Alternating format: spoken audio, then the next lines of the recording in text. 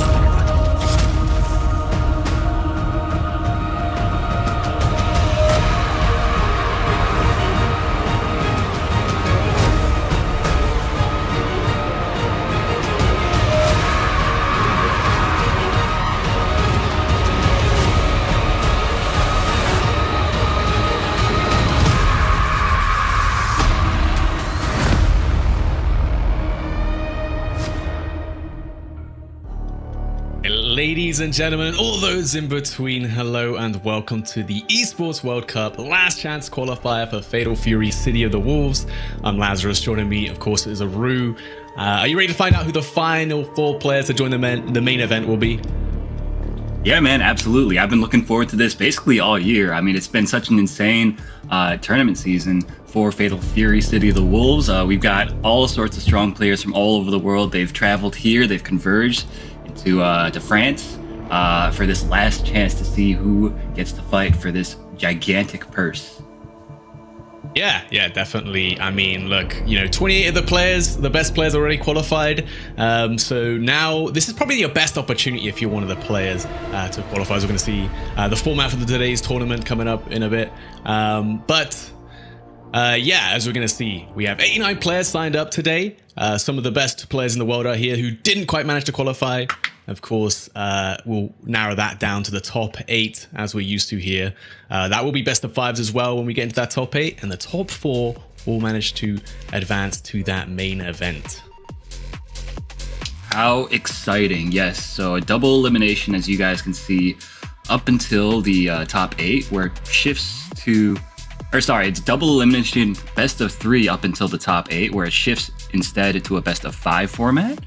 As you guys are kind of used to already, if you've been keeping up with the, with Fatal Fury throughout this season. I think should be pretty exciting now, right? That the first of 3 top 8s is definitely where we get see the most hype action, and it's really paid off. I think pretty much every single top 8 at every major tournament for Fatal Fury this season has been super hype. Obviously, a lot of them being like EWC qualifiers, SWC qualifiers, or just for the prestige of like an Evo or things like that. But every single top 8 I've watched for this game has been electric, man. It's just so sick.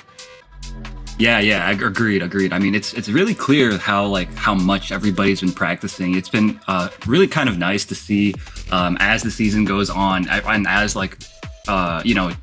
ballads patches, as characters get added, these players, they keep grinding, they keep improving little by little. Every single tournament, you see the level kind of shift a little bit higher. These players are pushing each other more and more, and I think that's really something special about a long tournament season format like this. Yeah, definitely. And, why don't we just take a chance to talk about some of the players now? I mean, obviously, with the Esports World Cup moving to France, that's been a great opportunity for a lot of the European players to actually make it out to these LCQ. So I'm definitely looking at a lot of names in this bracket, like Aliun, like Piccolo, Sulian Lamu, Kumiko Dai, Freza, Kojak Kira. All of these names have been in all the European major tournaments. And a lot of them making the top 8, even against some of the best players in the world.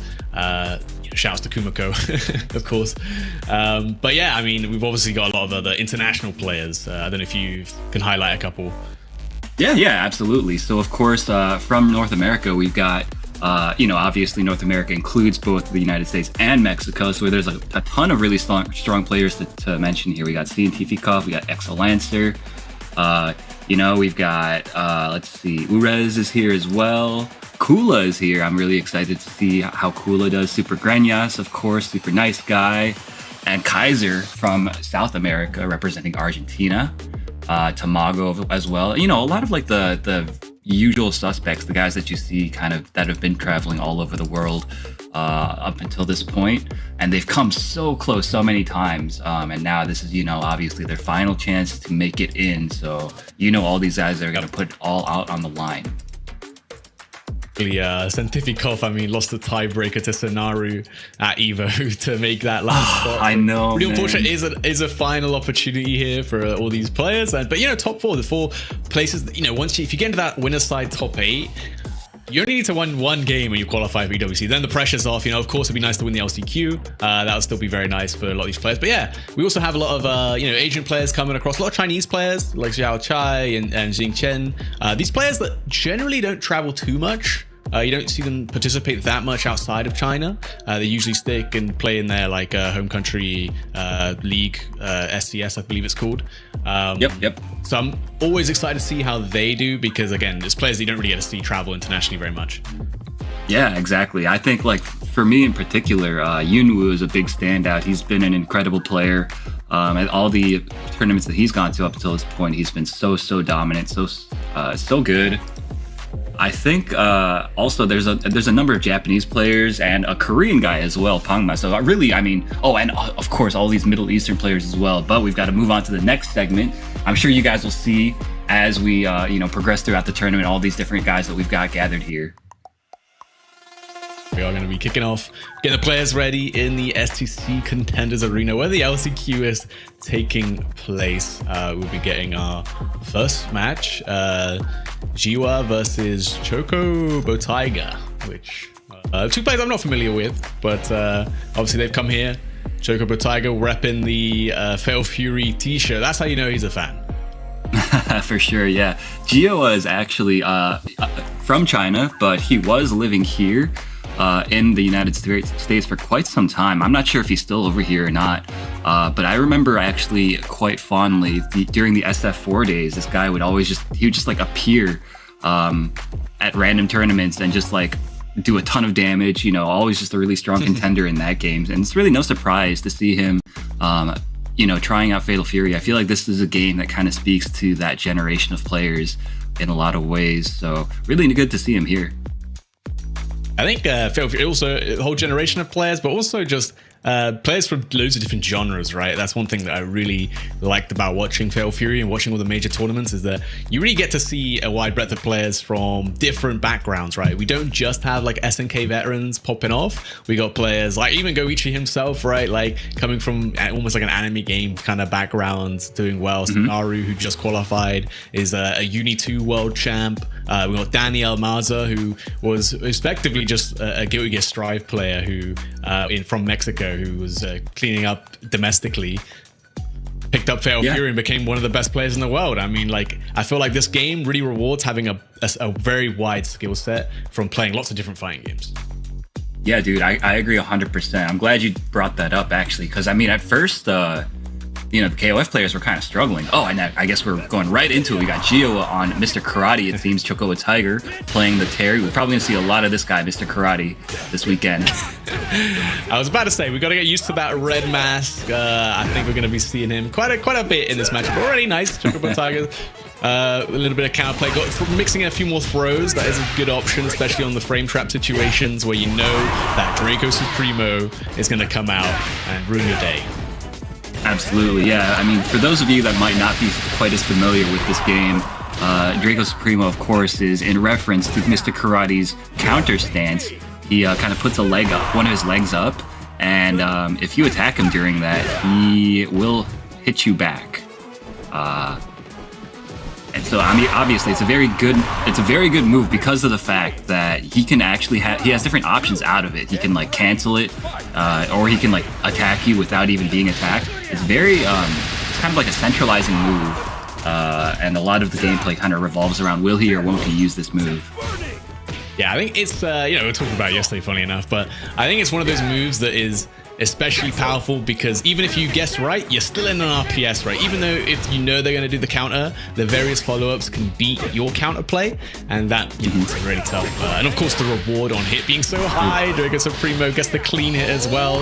That is like a just frame. If you manage to parry within 2 frames of the attack coming out, you get that special animation. You get to do a lot more damage, especially needlessly. And going to be speaking a lot of damage resets into the throw. That not going to be quite enough. Yeah, not quite. He does have 2 bars to work with, Chocobo Tiger does. Oh, in danger of getting chipped out now. Oh, and there is the fireball. Seals the deal for him, Chocobo Tiger. I'm a little bit disappointed. He could have, maybe just sent a random hidden gear to try to, last-ditch effort his way out of there. But no dice. Yeah, I mean, obviously an overheat can't just FN, you can't rev guard, you can't avoid the chip damage. You're running right into that close D from a 2-hitting one from Mr. Christ. Pretty good. I think having a 2-hitting close normal is usually quite a powerful thing in this game. You can mess with guard cancels. Guard cancels for sure. More time to confirm. It's so nice for so many different reasons. But if the other guy is, like on top of his stuff, then he does have a little bit more time to potentially like guard cancel if he does notice that it is that move. Oh, nice. Uses the Rev power waves to blow right through. Yeah. Also good. Ooh, nice baits out the super too. Yeah. And in SPG as well, going to be doing a little bit more damage because that 10% damage bump. Oh, we've been overheat now though. Could have been using those the rev reductions from the mid and final SPG, trying to get the hit confirmed with the body into the Buster Wolf, but didn't quite manage it, and it's going to be opened up. Oh, doesn't get the body there. Unfortunate. And this is a chance for Chocobo Tiger. Still an overheat, but he's going to be recovering very quickly. All right, at least he's no longer in overheat. I don't think he dies here. I don't know. It's going to be close. Okay. It's going to be close. Yeah. Nah, this super doesn't do enough. I think. Oh my god! Never mind. You know what? Fair enough. Usually, the other super does more damage. I was not expecting that one to kill. Yeah, I mean, likewise, it was really anyone's guess at that point. But Gioa surgically calculated the damage that he needed to win and got the sets in the end. So he will be moving on in the winner's side. Chocobo Tiger does have another chance in the loser's side of the bracket, but not how you want to start the day. Yeah, I think I was also, we're so used to seeing the final position SPG and the amount of defense, the guts that SPG placement can afford you. I've kind of forgotten that people actually die when they're low on health now. Yeah, that's true. That obviously, one of the new additions to the Season 2 patch, that final SPG scaling is quite powerful. But we've got actually a replay of the last set here to go over with you guys. Yeah, I might be able to see some of those plays from Mr. Karate. They're especially powerful, of course. I mean, Terry's also a pretty good, strong character in his own right. But yeah, the final position SPG, obviously another big thing it does is it reduces the rev cost for all the special moves, which is pretty big. It actually is what let Jiwa, do that combo there. Yeah, that's a good point. Otherwise, he certainly would have he would have overheated himself going for such a long, extended sequence. So, I mean, that's just the strength of Final SPG right there in a nutshell. It's pretty powerful. I think you're going to see, for the most part, most people are going to be running Final Position SPG. Chocobo Tiger, of course, did put it in the front, and there is a bit of like a case for doing that, but he wasn't really able to capitalize on it there, and that's kind of part of the risk that you take when you put it up in the front like that. Yeah, I think if you can't like make use of the rev blows and the hard knockdowns, that meter generation that you get from being able to rev blow right at the start of the game. But I do think there's kind of a strong case for using all of the SPG placements. But in general, the final position is just like the easiest one, right? It's the one that's going to let you live the longest and let you make comebacks, which you're definitely going to need to make in some situations. But I remember like Goichi for a time when he was playing Marco, a lot of the times he'd actually play it in the middle, right? And I think a lot of that is probably because Marco's rev blow is actually really good defensively. Obviously, it's the fastest in the game. So it's really hard to pressure him. So once you knock him down that one time and he has SPG, you can't really play offense in the same way anymore. Right, exactly. And like, if you do just run into one, you will get hard knocked down and it's his turn to kind of run his offense. But obviously the past is the past. Right now we are in the age of the final SPG, baby. And what we're going to see a lot of people surviving and running it all the way back, because this is, it's quite a powerful tool, man. And you guys are about to see, man. I think it's quite very much a different pace than season 1. Like season 1 was very like snowball-y, right? You start in SPG, a lot of the best characters started in SPG. We think about Hokuto Amaru landing his SPG and combos, built so much meter, and then obviously if they got the first hit, you'd be taken out of SPG, and now it'd be really hard to actually make that comeback without rev blow and other defensive options available to you.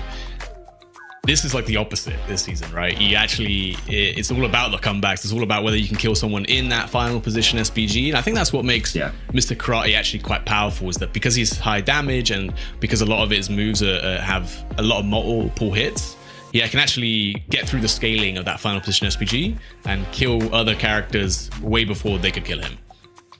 That's right. Yeah, it looks like we've got our next match ready for you guys here. We've got Kumoko from France versus Dai, representing Germany here.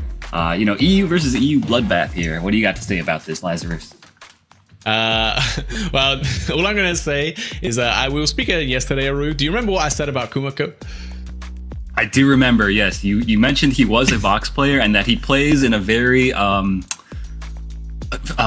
guess, carefree way, wild right? manner. Yes, carefree. Okay. And also the idea is that when Kumoko's on stream, he gets quite nervous. Let's say he's quite new to competition, whereas Dai's a bit more seasoned. So I think this is not a good sign for Kumoko, but we never know. He's up against Dai. He's a player who's played a ton of. These guys obviously played a lot domestically.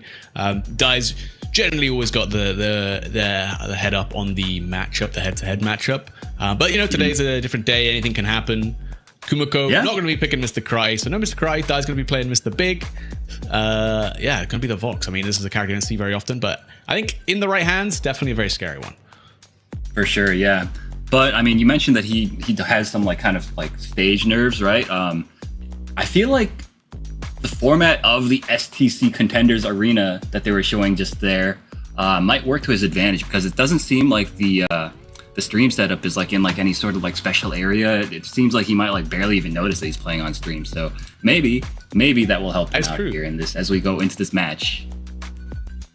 Yeah, definitely. I think you obviously as well, living in France, probably didn't have to travel a long way to make it to Paris. So going to be a little bit more well rested than the other players, things like that, right? That can also come into it. But yeah, Dai, I mean, this is, at least in season 1, this was the best player in Europe, and he still is one of the best, absolutely. And is going to be playing the Mr. Karate. Actually, I did lie. I'm sorry, guys. I will say Kumoko specifically doesn't like the Mr. Karate matchup, so this is some mind games coming out from Dai. Yeah, okay, so a big jump over a throw attempt from Dai. It's a ton of damage. Now Kumoko already very, very low. I think 1 combo into death territory. Here. Ooh, okay, nice. Blocks the dive kick and gets hit by the light combo. Oh, and doesn't block the cross up, I believe. Wait, does Kumoko kill here? Not quite. Oh, yeah, no, I don't think you can. But the crouching B is that far B will be enough. And all right, nice comeback again. Vox, actually one of the better users of final SPG, is what made him kind of super sick in Season 2 as well, is that he's got insane comeback potential. He has such great ways to crank up your opponent's rev gauge, and his damage definitely goes through the roof when he's in that final position SPG. Yeah, definitely one of those characters you think of when you think of like long extended rev sequences, both like on hit and on block. Oh, but as you see, he's just getting opened up right now on defense. Backdash on the throw and blocks the reversal super. This is going to be a ton of damage. Never mind.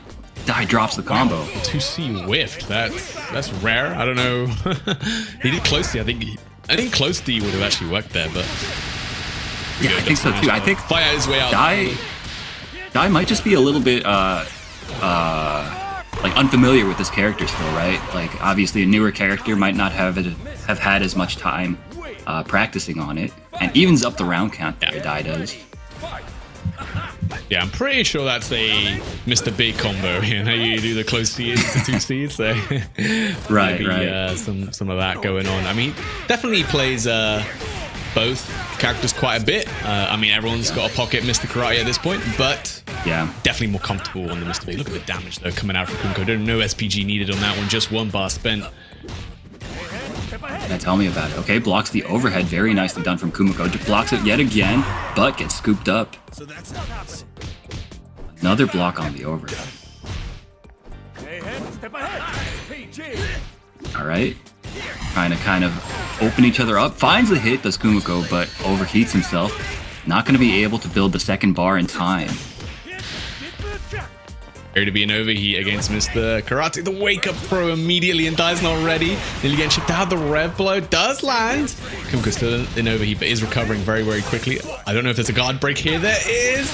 Can Die finish the combo and take the round and close out this first game? It should be pretty easy from here. Doesn't even need anything to pass through Yuga.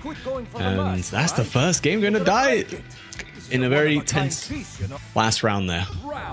Yeah, that was really, really down to the wire. Die, really, good composure from him just to stay composed while he was on death's door. Kumiko, I'm sure, is feeling like, pretty confident after that. That's, the game plan was working. It was just a matter, like, anybody could have won that, really. Uh-oh!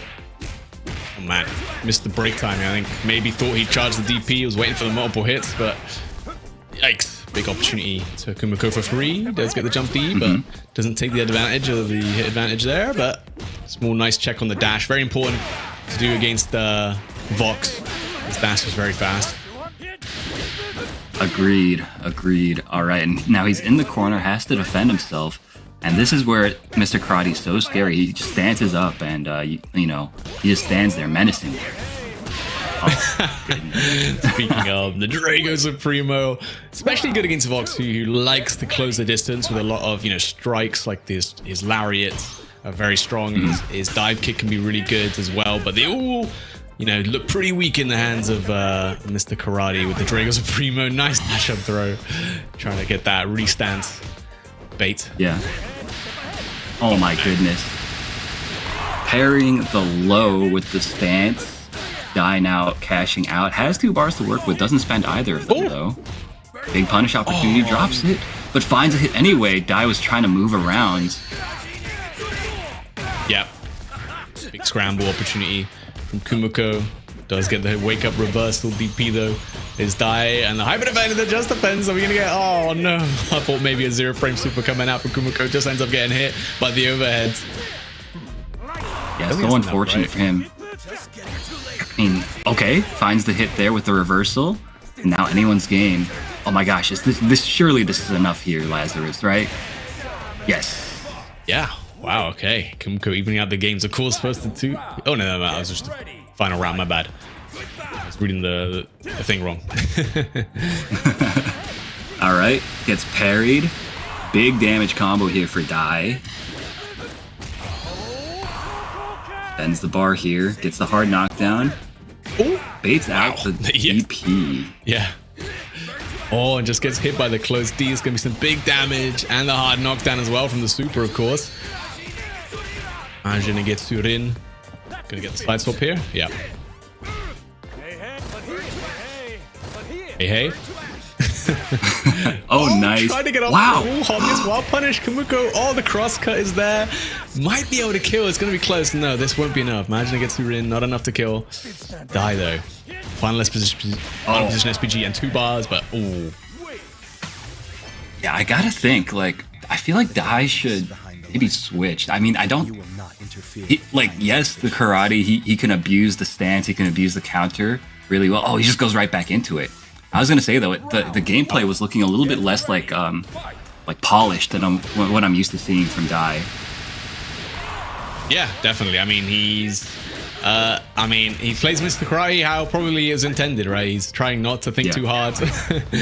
Just trying to set up that Drago Supremo, commit to that. And that's the thing, right? Is that we talked about this yesterday as well, but Mr. Karate, he is a very committal character. Obviously, the risk reward is always in his favor, but you do have to commit to these big options, right? And there's a chance that if you're going to be playing this gambling game, that it doesn't go your way. Yeah, absolutely. Always one of the risks when you're rolling the dice constantly. And now, once again, we see both players in SPG territory. Nice blocks. Oh my goodness. Nice delay with the red blow. Keeps it safe. Oh! And now look at that. Anyone's game. Oh my god, these guys overheat. Flopping. Kumoko's like just about to overheat as well. There it is. So tense, and the reversal super takes it for Dai, and that's only round 1 of this final game. Kumoko on his last life here in the winner's side. What a gamble! What a gamble! Yeah, of course, the loser here. Oh, the stance after the -3 situation. Nice jab check though from Kumoko straight into the EX Fireball. Imagine he gets to win again for this hard knockdown. Wakes up with the reversal. Dai back to back. Does not care for Yoki. Oh no!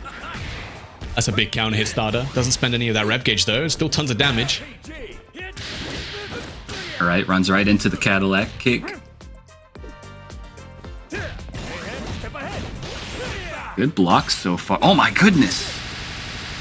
That was such a lucky exchange for Dai. Armoring right through the reversal DP. And this is going to do so much damage as a result. Yeah. Going for this super instead. And the, oh my god, try to feint into the low, but the wake up super from Kumoko lands. Oh, and that was such a sick sequence, using the Rev Fireball to start the sequence and then continuous pressure with the Rev Excels. And now it is a tied game, final round. Yep, final game, final round between these two European players out here to try and qualify for EWC. Baits the reversal DP from Kumoko. One too many. That's going to be tons of damage. Dai should get the meter for the super. Doesn't go for it. Goes for the reset and the command throw. Okay, Dai, what's the play? Just going to jump in. Empty low. Kumoko still has a chance though. Oh!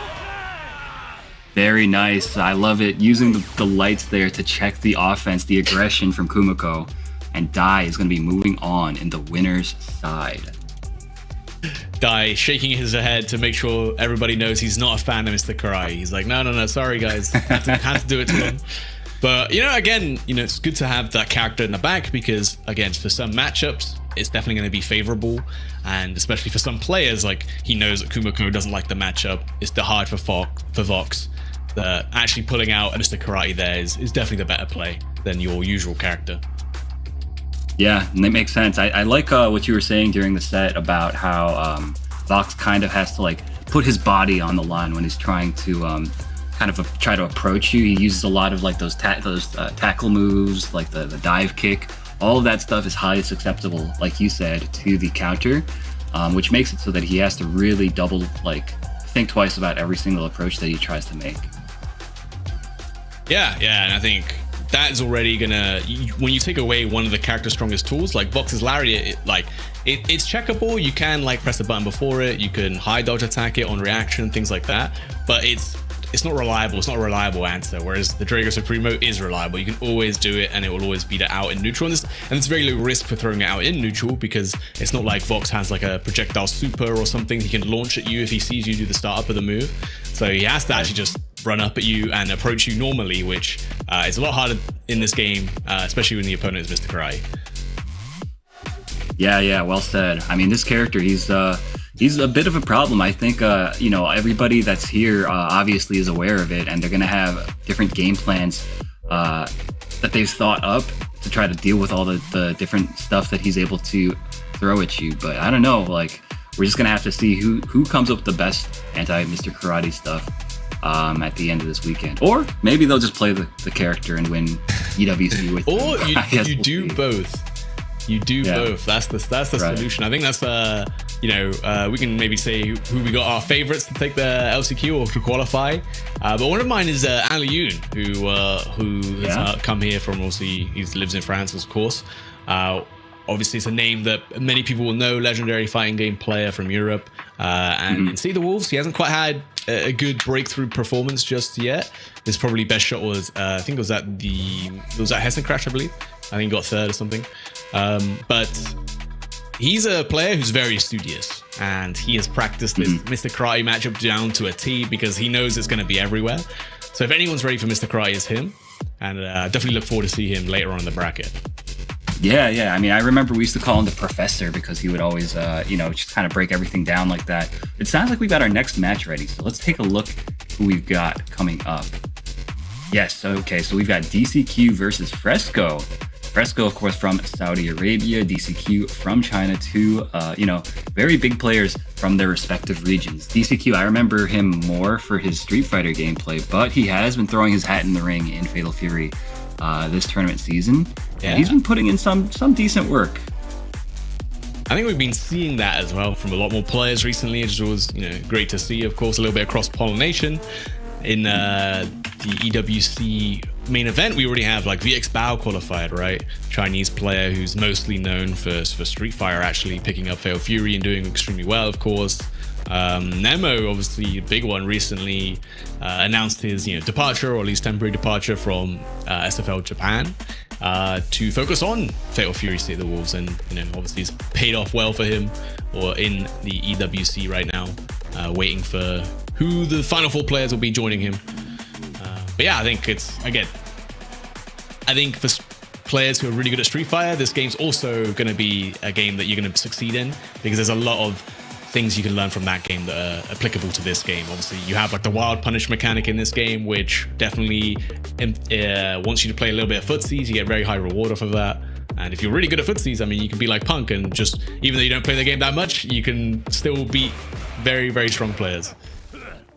Oh, okay, we got Fresco on the Kine, DCQ on Mr. Big. Fresco, of course, he's also comes from like a Street Fighter background. So, you know, it's kind of a battle of players from that type of world. I'm really interested to see what this Kine has for us, though. Kine is a character that's kind of fallen out of favor a bit, in, you know, after the Season 2 nerfs. Yeah, definitely. I think if you've been watching Sugahiko, it's probably been the Kine with the most success recently. And if you've played against Sugahiko, you also know that this character is still very, very, very scary. You know, he still has very strong things going for him. That flash kick is definitely one of them. Ooh. Nice dash under with the close to anti. So sick stuff. So ready. Fresco gonna hit set up the hard knockdown, which you can still get with supers, of course, and that's where Kine gets a lot of value off those hard knockdowns with his short surrounder. Oof. And that was such a good sequence from DCQ. Recognizing that Fresco was really close to overheating, forcing it to happen, and then going straight into the guard break sequence. Fresco really had no answer to it.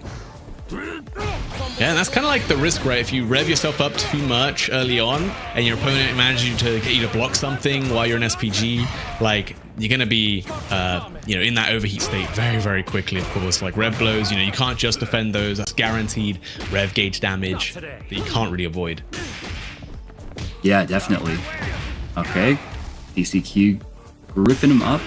Fresco trying to jump over a throw. He's just guessing incorrectly on the throw timing every single time. Gets hit by the overhead. DCQ has 2 bars to work with. Spends the 1. You think it's over? Yep. Okay, dashes under. Wave.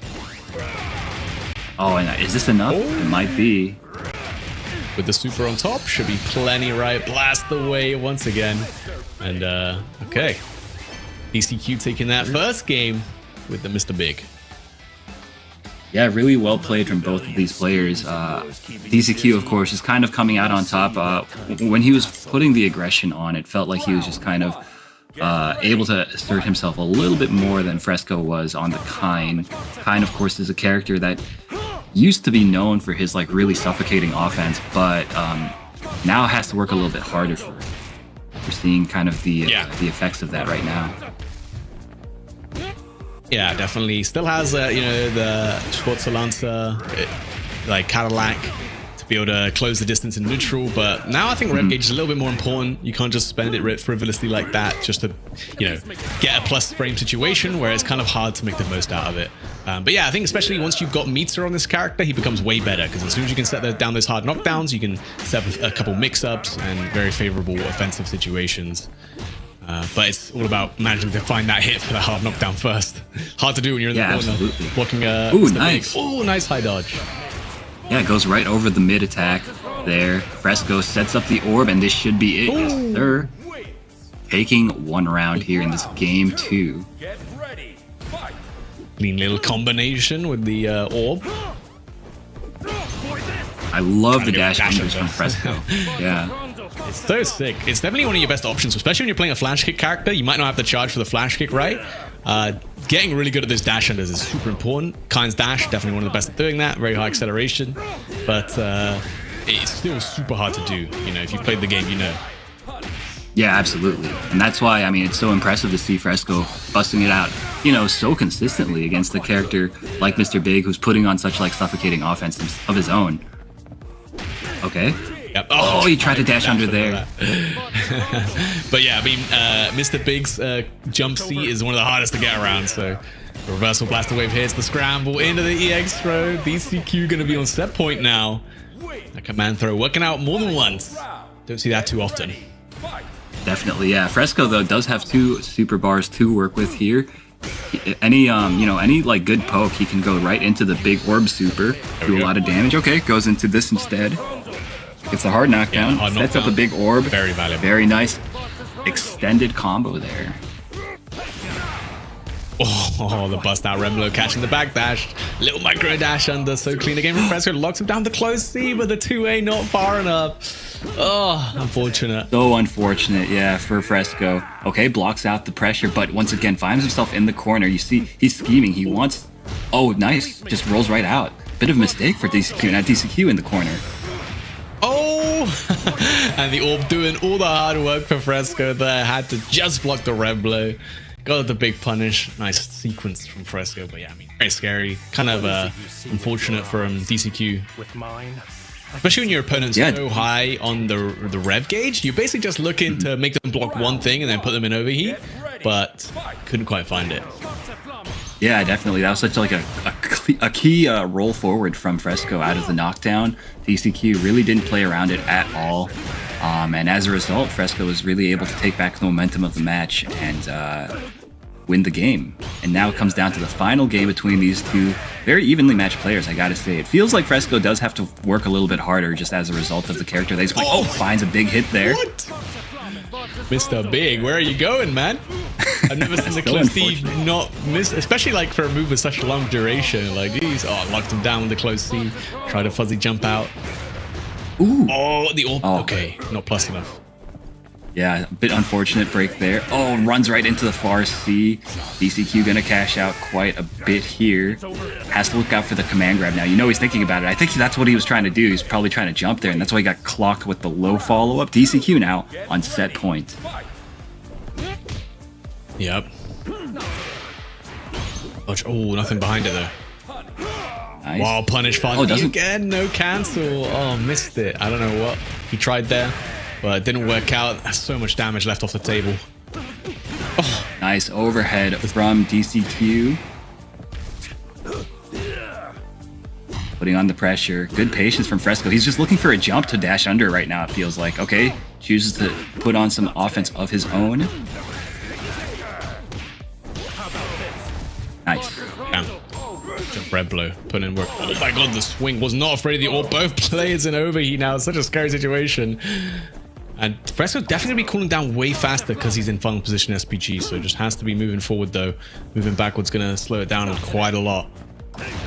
Yeah, but I mean, it's so scary to try to advance on this character, Mr. Big, where he owns that poking range compared to the Kind, right? Farsi is dangerous, so hard to get around. Anyone's game, very nicely done, using the rev blow to put DCQ now in his own final SPG range. Anyone's game. Oh my gosh, he didn't believe. Okay, empty jump throw. 5 seconds left. Oh, the error. Oh my goodness. Just run away, Fresco. Oh my god. And with the timeout, Fresco bringing us to a final game, final round versus DCQ. Dude, these sets have been so like you see the desperation from these players. Obviously, it's an LCQ situation, so it's the last chance for these guys to get in to EWC. You're seeing that in all like the overheats that in people. Like normally people aren't overheating as much as we're seeing right now, but you know, when you're playing for something, all bets are off, right? Yep, exactly. That was a nice high dodge to fly out of the corner from Fresco. Gets a little bit of damage on the table, but still at that health deficit. Nice air-to-air from DCQ. Got the corner control once again. Trying to keep Fresco locked in there. The air-to-air is clean again. Got to be worried about that EX command throw. That might be enough to kill at this point as well. Yeah, anything will do it really for DCQ. Fresco, though, you see he's slowed down the pace quite a bit. And you see right now, he's just looking for a random rev blow to finds the high dodge attack.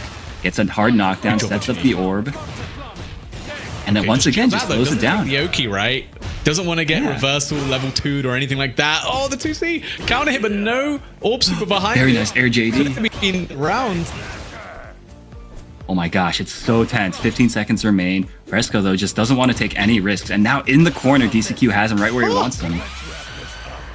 Is that enough? Punish on the red blow as well. The two, I don't know, it's super close. But going straight to the hidden gear, this does so much. Gonna get the freeze frame. Mr. Beast gonna cover the health bars. We can't even see. Oh my god, he's alive on a pixel on the chip.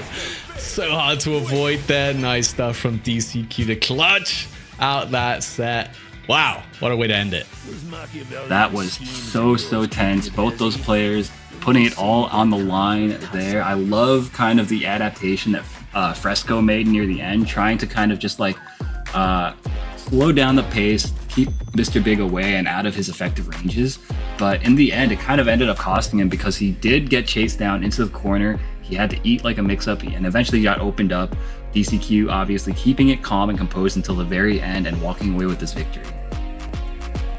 Yeah, well deserved as well. I mean, I feel like it's always the Kind players, man. Maybe it's the karma from season 1, but they always get so close to winning, and then something ridiculous happens at the end, and then they just lose. Happened against Sugihiko many times in bracket, man. That guy's definitely Kind's strongest soldier, but Fresco put a good show in. Definitely showed how the character can still be pretty strong in the right circumstances, but yeah, definitely still quite hard to make work. Yeah, I mean, definitely. You saw how hard he had to work to find those hits. It used to be that he could just kind of send, random moves like you pointed out before, but they made that option much worse, much more expensive. It's quite expensive and not as rewarding anymore. So, not an option that you see quite as much. And we saw he just had to play like a super honest, clean neutral against like the slot meister himself, Mr. Big. So obviously it's gonna be an uphill battle, bro. The swinging Farsian man. I respect Kind players now for sure. But I think the big thing was that removal of the hard knockdowns, right? No longer getting hard knockdowns off EX moves makes doing the EX Cadillac into the EX flash kick. Oh, you see it hit. You can just either confirm the combo or you can just rock the hard knockdown. Now you get some really strong pressure sequences. That doesn't happen anymore. So it's a lot harder. You need that meter really bad. And he was someone who definitely loved playing with first position SPG because that obviously let you get the hard knockdowns off your hits. And then that also let you, set up for strong mix-ups. And also built you meter really quickly, right? You got a lot of meter at the start of the round because of all the red blows that you're doing. Yeah, that's right. And the meter, of course, fed into that as well. Oh, okay, we got our next match ready. We got Sai versus Piccolo coming up. Two very strong players for anybody that's in the know, right? Sai, of course, has been traveling all over the place.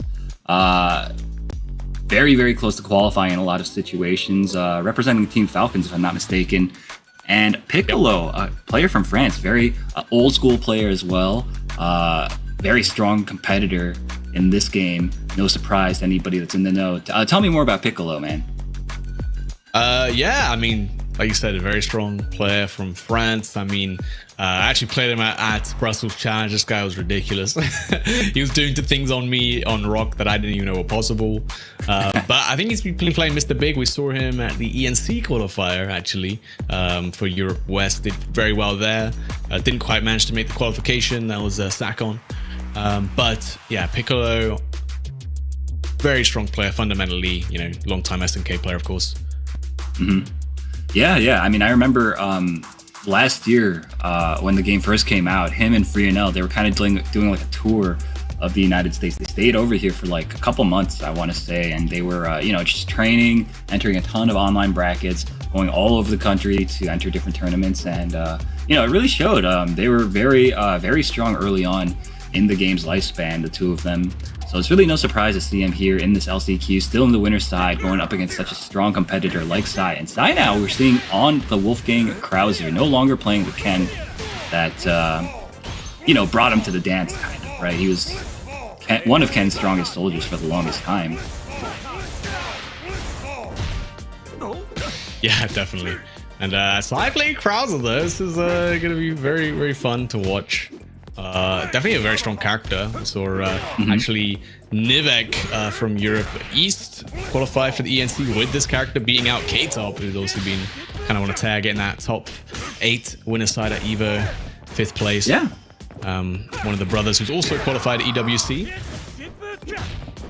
That's right. All right, finds the cross up here. Piccolo gonna cash out quite a bit, I'm sure. Yeah, using a lot of rev bar here.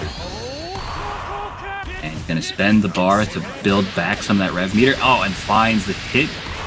Sir Piccolo taking round 1 on Sai's Krauser. Get ready, fight. Definitely, this is one of those matches again where the Draco Supreme, yes, the Kenshiro stage, of course, who unfortunately not legal at this tournament. Although, yes, I don't know if anyone would play him this early on. Dash up EX Draco Supreme. Okay, Piccolo, you know the matchup, I guess. I don't know.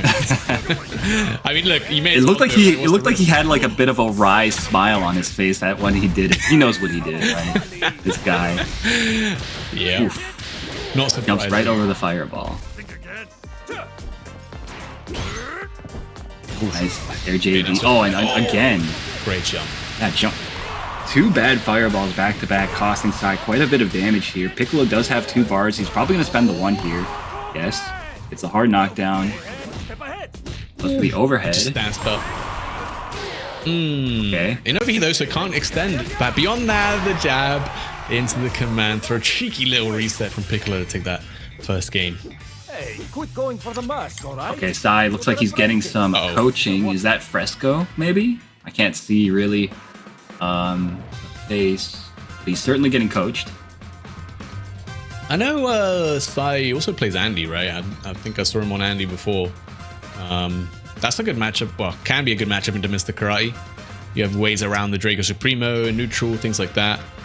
But yeah, I've heard that. Looks like. The thing is, though, I feel like nobody has like a winning matchup, right? But no, it's at least a not a losing matchup is still like a leg up on most of the cast. Yeah, and obviously, you know, Draco Supremo is great in this matchup because it's going to be able to block with the fireball shenanigans that Krauser wants to do. Also, of course, the leg tomahawk, such an annoying tool to deal with for most other characters. But luckily, Mr. Karate, his stance is going to deal with that one too. Yeah, man. What the character, he does it all. Actually, not even the character, just one move does it all for him, and that's what makes him so powerful. Brilliant. It really makes the defense and the neutral game a little bit straightforward in a game that's otherwise very complicated. That's right. Definitely one of those best things. So you can focus on the other aspects of your game plan, right? Like the mind games, you know, anti-airing, things like that. You got to focus on that because you know, if anyone's got me, Draco Supremo's got me. Yeah, dude, that's such a good thing to point out because you know, the meme is people always talk about like mental stack in fighting games, how to prioritize what you're focusing on. Being able to not have to think about the million different ways you can get opened up in this game, because you've got one move that you just press quarter circle forward or quarter circle back and basically beat all of them. So powerful. You know, and on defense as well, especially, right? Defense is quite hard in this game. There's so many options. You got to pick the right ones at the right time. You know, am I going to do, you know, backdash OS with the guard cancel? Will I, you know, wake up hop? Will I do all this? Will I fuzzy jump? Nah, you just drink Suprema. Right. Actually, Sai, I think whatever he got told, working out, right? Slowed the game down a lot. Yeah, definitely. It seemed like the answer is to force Piccolo to approach him, although now that he has lost life lead, that strategy is no longer going to work. Piccolo, of course, Mr. Karate also is able to play that Fireball War with the likes of Krauser, who normally has a leg up in most matchups in the Fireball War. Yeah, obviously it's Fireball having like extra duration, or not duration, but durability is a better word, actually. Definitely helps out a lot. Tried to punish a little piece below. Wow, not if you say that about that special super, but maybe went for a hyper defend there or something, but you know, in overheat that's not available to you. Yeah. Oh, big jump, very nicely done, but doesn't convert into something nice anti-air. Drops the combo though. Yeah, he was getting overheat, really right? lucky. So actually, the Cadillac was a lot weaker. Didn't go as far. Didn't hit as high. Oh my goodness. Oh, dropped the combo. Oh my god! Still alive, Sai fighting out with the gigantic Cyclone. Oh, and finds the hit to close it out. God damn. Very nice. Yeah, Sai, that was really well played by him. I gotta say though, Piccolo, he dropped the ball so many times in that last round. He knows it, I'm sure, as well. He had so many different opportunities to put the pain on, and he didn't really do anything with it. Yeah, not often you see a player going to overheat twice in a round, but Piccolo made it work somehow. Unfortunately, couldn't actually close out the round in the end, but gets that throw bait. Gonna be quite a lot of damage. Luckily, probably not gonna build the super for a hard knockdown, but this is still so good. Yeah, and you see Piccolo now, he's playing so much more aggressively, trying to force the issue. He's like right on top of Sai, trying to not play any of that fireball neutral that he was getting caught up in last round. And look, it's already working out for him, although getting guard crushed already early on. It's not too bad, right? You're going to be getting opened up, but small price to pay. In SPG now, you can definitely make this comeback. One Drago Supremo is all it takes. Gets hit by the close C, and Sai with the confirm. Going to be one round away from taking down Piccolo here. Yeah, Sai now, I mean, he kind of adjusted as well. He's like, oh, you're going to try to rush me down? That's fine by me. That's what I wanted this whole time. Now I get to swing on you and do tons of damage with my big, you know, heavy confirms.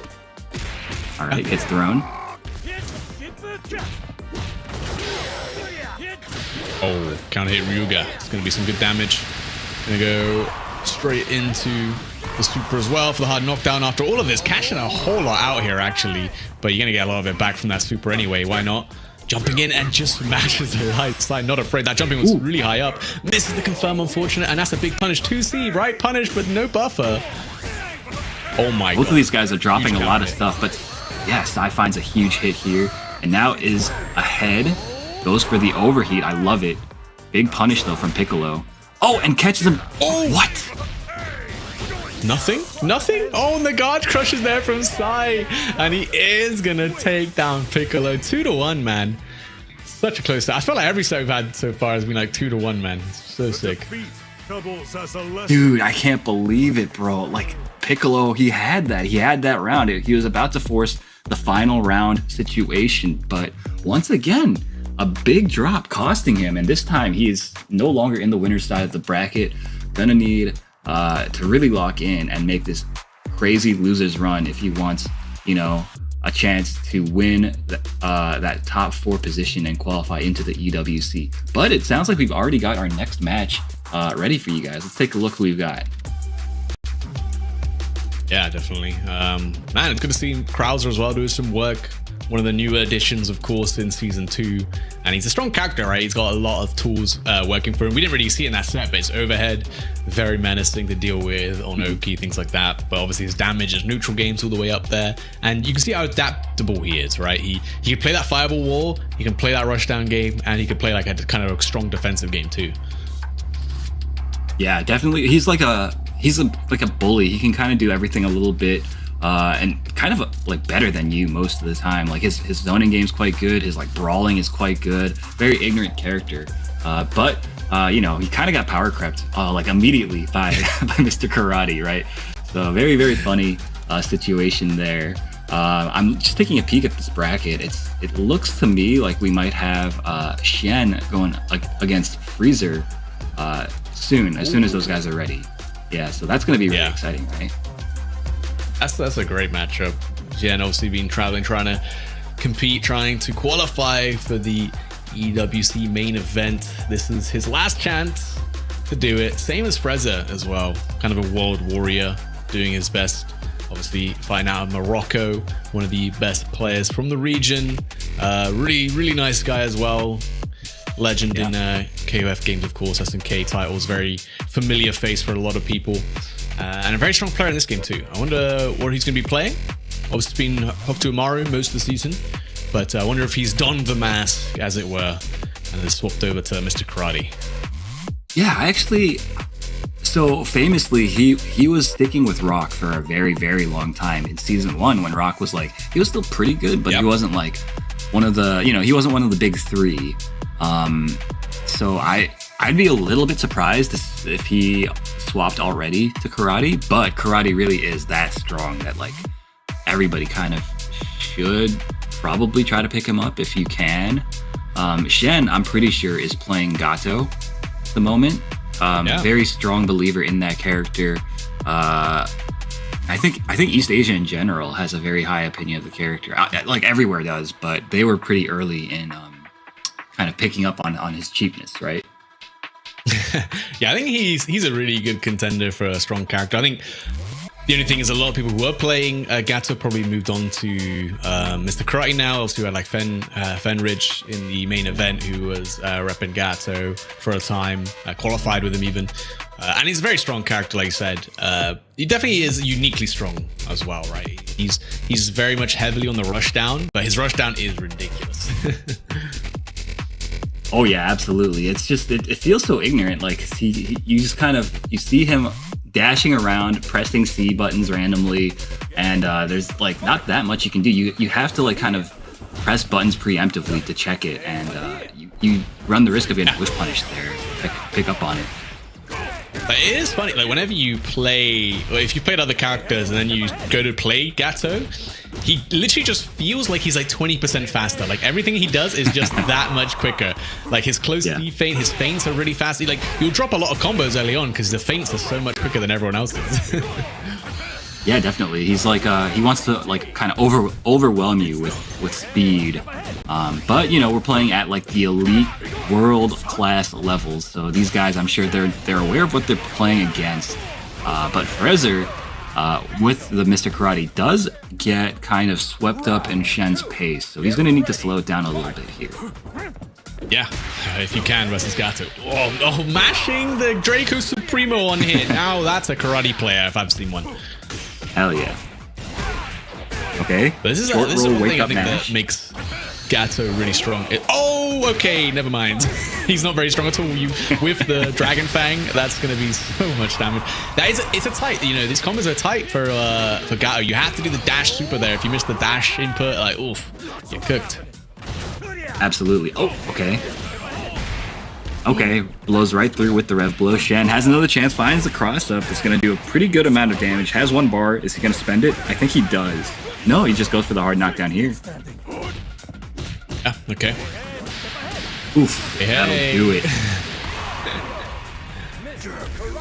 I mean, this is going to be... it's going to be tough to navigate the Draco Supremo, right, in this matchup? Yeah, definitely. Because Gato as well, kind of similarly to Vox, is a character where he's putting himself at risk every time he like rushes you down. he wants to make you block basically, and you don't need to block if you got Draco Supreme. Yep, exactly. Oh well, nice little target kick on the other side. The frame trap as well. I like it, right? The close D, only +1. Generally, you just don't really have to respect it if you're the opponent, but Frezza with a nice... When you've got meter, that 2B, far B, hit confirm is super nice. Definitely. Okay. Blocks the low. Very nicely done from Freezer. Oh my gosh, catch them with the big counter hit launcher. Oh my goodness. So much And damage still here. got a pickup? Oh, nah. Oh, and you built the hidden gear? Holy moly.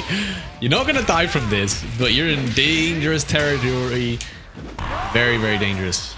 Chip's going to be a factor, and you can't really afford to rev guard because you're so revved up right now. That's right. So tense. Shen, nice. Navigating the fireballs, but gets opened up by the gigantic range down B of Karate. Really nicely done from Freezer, sticking it out and getting that final bit of damage that he needed. He is up 1-0 against Shen. Two legendary players. Dude, we're going to be saying that like basically the entire rest of the tournament. Everybody that's left in this tournament, I feel like, is just like incredible players. Yep. Honestly, you know, you mentioned about that down B, the 2B. I legitimately think Karate probably would still be top tier, but he wouldn't be, you know, top 1 if he didn't have that 2B far B hit confirm. Like that helps him out in neutral so much, because otherwise his, you know, his buttons in neutral very much lacking, right? The fast C a little slow, doesn't go very far. Far D is good, but a lot of whiff recovery. Like you can't just swing it out like crazy. Like the 2B really is the savior for this Mr. Karate neutral. Yeah, that's a great point. That's kind of, everybody says that this character is very one-dimensional because of the fact that he doesn't have that much, like, amazing stuff outside of Draco Supremo. So, oh my god, and then you see it again at down B. Oh, he's taunting him. Don't want to be taunting Gao too much. He can definitely close the distance incredibly fast. Hey! Oh my goodness. Chose the wrong time to press forward there. Freezer taking the next round, and now 1 round away from putting Shen into the losers bracket. We'll throw there after the charge DP. Jump! Oh my god, he did the jumping heavy kick target combo, which is whiff cancelable. Damn. Okay, big damage here. Dragon Fang. Big chance for Zhen to even out the rounds. Okay, finds the command grab. This is scaled. I think he might. Okay, he might use a super. Yes, there it is. Gets the hard knockdown. Now he has to guess high, low, high this time. Not enough. There's no super. Oh, we wake up with the mash after the short roll. Kind of smart, actually. Red blows. We're slopping to the top. Oh my gosh! He armored through the invincible reversal. Uh-oh, big chance for Frezza. This is going to be so much damage. Just lets it rock. Doesn't even super. Kills. Oh my gosh! Mistimes the throw. Shen taking the next round and keeping himself alive. Now, next round wins this game. Shen needs to win this one if he wants to stay alive. Frezza now in the corner. Yeah, Jim was counting his lucky stars for that one, like that drop from Frezza. Of the throw attempt. So oh my gosh. He's just standing there. Right. Nice punish though with the 2B far B. Alright, DP's right out of there. Shen, oh very nice. Chases down the roll. Baits out the rev blow. This is going to do so much damage. I think he actually kills here. Yep, as long as you don't drop it. Hard to drop in the corner, no dash required for the Dragon Fang. And it's going to even up the games. Frezza was so close, 1 round away from knocking out Xian and moving on. I think, is this for top 16 or is this just before, actually? Let's just see. before This, the top 16. Yeah. Yeah, I mean, that was really just one interaction away from winning the set was Frezza. Like, hopefully that doesn't, like, come back and, like he doesn't dwell on it, right? That's always the danger when you come so close to beating somebody and they like manage to steal it away. But of course, this guy's a seasoned competitor, so hopefully he doesn't let it get to him. Yeah, definitely shouldn't. obviously that round, it was like no business for you to win it anyway, right? That's the way I always like to think about it. When you're on like a pixel of health and you start making the comeback and you lose the round, it's like, well, I probably should have lost anyway, right? Yeah. That's a good way to think about it. Like, you just have to discard any like frivolous information when you're playing in these high pressure situations. And now both these players, they're pretty evenly matched at the moment. Frezza though in the corner once more. This is where you don't want to be against Gato. Very nice anti-air. Clean. And the reward on anti-airing for Gato is really high. Look at this damage as well. Oof. Yeah. And a great situation as well. Oh, sneaks in the low. Not gonna be enough though.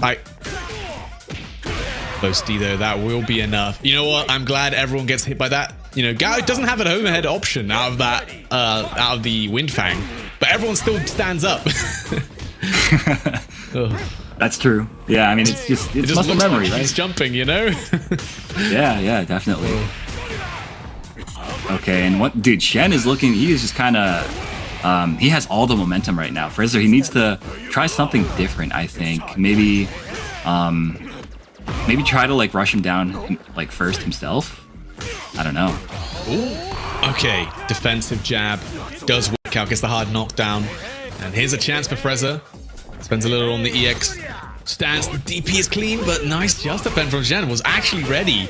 Crazy stuff. Does land the hit. Doesn't spend the super, actually. Just goes for the meterless Oki. Nice check with the 2B. That's been working out for Frezza so well. Oh!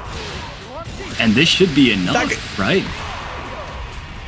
Just yes, about. It is. Very clean. Frieza keeping himself alive, and now once more we find ourselves in a final game, a final round situation. These guys are so hungry, Lazarus. I was gonna say, Aru, how does this keep happening, man? Final game, final round. I feel like that's gonna be all day long.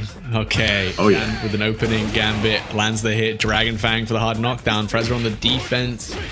What oh my goodness. Yeah, he was expecting a cross up there. Got just opened up, same side, and now one interaction away from being sent into loser. Shen smells blood in the water. That was so beautifully done. Baits out the Draco Supremo and beats it with the Rev Commander. Oh, not enough yet, but finds the hit. Shen taking the set in a very dominant fashion. Yeah. After a close set, the last round wasn't too close. Luckily for Jen, had all the right reads, and again, we talked about this before, right? But Mr. Karate, he is like obviously the best character in the game right now, but you do have to commit. You can't play like safe or defensive. In some ways, you have to go for these big reads with the EX stance, and if your opponent just gets your timing down, like in a final round of game 3, it can go downhill very, very quickly. Yeah, absolutely. Plus, I mean, that's kind of like one of those rounds I would describe as being like a Gato round, right? Like he just gets going, you guess wrong a few times, and you just die, right? So it can happen to anybody, even if you're playing Mr. Karate. So it is what it is. That was a really good set though from both these players. Shen does get the better of Frieza. He's going to be moving on to play against Abao to see who moves into the top 16. Going to be a very exciting set between the two of them, I'm sure. So, I mean, really just as we get into this top 16 qualifier territory, we've really got all the names that you would expect to make it this far.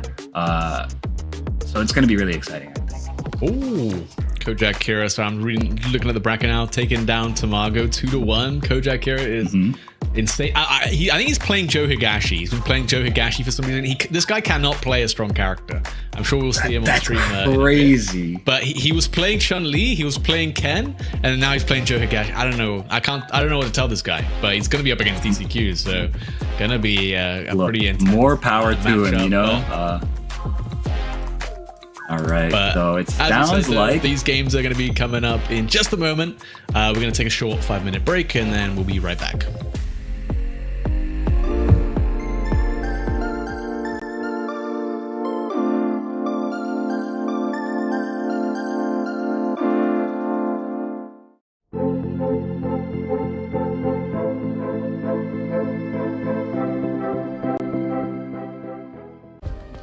Play is in our DNA. Whenever we let it out, it becomes our superpower. Now imagine an entire city being built to supercharge it. Qiddiya City, powered by play.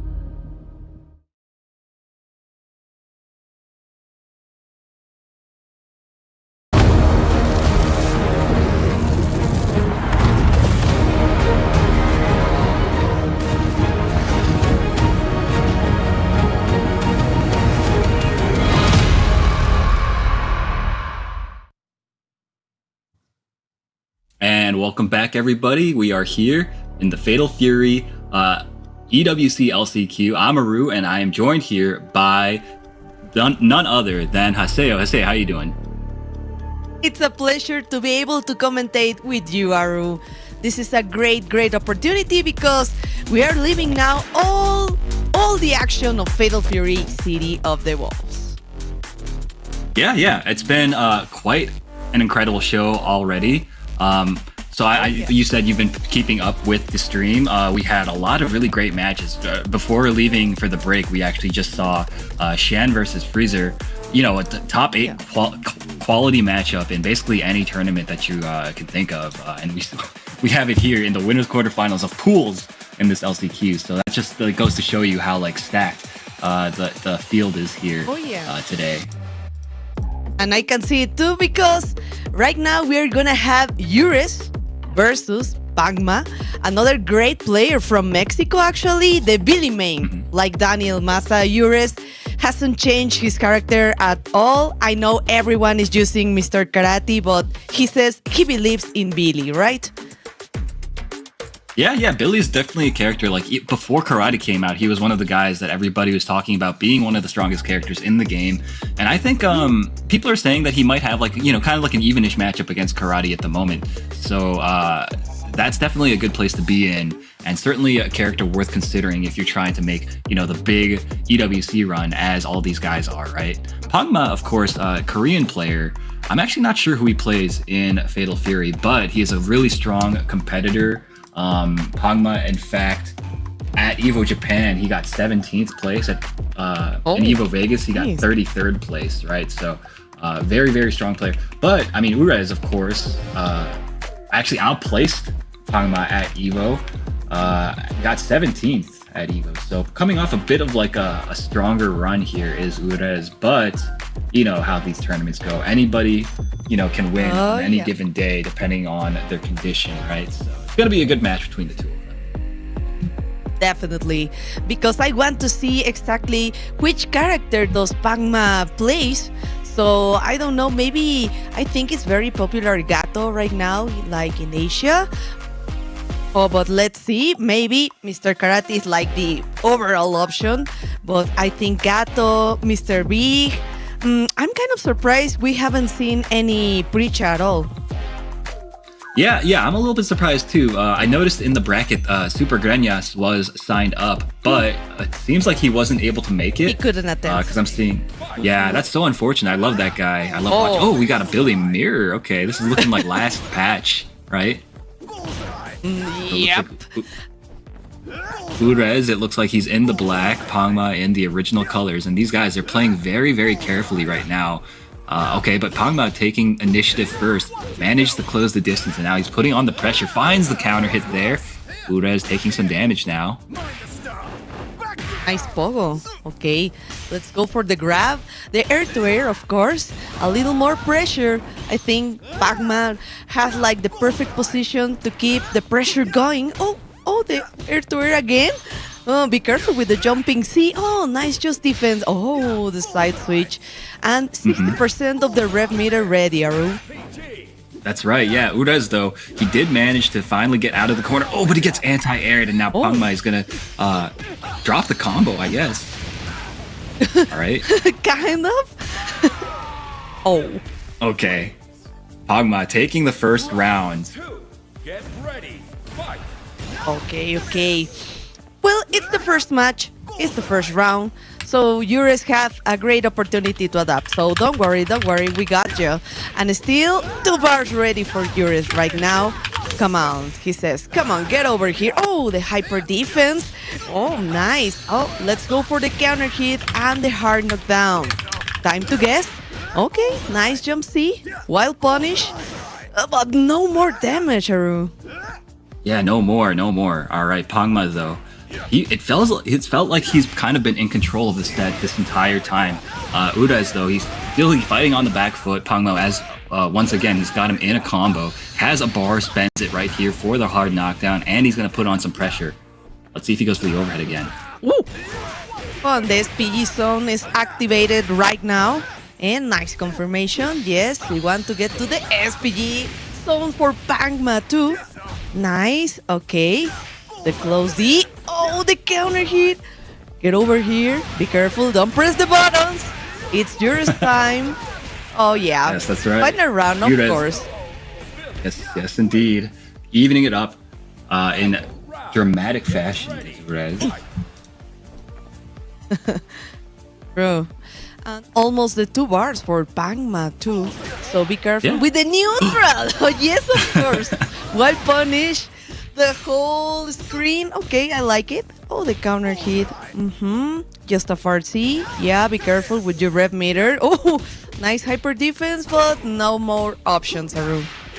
Yeah, Rudez, of course, he's gonna need to. Actually, both these guys are so close to getting overheated, and now you see neither of them wants to take any risks.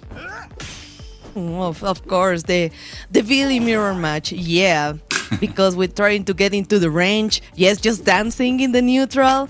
Be careful for C, but not jumping. Not any jumping C. Okay, let's go. Just trying to go for the poke.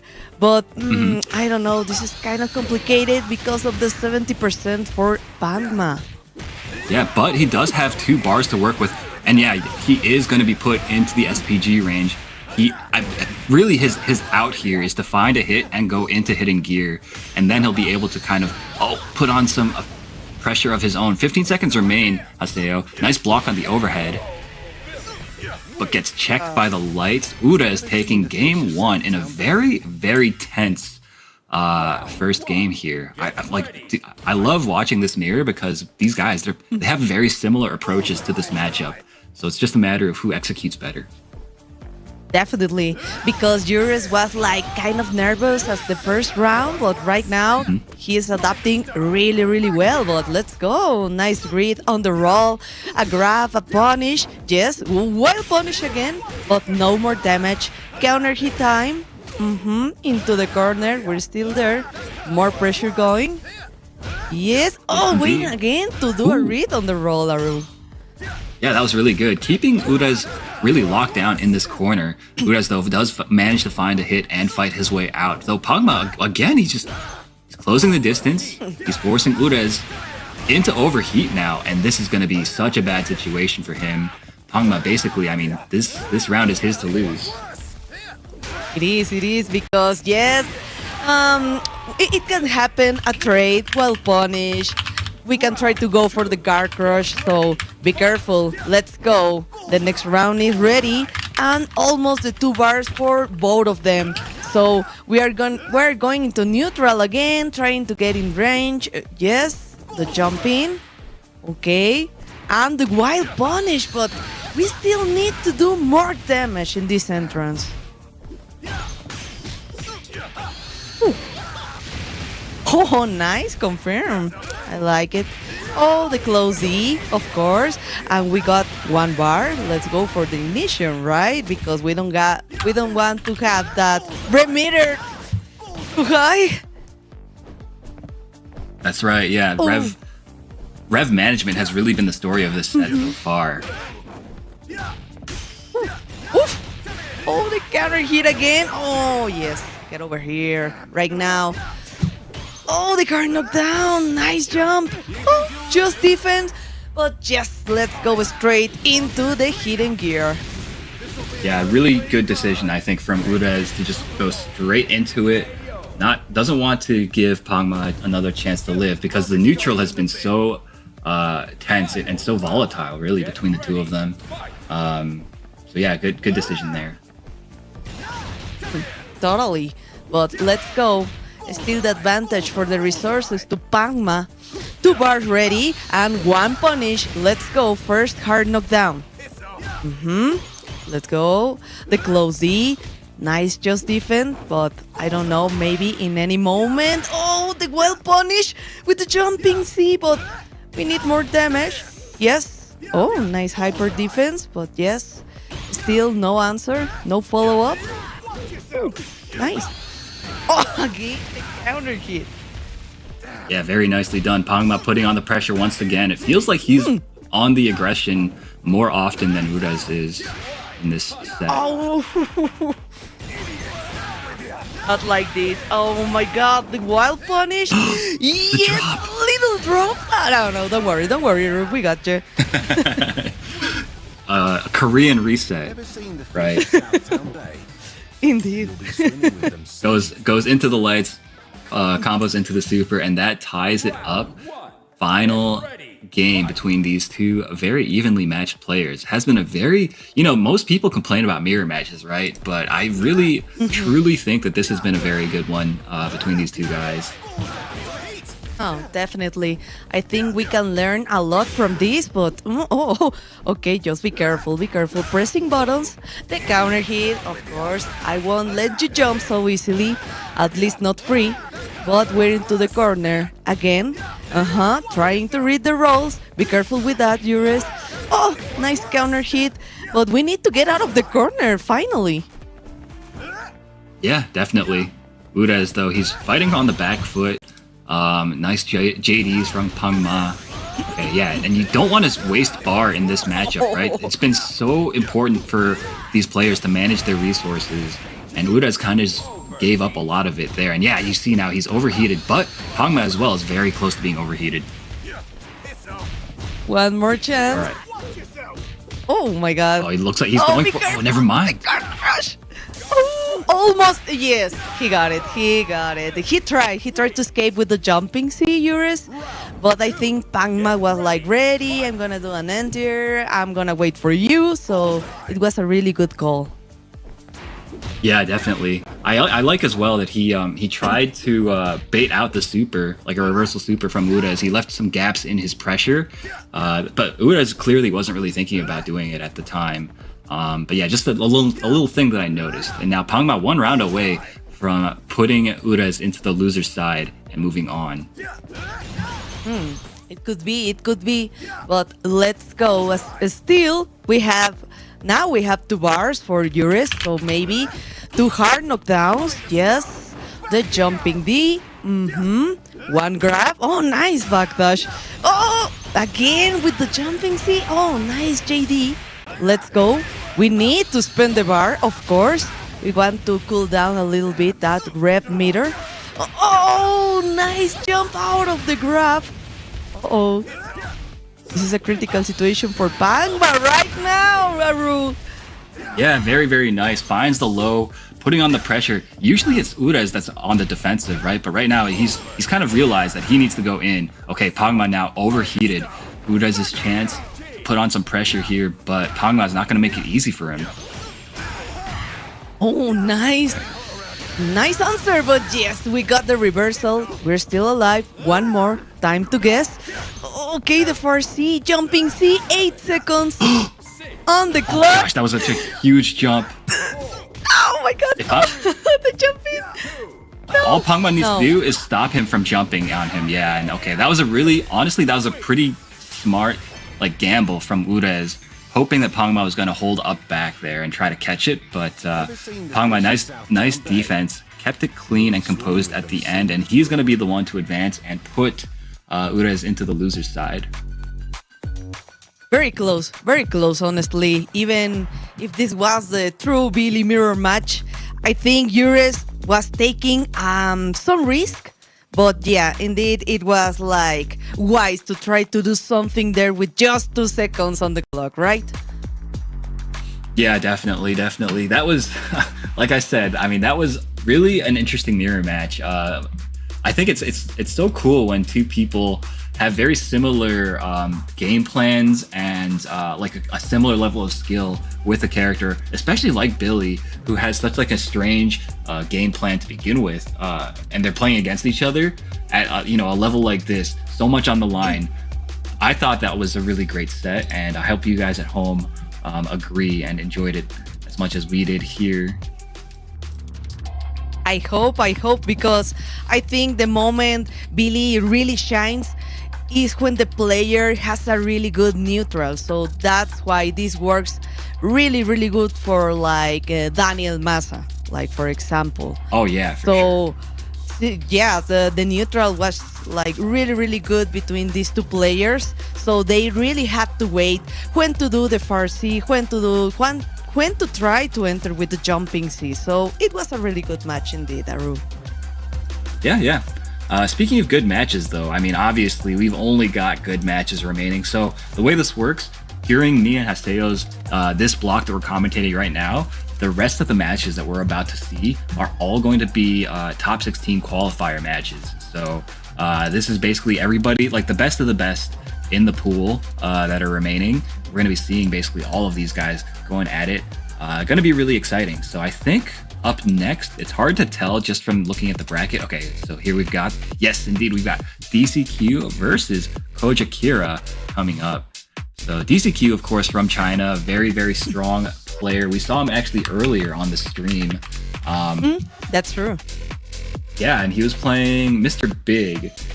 So I suspect we're going to see it again in this matchup here against CotW from Belgium. Very, very strong European player. I'm actually not sure which character he plays. I think I remember Lazarus saying that CotW is a low-tier enthusiast. So if I'm not mistaken, we might see the Joe Higashi actually from CotW here. Ah, Joe, of course, because I was gonna ask how much low tier for like Joe, maybe Jay, I don't know, Tizuk, Salvatore. There are quite a few options, right? There are, yeah. Speaking of Salvatore, though, did you compete at Evo? Yes, I did. How'd you do? But oh my god, I play versus Mock, and he plays Mr. Karate, so it kind of goes like not so good, honestly. We don't need to talk about it then, okay. But yeah, I mean, I just, when I hear Salvatore, I think Haseo, right? Okay, so we got actually our game. They're going to be starting very soon here, so it should be probably Joe. Actually, it's actually the Ken. Okay. Yeah. Okay, let's go. Very interesting, really fresh to see again. So, okay, I'm trying to read the roll. Oh, nice JD. Yes, let's go for the cancel into the Jinrai and the follow-up, of course. Be careful with the far C. And your rep meter is too high right now for DCQ. Oof. Yeah, big punish there on the whiffed DP. Gets the hard knockdown. What do we got? So we saw actually DCQ. He was not afraid to go for command grabs in the match that he played earlier on stream. So, oh my gosh, bad DP, gets punished. CotW, I think he's going to need to kind of calm down a little tiny bit. Like, once he gets knocked down, it really feels like he starts to panic a bit.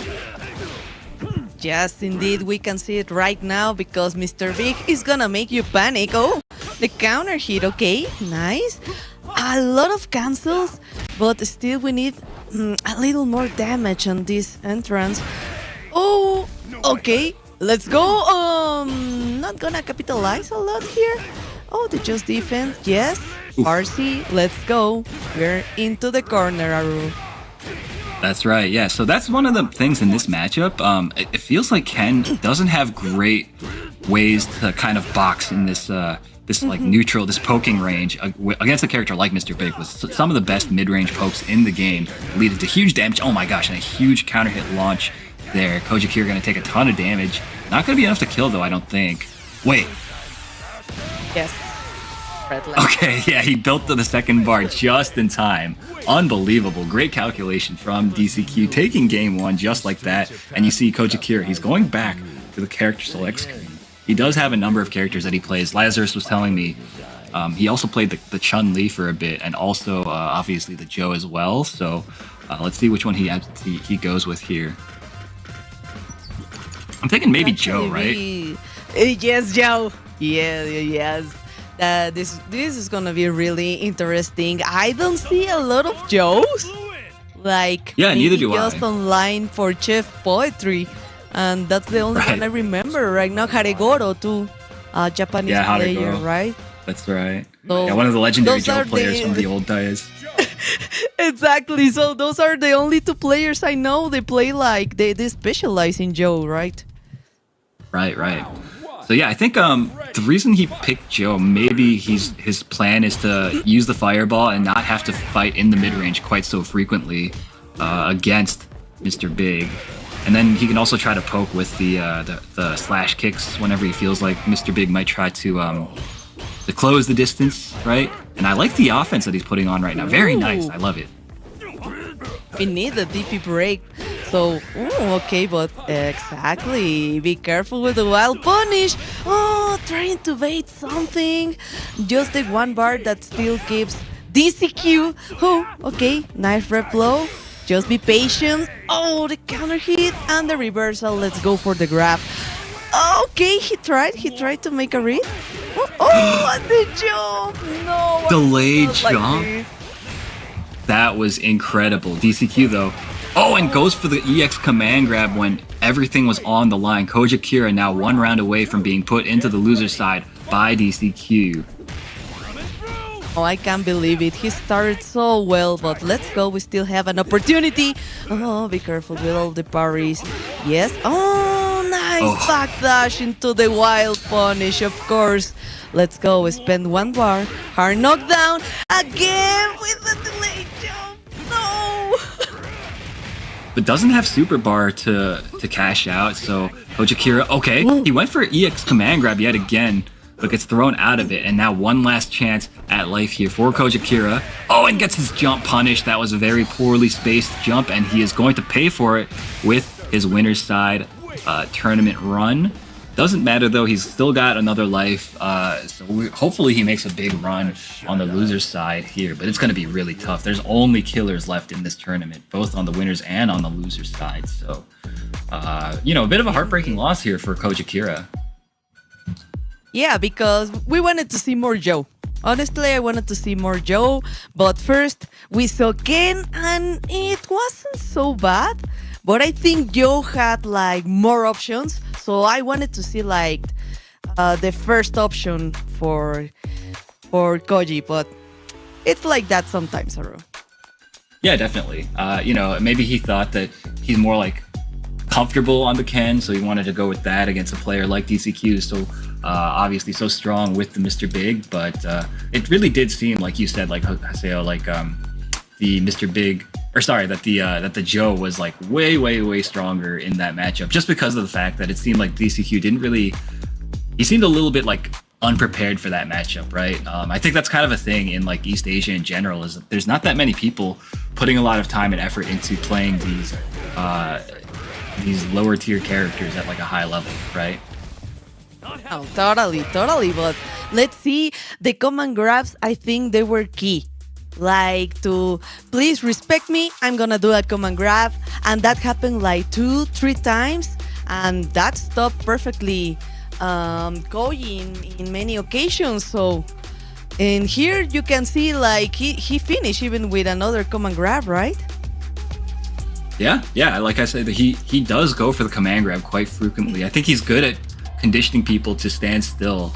I think it's just it's kind of like the Street Fighter background, right? Like the strike throw background. People just, they're addicted to that thing, right? So they put the conditioning in and then they throw you for it. So really good, you know, textbook play from DCQ, as you would expect from a player of his caliber, right? Definitely. And we saw a lot of backdashes actually for Mr. Big, because he didn't want to get conditioned, he didn't want to get grabbed, and the jumps I remember too. So let's go. Oh my god, the Mexican power is right here, Aru. That's right. Yeah, we got Tifikov, originally from Mexico, now living in the US. So if he wins here, he is the United States. I'm claiming him. I'm sorry, Haseo. That's just how it works. That's true. But if he loses, he can be Mexican. How's that? I like it. And of course, he's going against the legendary Alioune Sensei from France. You know, very studious player. Lazarus was saying earlier that he's just, you know, he breaks down everything in the game to a science. Very like prolific labber, this guy, lab monster. And it's really cool to see him being able to travel around and compete more. I remember even back in the SF4 days, everybody thought so highly of Alioune, but he wasn't able to travel quite as much. And now, because of, you know, sponsorships and also the fact that such a huge high-profile event is happening in his home country of France, he is able to come out and test his mettle against some of these other incredible players worldwide.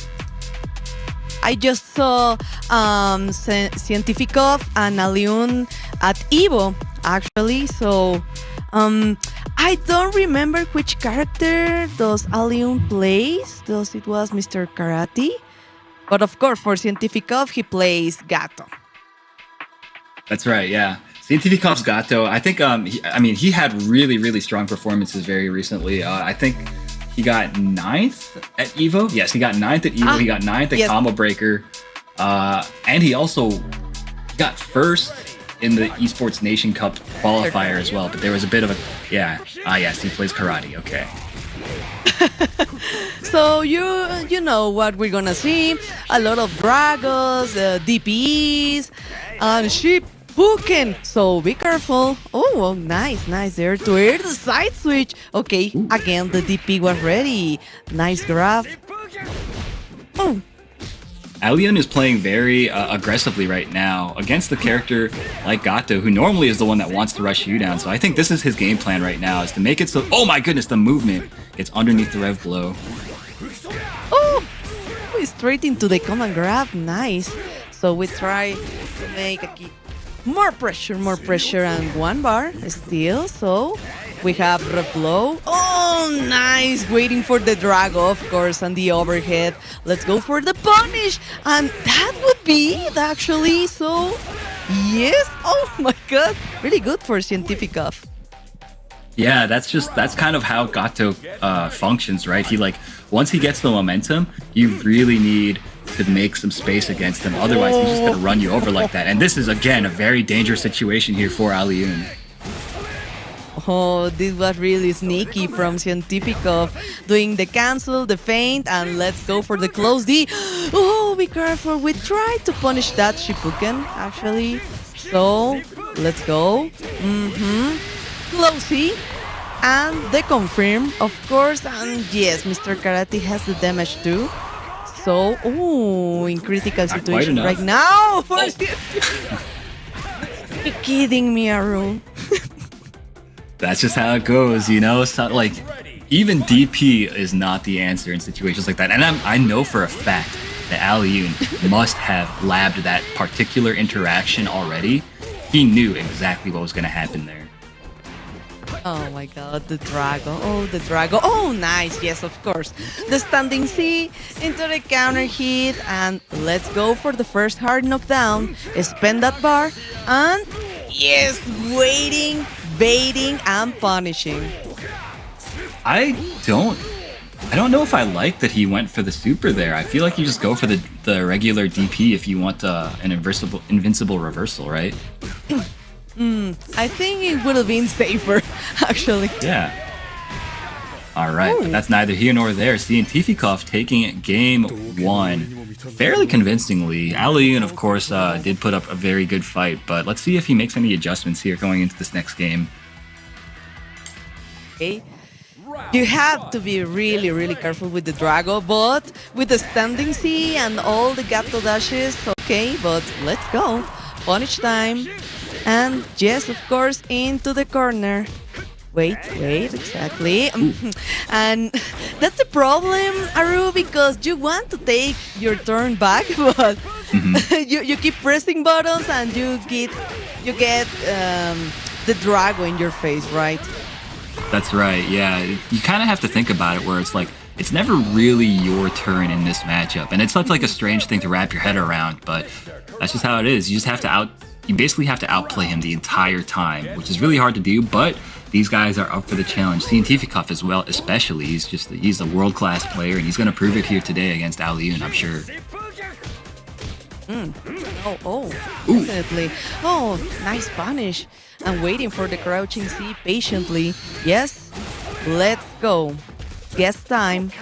The jump, the counter hit, of course, close D, and again, we're building that bar. So, are we waiting like the next opportunity, Aru? Oh my goodness, the backdash on the throw attempt, and that, like you said, the next opportunity showed itself very, very quickly there. Cientificov now 1 round away from putting Alioun into the loser side of the bracket and moving on into the top 16. This is really important to keep your resources ready because Scientificov wants to end this right now, but be careful here with Alioun. Oh, okay. Let's go. The cancel into the crouching B.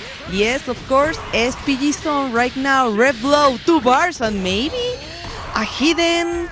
I don't know. This is kind of difficult situation for Scientificov. And yeah, he tried to DP. He did, yeah. Alioun was so ready for it. And, great punish. Evens the set count up 1-1. Next win moves on into the top 16 on the winner's side. It's so important. You really want to preserve that winner's side life of yours as long as you can in such a stacked competition, right? Ooh, nice punish on that. Yeah, he Got the was combo, waiting. Actually, okay, nice. Just the poke. And the DP, let's go. We're okay at the rep meter, so we can continue with the pressure. No reset, okay. We are not at the corner, so try to poke. The close D, nice. Trying to do the high dodge, maybe looking for a wild punish. But the wild punish is for Alioun, but just a little drop arrow. Yeah, so unfortunate for Alioun. Finds an anti-air DP combo. But again, I don't know if that's a drop or what, but maybe some nerves coming into play here. I mean, both these guys, of course, know what's on the line. Finds a hit, though. Alioun going to take this first round, but it was a bit shaky, right? Both these guys are kind of dropping a lot of stuff. That's true, and I think Scientificov right now is trying to play safer, just slowing down a little. But yeah, I think that's enough, with 2 entrants, and oh my god, the KO. Scientificov was so close. We still have 2 bars, so maybe we can try to do something here with a counter hit. Oh, but oh no, this is really dangerous for Scientificov. It is, yeah. Oh my gosh, okay. Very lucky break there for the Rev Blow to connect. Okay, blocks the overhead, but doesn't block the follow-ups. And now I think that's it. Yes, it is Alioun moving on over Scientificov, advancing winner's side, top 16. I think, you need a fireball, sometimes to fight versus Mr. Karate, but Gato, it doesn't have a great range with his fireball. So he couldn't use that at all. It was kind of difficult to guess when to press the button, when to wait for the dragon. So it happens, Arun. Yeah. You mentioned he started to play a little bit more passively in the final round, and I think that really came back to bite him in the butt because you need to basically just roll the dice, attack him whenever you feel like you want to attack him, and whatever happens, right? If you play passively, you're just gonna die in a game like this. And even Mr. versus Mr. Karate, the problem is you can't just wait a lot for these characters. So because we have to remember all the follow-ups, the overhead, the command grab, and it's too fast and it covers a lot of range. So you just cannot wait okay, he needs to get out of the Drago Supremo and I'm gonna attack. No, you can't because he still have really good options and fast options too. Yeah, that one move lets him control the entire pace of the match. Like you said, it's so you just have to go in, man. You just kind of just oh, you want to die, I'll die with you, type of thing. So just go in when it's your turn and hope for the best. Okay, so I think we're getting our next match set up, but I'm taking a peek at the bracket here to see who we might have coming up. It's looking like it's going to be Kojakira going up against Freezer in the loser sides, and this is to see who qualifies for top 16 on the loser side of the bracket, right? EU versus North Africa matchup. Mm-hmm. We already see Kojakira, Kojakira. Yes. Yeah, we saw him actually just earlier, the two of us, and then Freezer as well. We saw him in the first block, me and Lazarus. He was playing Mr. Karate, actually. So it's going to be another Karate. Kojakira played against DCQ's Big before. So Freezer going to be presenting something new here. Let's see which one Coach Akira starts the set with. If it's going to be the Joe, the Chun, or the Ken. I think like it would be really, really good to see Joe again. I think he demonstrated he has a lot of options with this character. Unfortunately, of course, fighting Mr. Big was kind of difficult, but I want to see like the decision for Freezer because he's thinking so much about something. I don't know if maybe the character trying to think about the matchup. So I think we're ready, Aru. Yeah, I hope so. I hope both these guys are ready. There's so much on the line here. They're playing, of course, for the honor of seeing who gets to play in the EWC, which is happening next week. Kind of like, I think it's like Tuesday through Thursday, right? So it's coming pretty, it's like right upon us. So, yeah, gonna be exciting. Definitely. So let's see. Maybe Chun-Li would be a really good option too. Really a technical character. But I think like not everyone is really prepared for the matchup. But oh my god, what a surprise, Aru! The Mr. Karate mirror match. Yeah, I mean, what a surprise indeed. Honestly, it is a surprise because Lazarus told me that this guy is a low tier enthusiast. But what is this guy doing? He picked the high tier. He picked Mr. Karate. Okay, we don't blame him, of course, it's the option. Of course. Like everyone is using Mr. Karate, but of course we're gonna hear a lot of hey, hey, and the Drago, and remember with the dashes you can dodge attacks too, right? Oh, absolutely, yeah. As if the counter wasn't enough. He gets to basically do whatever the heck he wants out of it. Okay, I like that Freezer not completing the combo to keep him out of final SPG territory. And now, one good, clean hit will kill, not this one, but the next one now certainly will. Okay, and this should be it. Yes, of course. God, okay. So the problem here is like when the Mr. Karate gets to condition you because at any time we're gonna see a come and grab the follow-up and let's go for the fireball war. No? Okay. Stop, be careful. Hey, hey. Trying to look for something. Maybe just the counter. Okay, one more fireball. Oh, the jumping C. Yes, let's just do the backdash. Oh my god. And that was thanks to the dasharu. That's right, yeah. Okay, finds the throw here. Coach Akira now has a chance to get something started. Okay, throwing himself. Who's going to be the first to cash out on the throw conditioning and get it? Oh my goodness, you see that? Same brain cell. That's what I was thinking. Oh my god, but okay. SPG zone. Trying to kill some frames, but okay, finds a good reversal. The crouching B. Oh, nice, there to it. Okay, hey. Oh my gosh. A lot of Dragos here and there.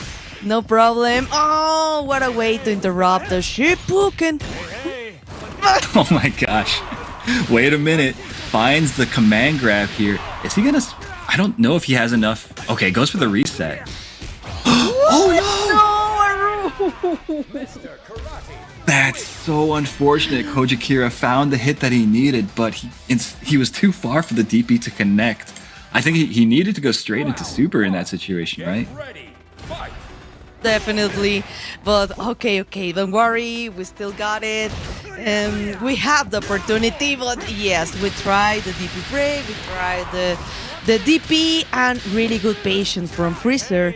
Let's go into the corner, try the reset, nothing at all, but let's go, we're into and the SPG zone. That's right. Okay, DP's right out of there. Tries to go for a throw, but nobody home. Oh my gosh. Okay, this could be a lot of damage here, Haseo. Let's see how much he spends. Oh, almost. Oh, okay, Nice. well punished into Drago. Okay, hey, and almost. Just one interaction, one more. Oh, nice rep blow.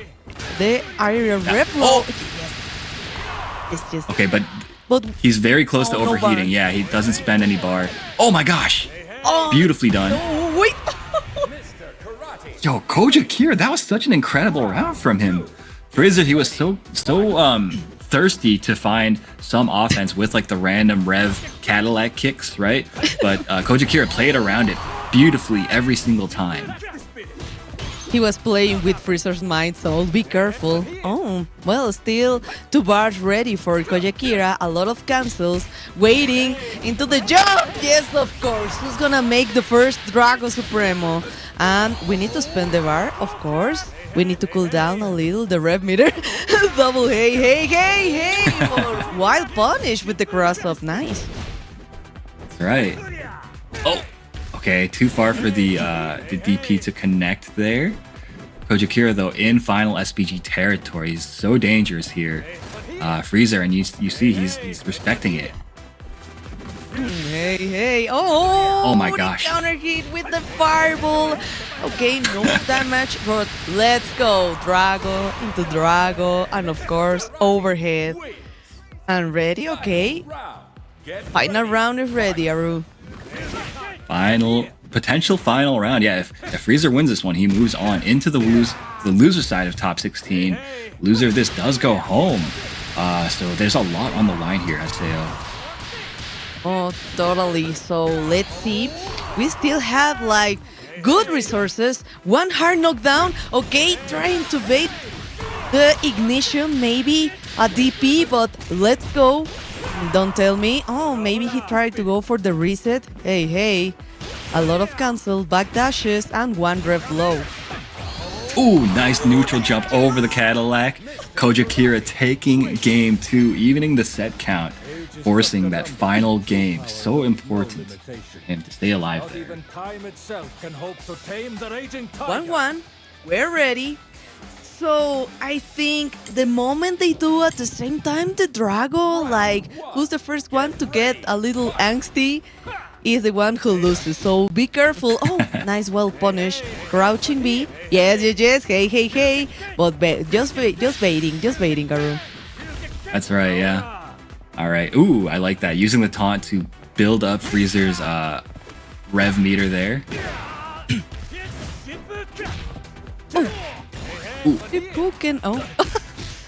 Okay, punishes the landing frames. It doesn't convert into real damage. Yeah, Freezer, he's dropping a lot of opportunities here. Koja Kira, though, let's see what he's got. Okay, another grab.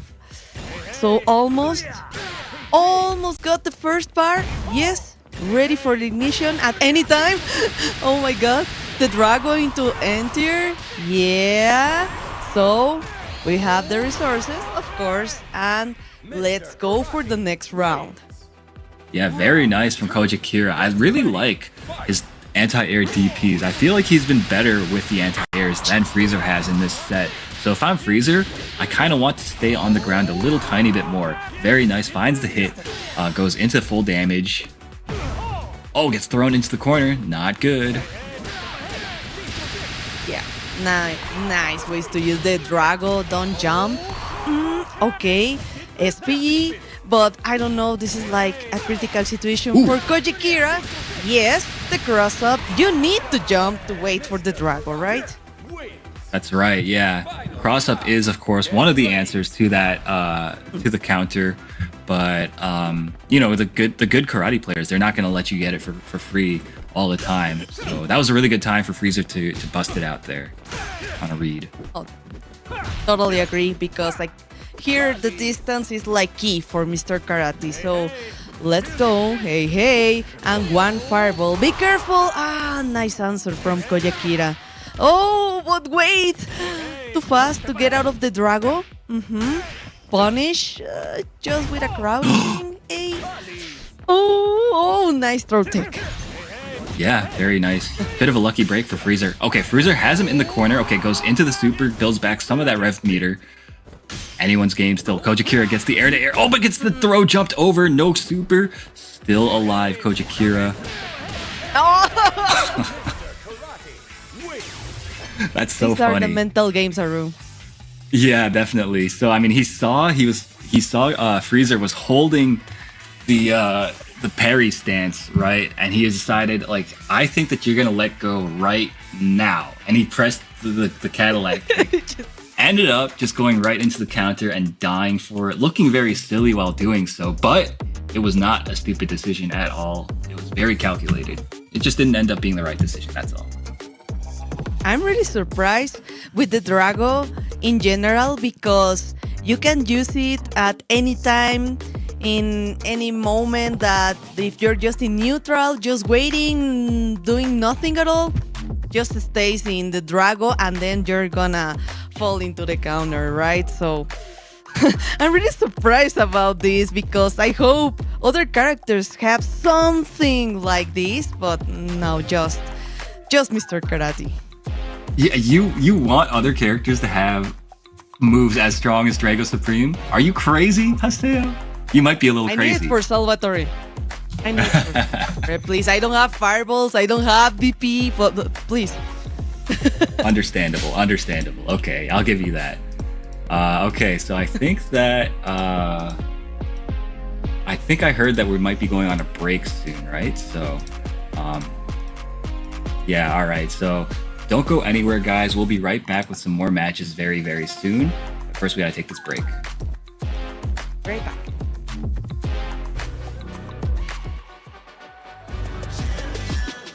This ain't no regular thing. I came for the ring, you know what I mean.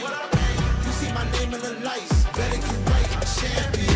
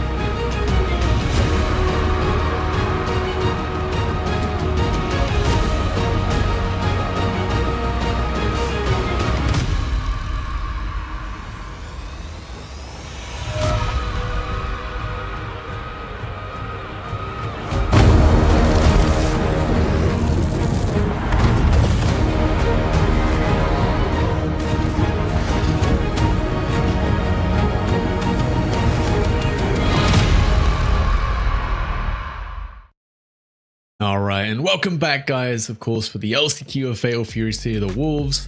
Thanks for bearing with us. We're just trying to get the players situated in the STC Contenders Arena as we're ready to kick off Wave B of the pools. I'm Lazarus, joined by Haseo once again. It's a pleasure to be working with you. How was that ending to Pool A? The pleasure is mine, Lazarus. But I think this is like really unfortunate for us, for the Mexicans, because we already lost good players like Tamago, Cientifikov. So I don't know what is going to happen, honestly, Lazarus. Yeah, that was tough. I think Tamago went down to Kumiko, and then Kumiko actually losing out to Jan, who made it through on the loser's side.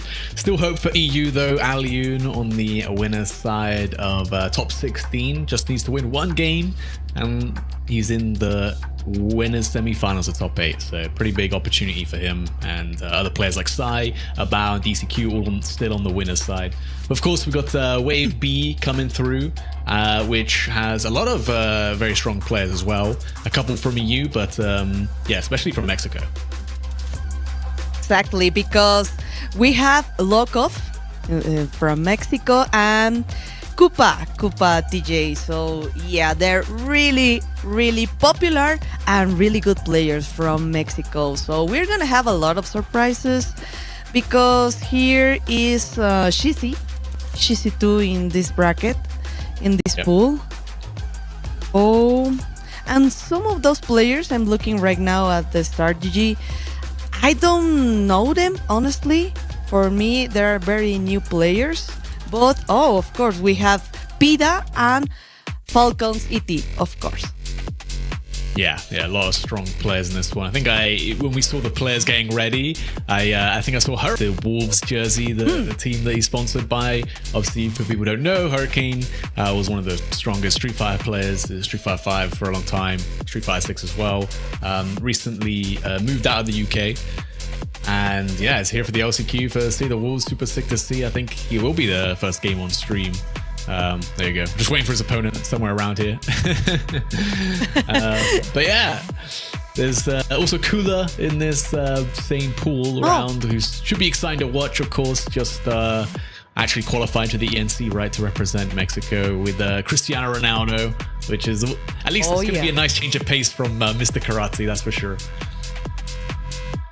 Of course. I think Kula and Neku are our best Ronaldo in Mexico, actually. So yeah, we're gonna have a really great show if we can see Kula in any of these matches that are coming up, right? So let's see. Oh, Kubo, yeah, we have Kubo too. I think like one of the hardest players here in this pool is going to be Shizi. Yeah, XYZZY is... I'm assuming he's still playing Billy. He was maining that character since day one. But I feel like we haven't seen him travel around so much this year, at least compared to Season 1. But I'm sure he's still an absolute danger on the Billy. Was definitely one of the best players on that character last season. So in Season 2, when Billy's even better than he was, it's going to be a big threat for sure. But I'm looking forward to see Pida, who definitely one of the best players in Europe, going to be sticking with the Andy Bogard. Should have a pretty nice run. Yeah, and he was dominant in EU for quite a while. Obviously, more recently with Mr. Cry coming out and things like that, a lot of other players have managed to make their way to the top. The twins, Nivek now. But still going to be exciting to watch him. It'd be super sick to see him qualify for EWC as well. He's got a lot to give. Totally agree. I think Andy is like a really good character to fight versus Mr. Karate, actually. So we have the flip. So it has really good options with the command grab. So you can try to avoid sometimes the Drago. So it works really good. I'm surprised that we haven't seen like a lot of Andys right now, because we already seen like, I don't know, 5 Mr. Karates. Yeah, he's definitely like a bit more of a specialist character, but he's definitely quite good in the matchup, right? Like you mentioned, has the flip, the EX teleport as well to get behind the Drago stance, things like that is all really useful. I think it's weird. Andy hasn't changed obviously much from season 1 to 2, but more people started playing him, so more people know the matchup, and I think that helps. That doesn't help the Andy players, I should say, because his offense, it revolves around the demon flip quite a lot, but once someone knows all the options and knows how to beat all the options, it can be a little bit harder to open someone up as Andy. He still does have like the +4 on block, close D, which is super useful. Like not every character has one of those, but you have to get a little creative to actually open up your opponent. Yes, you have to do a lot of dash unders to try to avoid the demon flip from Andy.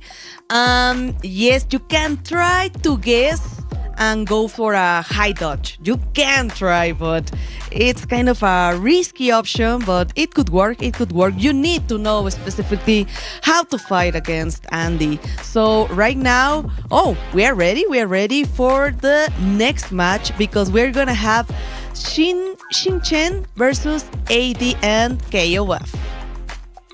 Yeah, Xingchen, one of those players that I was mentioning at the start of the stream from China, who doesn't really travel outside China very much, just more takes part in their domestic league and does extremely well there. But of course, you know, when you got someone to look up to like Xiao Hai, it's going to be pretty easy to motivate yourself to be a good player in Fatal Fury. And then Aden KOF, of course, on the other side from Morocco. Very strong player in his own right. Should be playing Rock. I don't know. I feel like every time I've said they should be playing this, they've actually pulled up with a Mr. Karate. So I don't want to be wrong again. It could be for anyone because I was talking with Aru that Koji was going to use maybe Ken, Chun-Li, Joe, and he played Mr. Karate. So yeah, it was quite a surprise for me, but I kind of understand, right, Lazarus? Yeah, it nearly worked, right? That was a close set versus Freza. So, I mean, you're going to have to right now in the meta, right? You're going to have to pull out a Mr. Karate. He's not the hardest character to learn, right? He's pretty straightforward. He plays City of the Wolves quite well. I think, you know, he's got really good buttons to like kind of pressure your opponent with and things like that. So it's not too much. All you have to do is do a lot of Drago Supreme and you're going to do all right. You're going to do all right. But yeah, I mean, it's a shame though, because I do love watching Kojai Kiro play because he plays these unorthodox characters, especially like the Street Fighter characters. I think we did get to see him on Ken for like one game. Yes, for one game. But yeah, it can be hard to get those characters to get going, you know. With Mr. Big and Mr. Karate, maybe Gato, a Preacher, and maybe a Rock too. It's kind of hard, but okay, it wasn't Rock, but it was Terry. So we're gonna start right now, Lazarus, because we have the Billy versus the Terry. So let's go. Be careful with the far C until you get a counter hit. Crack shoot. You tried. Ooh, nice. But okay, no big entrance until this wild punish. Yeah, great anti-air there, great patience from Xingchen. Doesn't overcommit with the fast C or anything and gets whip punished, the reversal, power dunk. And just do it again, why not? He dropped the combo anyway, may as well. Busting out and came off with the Terry. Obviously not too far removed from Rock Howard, but still a different character. What is that? What is that? On the minus frames. Okay, I didn't care. I came here. He didn't really come here to win. He came here to make someone lose. Okay. Be careful with that overheat. Just be patient. One more crack shoot. Yes, let's go. Hard knockdown. We got it. Trying to find. Yes, and he got it. But no, he didn't confirm that, Lazarus. Yeah, big missed opportunity. Definitely gonna kill there with the meter on deck. Oh my, okay, we are playing a bit too evil. This is a first of two, so sometimes you can get away with it, but this playstyle, man, is making me feel something. I don't care. Well, might need to slow things down. Xingchen actually having the patience. I mean, he is a Billy player after all. Oh yeah, I think ADN was kind of nervous actually, but okay, don't worry, we still got it. Almost until this point because we got 2 bars right now. Yes, let's spend the ignition right now. More pressure going, and of course, in critical situation right now for ADN. And yes, he recognizes that ADN wants to go a lot for the rev blow, so he was just waiting with the lights to do a rev blow and then a high dodge. Yeah, clean stuff. Obviously, Adam showed that when he did that SPG, he's happy to let it rip with the red blow. Nice wild punish, though, from Xingqian on the crack shoot. Quite hard to make that one whiff, but Xingqian finds the spacing and gets a big combo out of it. And another extended sequence here with the pressure going to put Adam KOF into SPG. No super for the hard knockdown. You can try your luck at rolling out, but Billy's pretty good at chasing you down. There we go. That hit was at 80% on the rev meter, but right now 40%. Okay, I like it. So nice jump into the wild punish. Yes. Let's go for this round, and still no resources left for Xingqian, but at least 1 bar for ADN. Yeah, something to work with, but it's that point for Xingqian. Power Geyser, good hit. Gets to the other side, nice rev guard to block on both sides there. The counter hit jab. And we got the corner control, no roll. Nice, the double guard cancel on the JD. Clean stuff from Xingqian. JD definitely. Oh, okay. Close C, of course. Standing C. Oh, but please be careful. We still have an opportunity. Wild punish. Just a little drop here sometimes for ADN. He has to come down because he has like a really good opportunity, good entrance, but we still need more damage. Yeah, definitely. 1 round though, it's, to start something. Another throw. Nice fighting out with the corner, using those really strong Billy Light confirms into the super, gets to the other side, the throw is clean. And KF slowly evening out that life deficit. Xingqian finds my god. counter, but doesn't get the confirm. Oh my god, all the close D, the cancel. Yes, let's go straight into the power geyser. One more. Oh, he tried the feint. He tried. Okay, nice read for Xingqian. Okay, the invincible. Let's go. Power wave. Ref. Power wave. And then wait for the jumping. Yes, he was so ready with that DP. He recovered so quick from the EX power. You can see Xingqian, that's exactly what he was looking for. He just didn't quite anticipate as KOF actually recovering that fast, man. That was crazy. But props to ADN for recognizing that was the situation. Oh, definitely, and nice with that wild punish. Let's go into the corner. Okay. Oh yeah, ready for a reversal. The DP. So please be careful. Yes, close C. Don't worry. Just a little poke. Waiting in the neutral. Maybe trying to do something about with the crack shoot. Let's go. Finding the grab. And yes, again with a high dodge, Lazarus. Yes, he already recognized this situation. Yeah, great reactions. I mean, Terry's is definitely one of the easier ones to react to. Xingqian going to put himself back on the set point. Let's see if Adam KOF on the Terry Bogard can turn things around again. Going to have to work pretty hard here. Let's find a big hit. And that's some good damage right into the no-hard knockdown. Gets frame trapped. And then the throw. Okay. Oh, be careful. Not throwing any jumping C. Oh, again with a counter hit. Oh, I think it was too early, like trying to read something with a power geyser. Oh, okay. Pressing the button, just interrupting, and doing the correct checks right. Oh! Oh my god, the dart cancelled red blow, but goes to the wrong side. The sweep from Adam KOF. Oh, and gets the shimmy too. Final game, final round between these two. Let's see if Adam KOF can keep this momentum up.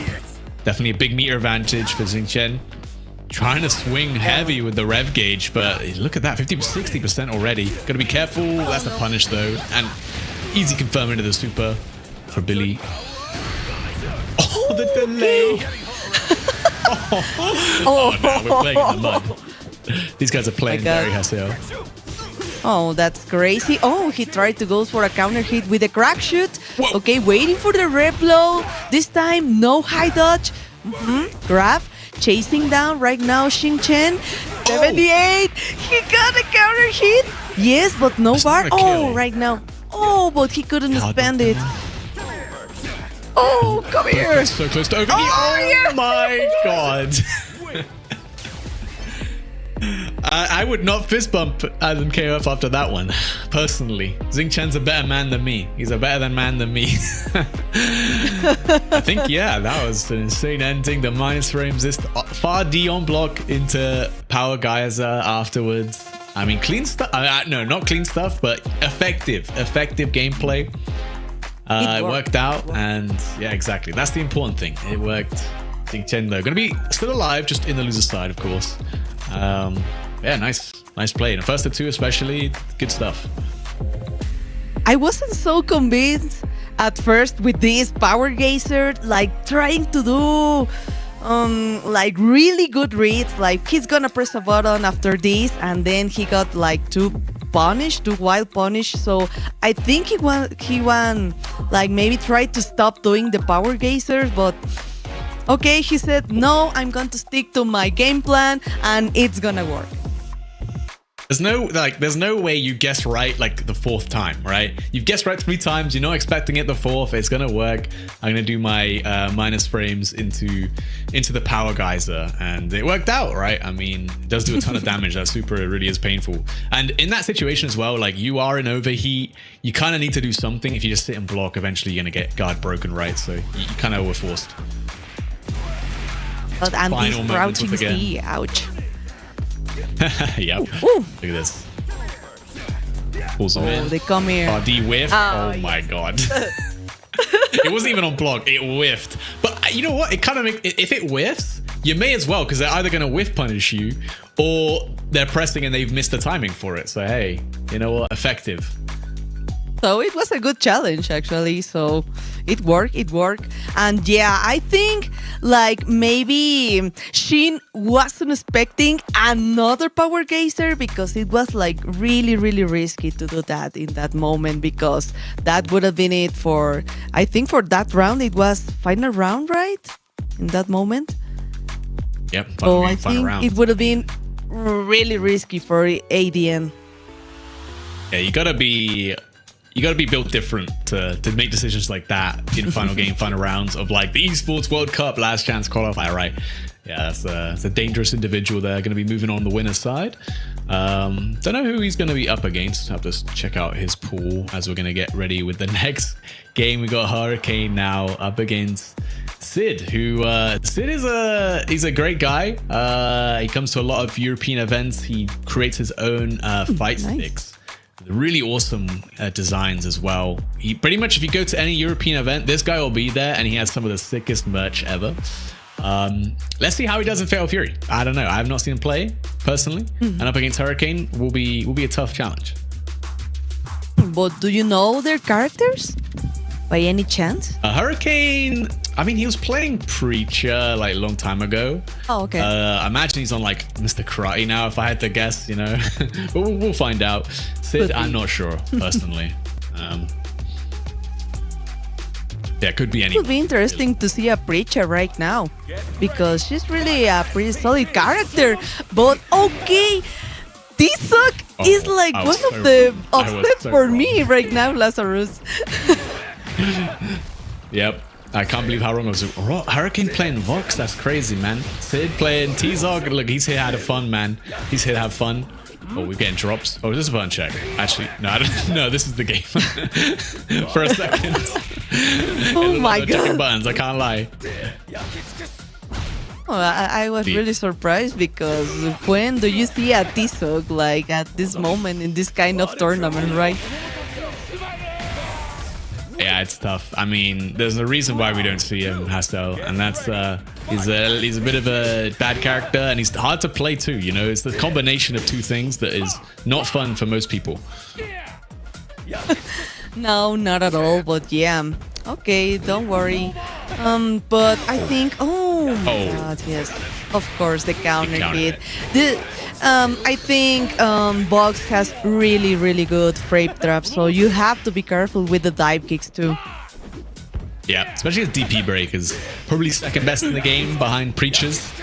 It's really good, low recovery, fast, big counter hit starter, right?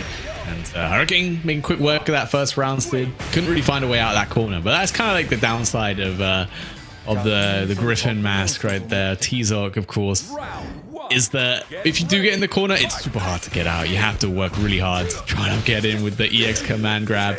Couldn't quite find it. Big, far deep, wild confirm, but no! Drops the combo.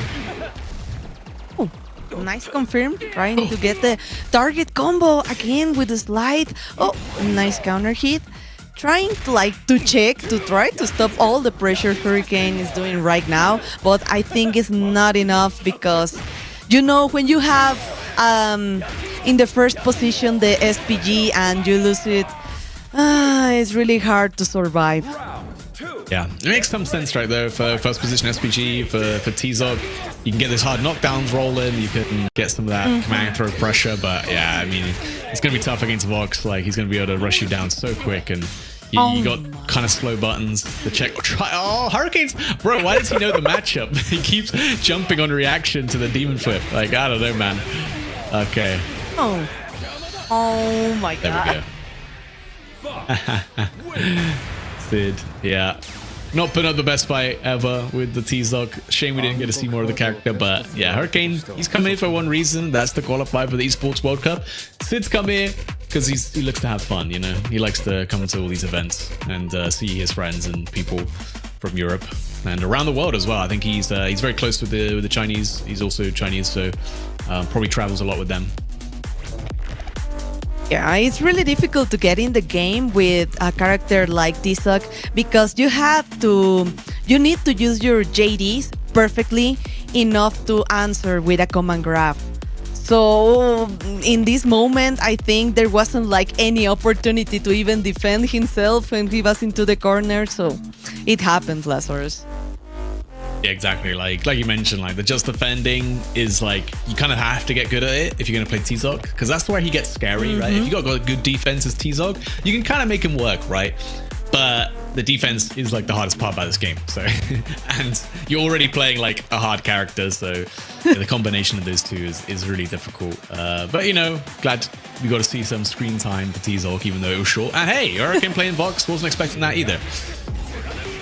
Yeah, I really appreciate to see a T-Zog in this kind of tournaments. But yeah, see, it was like, I tried so hard, but okay, like Vox with the frame traps and the dive kicks, the mobility, so I kind of understand. I think like you don't see a lot of T-Zogs, neither a lot of Vox, so you need to learn specifically this matchup, and it's hard. And like I said, Hurricane for some reason knew the matchup. Like, wow. Like T-Zog has like the demon flip grab, right? He jumps in the air and he grabs you. It will always hit everyone like the first time, but not Hurricane. Hurricane's like, nope, I'm jumping. I react to these. Every like, time he was jumping out. Yeah. It's crazy. So I don't know why he knew so well this matchup, but okay. Still, we got some fresh characters. We already seen a lot of Mr. Karates and some Mr. Big, but it was good to see again a T-Zog, a Vox, so it's good, it's alright. Yeah, I think I'll be more excited to see more of Hurricane now. Gonna move against Masao on that winner's side. That'll be a tough matchup, but hey, you know, it would be cool to see him, you know, make it. I know he was in the ENC qualifiers. I believe he got quite close to making it and representing, I think Cameroon it is, the country he'd be repping. But I think he just fell short to HSN in that bracket. But, you know, clearly been grinding the game. A lot of opportunities for him with the EWC, ENC now, as the SWC. There's so many big world stage level events that I think a lot of players have started picking up and be like, hey, you know, this is a great opportunity for me to really compete in this game. Oh, totally. And I think I saw ET coming maybe to the stream. So I think ET used to play Hotaru like in the first season, and then he changed to it was Mr. Karate. I don't remember which character is playing right now.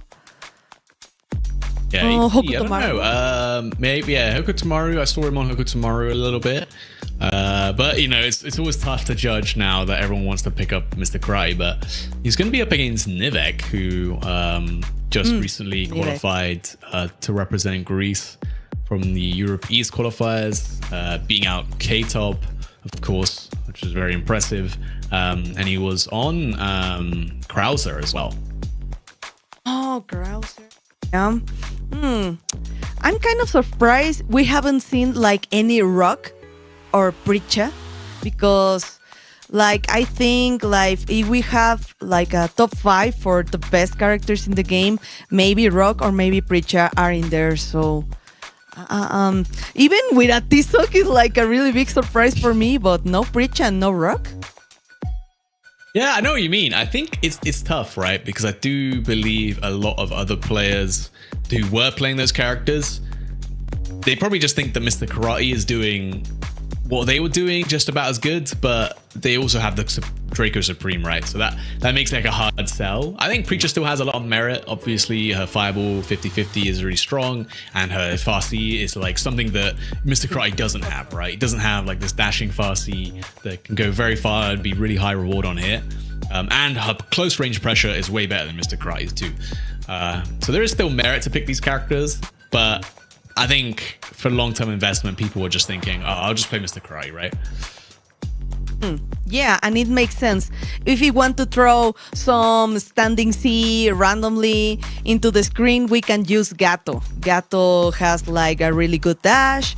It has really good options too with the standing C. So Preacher, Gato is like any character. If you like one of those two, I think it works perfectly. So yeah, but Mr. Karate with the Drago Supremo still is like one of the best options. So I remember we're already seeing like 2 or 3 Billys too.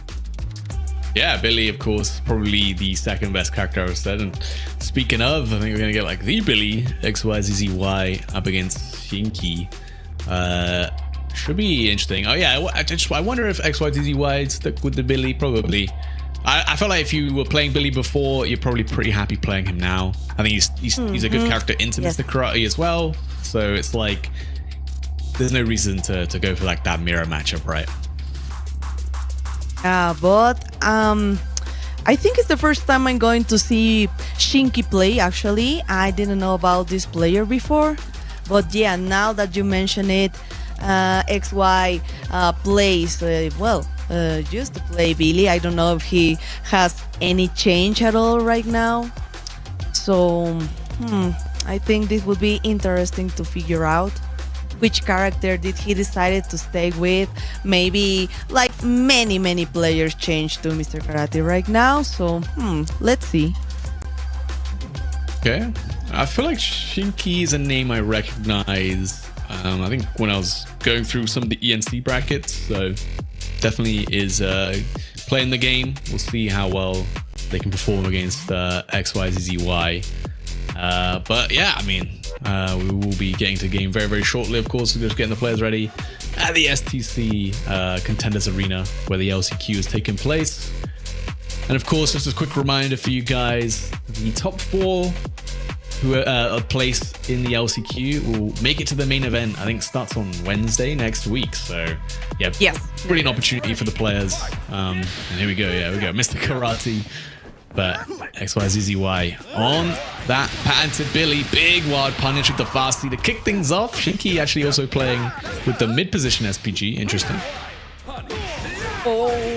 But be careful, the wild punish, here it goes. But we're into the SPG zone. We have the SPG in the middle, so this is really interesting. The first time I saw... Oh my god! Oh, you hate to see it. Like, really, Lazarus? Yeah. And look, you know, if you play against this character, that's happened to you many times now. That's happened many times, you know, it happens to everyone. It's really interesting because it was the first time I'm seeing Mr. Karate with the SPG in the middle, actually. Round 2. Yeah, there's definitely some merit to having it in the middle. You know, if your opponent wants to spend like a super on the first touch of the game, it's generally going to put you into SPG, so you're going to be able to use it defensively a lot more than the final position SPG, the Tatsu's coming out.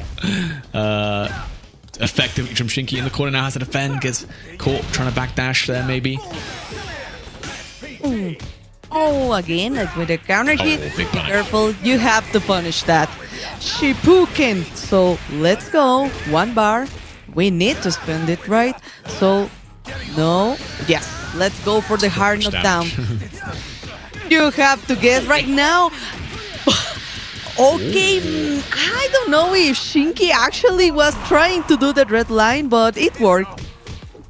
Hey, you know what? Tons of damage puts XYZY just outside of SPG. The plus frames into the challenge. And yeah, taking that first game with Billy Kane. Okay, we still have an opportunity, so don't worry. XY is ready. Oh, but be careful with the fireball. Nice jump, trying to do a counter hit with the jumping C. Okay, but it worked for Shin. Oh, for Shin. But okay, well punished. He's trying to convert, but we got now the counter hit. 1 dash. Oh, another counter hit, but again with the distance, Lazarus. Yeah, Shinky unfortunately getting these combo drops. You know what? It's just the Canadian coming out. I mean, look, it keeps coming and it keeps working, so why not? Shinky ain't stopping anytime soon. Oh, bullseye. Oh, okay. The reversal didn't work this time. Oh, again. Oh, the close D. That hurt. Yeah, probably tried to wake up with the Drago Supremo, right? But it's not frame 1 counter, it's like frame 2. So if you do meaty someone, yeah, they can't get away with it like that. Oh, be careful. Oh, nice. Well punished. Let's go. Oh, okay, I thought maybe we were going to spam the bar. Oh, nice. Just defense to all the multi-hit. Really good with the hyper defense right now, but we have to propose something from Shinky. Again, going for the red line and still working, Lazarus. Damn. Jump back into the Rambu. Devilish stuff from Shinky. Probably going to look to get guard broken here with the red blow on top here. Oh no, does not quite enough actually. Oh my god, but okay. Cool down, but at what price? Because right now, yes, just a crouching B and XYCCY was ready, Lazarus. Yeah, that was looking tough, to be fair. Some good moments from Shinky there, but you know, didn't really have the combos on deck, let's say, to make use of the lot of opportunities that he made for himself, to be honest. He did make a lot of great opportunities.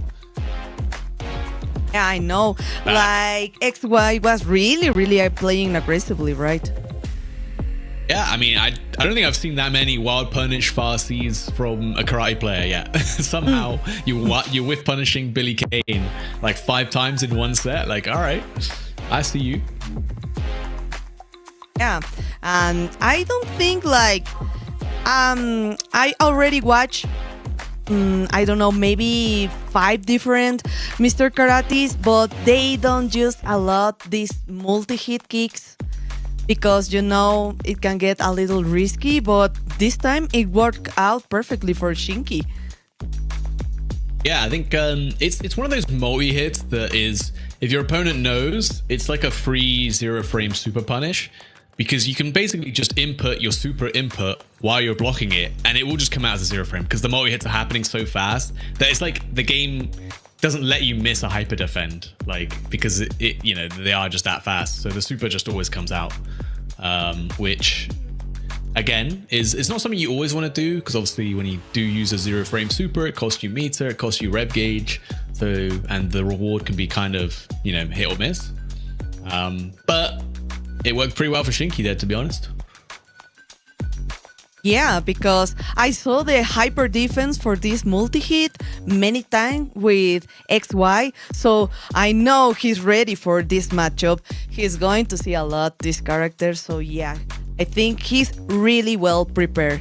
But okay, it was a good chance for Shinky, but yeah, a lot of like maybe wild punish, because he was trying to do, I think I seen like trying to get in with the Farsi with Mr. Karate, but it didn't work like at all. Also just reliant on the Tatsu as well to close the distance very quickly, which is great in a lot of matchups. The heavy one a lot of people like. The light one's really great too, but that one you have to actually space to try and be safe, right? So it's, you have to be a little bit more creative with how you use those ones. But obviously Shinky's not out, still in the loser's side anyway. As I think we're getting our next matchup probably will be that ET Nivik one, looking at the schedule. But yeah, it should be good. I mean, obviously, in the top 16, we've got already Aliyun versus Sai, Abao versus DCQ. In the loser side, we've got Xian, Yeonwoo, and Freza, and a Japanese player whose name I don't know how to pronounce. Don't worry. And I see... Okay, we can... Oh no, Lokov is already playing. Another popular, really good player from Mexico.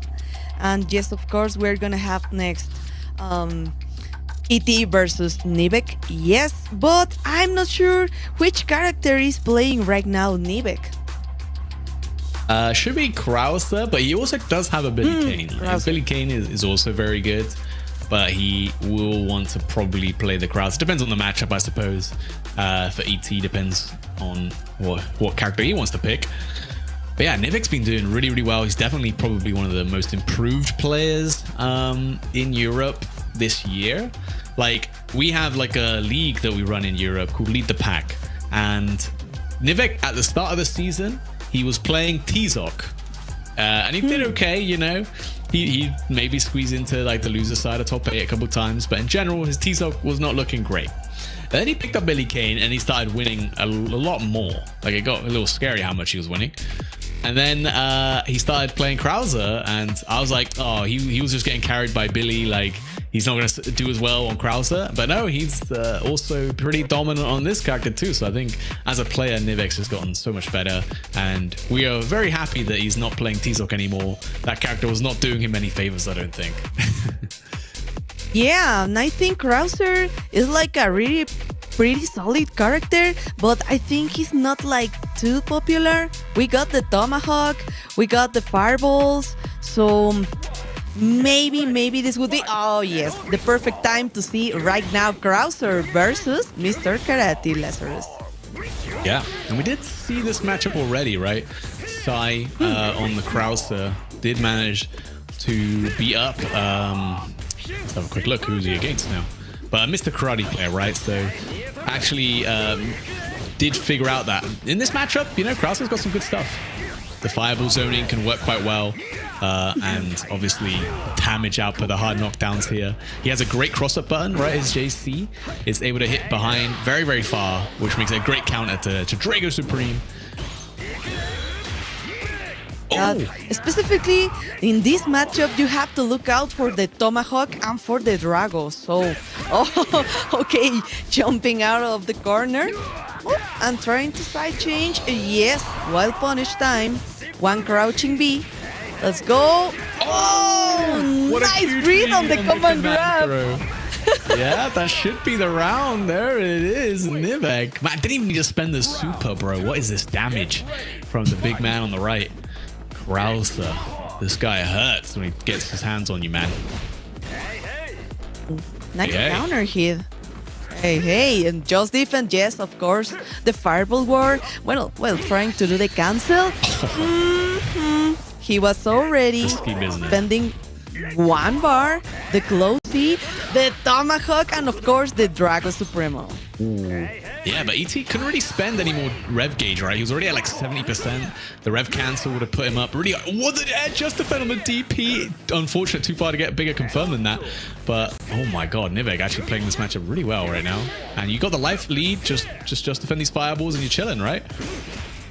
Oh yeah, but oh no, until this close D and the Shipuken. Yes, he's not gonna let him jump so easily. Oh, okay, let's go. The cancel, waiting for the Drago. Very wise from Nivek. And the 70% of the rev meter. Be careful. I think, yes, this should be it for this match. Nice. Actually, the 2C coming out on hit there, actually. Just checking ET was maybe going to try and go for like a throw or something, some cheeky reset. And it worked out. Nivek actually taking the first game against ET here. Oh! What a way to interrupt the fireball with the tomahawk. Yeah, just please be patient, waiting for an opportunity, maybe for the jump in. Not trying to get into the fireball war. Okay, so just wait and try to approach Mr. Karate. But you have to propose something because we're already at 90% of the rep meter, Lazarus. Yeah, you basically can't block, right? Yeah, oh, nice just defense. You can block if you do that. Big run up close C. No meter spent. Wants to cool down as much as possible. Wake up. Draco Supremo. Risky business from ET. If that was a meter, he was cooked. But big jump on the throw. Oh, unfortunately. Couldn't quite connect the 2C there. Yeah, we couldn't convert, so we needed the damage, and maybe this couldn't be for this round, but okay, let's go. Still the SPG zone for both of them. Okay, Drago into overhead, of course, and that's the confirm. Let's go for the next round. Yep, can happen to all of us. Can happen to all of us. The overhead, you know it's there. It can still trap you, and of course, if it does hit, big damage inbound. The fireball was coming out. Oh, got baited. No punish actually from ET. Could have done a reversal looper there. Oh, big jump. Nice. Escaping the overhead. Okay, we need to spend the bar, but not right now. Close. Hey. Yeah, of course. And okay, now this is the perfect time for another. No any bar. Oh, the taunt. Ora. He's revving him up. Ora. And the red blow. And again, he's so close over here. Oh, no, another. Yeah, it did the exact same sequence twice in a row, but it worked. Oh, and the hidden gear. Is that going to be enough? I don't know. It won't be, I think. He's still alive. Not quite. Not quite. What's your wake up? Okay. You're just going to wake up with it. Oh, no. Oh, again with the Shippuden EX. This is such a fast tool to skip the neutral, to catch, maybe to interrupt, to catch a backdash. So, okay, 1-to-1. This is a great opportunity right now. Oh, nice jump in with the tomahawk. Oh, big fasty. Too far away to connect, though. There you go, another fasty. Leg tomahawk doesn't finish it clean. Like little mind games from Nivek there. Big rewards. Gets hit by the wake up reversal though from ET, the Ryuga. Oh, nice grab. Shippuden. I'm waiting for the Drago. Please don't press any button. Oh Be my careful, God, it's not your turn. Yeah, just still not your turn with the DP. And please be careful too with the red blow. Yeah. The red blow, man. That's exactly how ET made the comeback in the last round. Looking to do the same in this round. Trying to bait out that Kaiser wave, right? With the feint. That is overheat. Nice. Worked out. And you know what? Oh my God, 2B5B. I was going to say, Mr. Karate in overheat is one of the weakest characters in the game. The high dodge. Big opportunity. Can you build enough meter? I don't think you can. You're going to have to guess on this last situation. Almost. Might be time for a command throw. Maybe. No, doesn't go for it. Air to air. Oh, we tried to dash under, I think, but ET missed it. Nivek now on set point. And bar, right now we got the resources and one Shippuden. Let's chase him down and maybe into more pressure. Yes. Oh no, again. Okay, well punished, but not too much damage, so it's fine. It's fine. We're still there.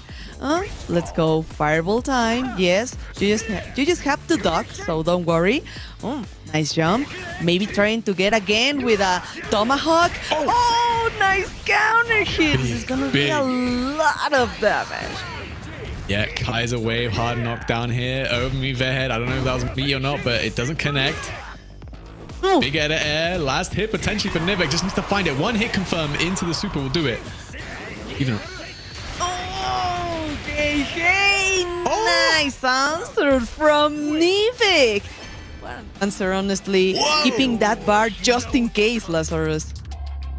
That is crazy. Nivek knocking out, well, not knocking out, knocking down into losers. ET Well played. You can see H-Dope and K-Top there in the background. I mean, look, these two brothers both qualify for EWC. Nivek potentially joining them now. And yeah, I mean, look, those two brothers have been killing it right now. H-Dope especially at the mix-up beat, you know, many legendary players. Goichi, Mock, Kindevu, Shadow X, all in these Game 5 like slobber knockers. And you got to think, Nivek's probably training with them every day. Every day he's training with these guys. And he's, you know, his level of play is definitely showing it. Indeed, because it's really refreshing to see a really good Krauser on screen. So this was a really great match, but okay, I'm looking at the Star GG right now, and maybe we're gonna watch maybe Lokov or Koopa. Oh no, I think Koopa is playing right now versus Pita. Ooh, okay. Oh, good yes, to see the match of that. I wonder who Koopa's playing, you know. Obviously, he was on Preacher like season 1, but the last time I saw him, he was playing Terry, which I was like, why we swap from Preacher in season 1 to Terry? Playing Preacher, and I think he was playing Rock one time because, of course, he has to explore all the good characters. So I'm not quite sure. Right now, Koopa, which is his maining right now, but for Lokov, we had he used to play Marco, and then he changed to Mr. Karate. Oh, so, I was gonna say you know it's bad when Lokov changed from Marco, man. That's yes. A sad day. That is a sad day. He's like the Marco for the longest time, the strongest soldier. He had to don the mask himself. Oof. Okay. Well. We'll be getting Lokov versus HSN. Player from Cameroon, I believe, who has been doing very well in Europe as well. Got top 8 at Hessen Crash, top 8 at the mix-up as well. And yeah, in general, has been pretty strong. I think did qualify for ENC, I believe, for his region. And I think this will be a tough challenge, though. Lokov definitely one of the best players coming out of Mexico, so gonna be difficult for anyone on the other side of his seat. That's true. And here in Mexico, I know the Sandia Nation is right now cheering for Lokov because no se me saquen de onda, chicos. Lokov is on the screen right now.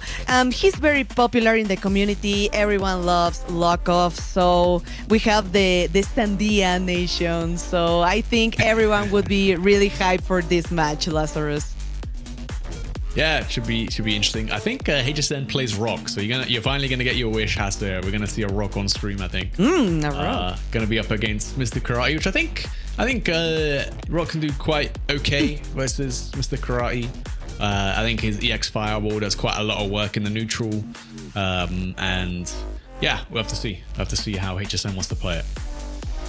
DPs, Fireball, the crack counter. So yeah, of course, Rock has really good options. He's a really fast character, but obviously this is just was like the button check, but not quite sure. Oh, hold up. They're Ronaldo. I paid you guys. Okay, this might be interesting. If he does pick Cristiano Ronaldo, I mean, we saw a lot of Cristiano Ronaldos succeed pretty well with him, like in Europe as well, Stakon, but of course Kula and Neku already qualified. And this character is super scary. I don't know how he does up against Mr. Karate, but once he gets going, like his far ray is a very unique tool that is not like other characters' far ray, right? It's a bit slower, but if you can space it, you can be super plus. And it can also be super plus on hit and convert into really big damage, which is, I don't think any other character can really do that. And it will be Mr. Karate. Oh yeah, because I think Ronaldo is like the king of the frame trap, so be careful. And one of the best fireballs in the game too, as you can see, trying to get in with Mr. Karate, but still getting here a lot of fireballs, but nice Shipuken to skip the neutral. Yeah. Oh, on the early jump C as well. Gonna get the big headbutt. Maybe, you know, you're playing Ronaldo, it's the World Cup buff. Like, maybe... Oh, look at that damage, by the way. Holy moly. This guy. Yeah. It definitely looks like he's doing more damage. I don't know about you. Oh yeah, Ronaldo has the damage. Oh, nice answer with that red flow. Be careful trying to look for some entrance with the crouching B, but let's go. Let's go for the overheat. Yes, chip damage on the table, and that's it for this round. Yeah, didn't have too many options there. Just had to jump out. He just I mean, it worked last time, right? Got that big counter hit JC to start things off, but lock off ready with the anti this time. Speaking of DP break from HSN, doesn't spend the super though. Gets a hard knockdown. The throw loops from Ronaldo are so sick. Look at that meaty setup right there. Oh my god. Oh, Jesus. Okay, we're in SPG zone. At any time, we can see our red flow. Okay, let's go. Hard knockdown and ora. Because we want to get maybe the rev meter a little more for HSN. No super? Oh my, no that could have been the super. round. I mean, he could have punished the... oh, he charged it up. There we go. That's an easy punish though. Okay, Lokov trying to go for many. Oh, Shokoken trying to punish the fireballs for Ronaldo, but I think it wasn't fast enough. Oh, be careful, please. You know the frame traps are coming. Oh, nice. Oh, good defense from Lokov, but be careful. So scary, man. I know, right? Oh. Okay. One more, please. Be careful. Yes. The crouching B again. And hard knockdown. And the close D. Oh, be careful with that jump. Yeah, guard counts. The counter hit. Ryuga. Gonna be tons of damage. Actually, revving yourself up quite a bit here. Gonna go for that cheeky air reset. Into the overhead. Nice blocks from HSN, who's in that, SPG. Hidden gear available. Red blow available. Goes wide. Doesn't get wild punish, though. Oh, big drop. Maybe thought he found the whip punish there. I'm not sure, but gonna get hit by the hidden gear here from Ronaldo. Free kick. 22 yards out.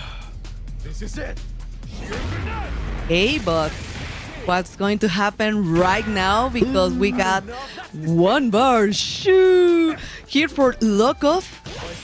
So, yes, the overhead. Oh, be careful not to press any more buttons. Oh, the side change. No, HSN didn't confirm. Yeah, he made a big read. Yeah, but he couldn't really punish from that range, so was worth the gamble. Or EX into the red blow. The overheat is there. You have to do really well if you're HSN here. And that will be the round for game number 1, going to lock off, finding the hit. Finally, to close it out. Finally, yeah. So really good patience here for Lokov right now, getting the first point. So I think, yes, just thinking maybe I thought he was gonna change the character, but okay, Ronaldo has another chance. Nice just defense, yes, going straight into the Drago, well punished with the DP. Yeah, clean anti-airs. Lokov, definitely once he missed that one anti-air, he's not missing another. Another one. Oh, yeah, it's going to be a hard knockdown. Get a set up for a same side. Yeah, I got hit too. So I think this is not a really good position right now for Lokov. Be careful. Oh, he's pressing the buttons. He's trying to make the challenge. Nice confirm. Yes. Okay. Oh, yes. big punish. I'm afraid there's going to be... We needed that punish, Lazarus. Yeah, good knowledge too, right? Obviously not many Karai players going to rock the Gene on block, but to know I think it's like minus 12 or something, so you can generally get really big punishes from it. Oh yeah, trying to make another read for the roll, but still this is the opportunity for HSN and the hard knockdown. We still need to build that bar again, but the crouching B, nice damage. Let's go for the reset. Ora. Revving up that rev gauge, of course. Mr. Cry has that taunt that does rev you up if you let it rock. Nice little confirm. Okay, final round ready. Okay, The final round here for Lockoff and HSN. 1 bar for both of them, trying to go to get an entrance with the fireballs. But be careful with the jumps. Let's go for the slide. Oh, the throw take. The counter hit. He got it. Big counter hit off the shoulder, man. This is a scary position to be against Ronaldo. In the corner, he sets up this ball. This is the mix-up. Just gets hit. Locked down by the triple overhead reset. DP Ryuga out of there. Another one just for good measure. Oh my god, I don't even know what happened there. The trade. Kind of unfortunate for HSN, but still with the life lead. Yeah, what a punish, Lazarus. He shoots, he scores. HSN with the Ronaldo, man. Great reactions, honestly, to make that one work. And really scary situation, right? You're just about to get revved up. If you're an overheat there against Mr. Karate, I think that's Lockoff favored there. So, you know, great stuff. Game number 3 now between these two. And, you know, HSN actually putting up a hell of a fight. And I like it because both of them are so ready to try to punish the fireballs with the ignition. So, oh my god, let's go for the frame trap. You know it was coming. So, more damage, maybe. Okay, wild punish, but no, we couldn't convert. Yeah. 2C is a good anti, but it's hard to get any reward out of it unless you only hit the last hit. The second hit does mess up the combos. Let's see. It's a big jump. And the DP anti is that going to be enough to kill? Oh my god. Blink and you'll miss it. There we go. HSN on set point over Lockoff. 1 round away from closing this out. Oh my god, okay, still we got 1 resource, 1 bar for Lockoff, and the cancel into wild punish into the corner. Oh, okay, the cancel of the dragon, nice. Yeah, what a bait, right? You stab the Drago, they want the cross up, get behind you, you feint, and you get the cross cut DP Lockoff with the execution. HSN in that SPG though can make anything happen. Oh the Drago Supremo. I like that. Nice hold from Lockoff. Didn't get tempted to do any of the follow-ups, and there we go. Final game, final round. Oh, yeah. Between these two. Right now, I think Lockoff is waiting for the rev blows, right? So you have to be careful. You need to adjust to this. Oh, crouching B, but no bar, Lazarus. Yeah. Fortunately for HSN, the dash up DP works. It's a great offensive option. Covers a lot of defensive techs. Big wild punish though. HSN going to be able to cash out into the super. Gets a chance for some Oki here though. This one going to send you a bit too far away for you to do much. Okay, don't press any button. Yeah, very wise from Lockoff, just jumping out of that pressure. Oh, okay, overhead. Oh, Shipuken. Oh, no, we're not gonna spend the bar right now. Too early. No super. Oh, okay. Really good poke from Lockoff. Oh. Breath blow though, hard knockdown, scary situation. HSN got the hidden gear. Oh, he got the DP anti. Oh. Wait, HSN's still alive. No. This critical situation. Throw take, maybe cheap damage, but you know Ronaldo can punish with those 2 bars. Be careful to use the... Gets a throw. So close to chip. HSN. Just 1 hit is all he needs. The jab from Lockoff, clutching it out. Very close set between these two. HSN can't be too upset about that. Looks a little frustrated, but I think that was a great set. And you're still in it on the loser side, of course. But wow, what a set. Yeah, I was not expecting that. HSN surprised me. I've only ever seen him play the Rock with the Ronaldo. Looked really crisp. Really crisp Ronaldo. And I think Lockoff was ready for the Ronaldo actually because of Neku and Kula, of course. He plays a lot of tournaments online.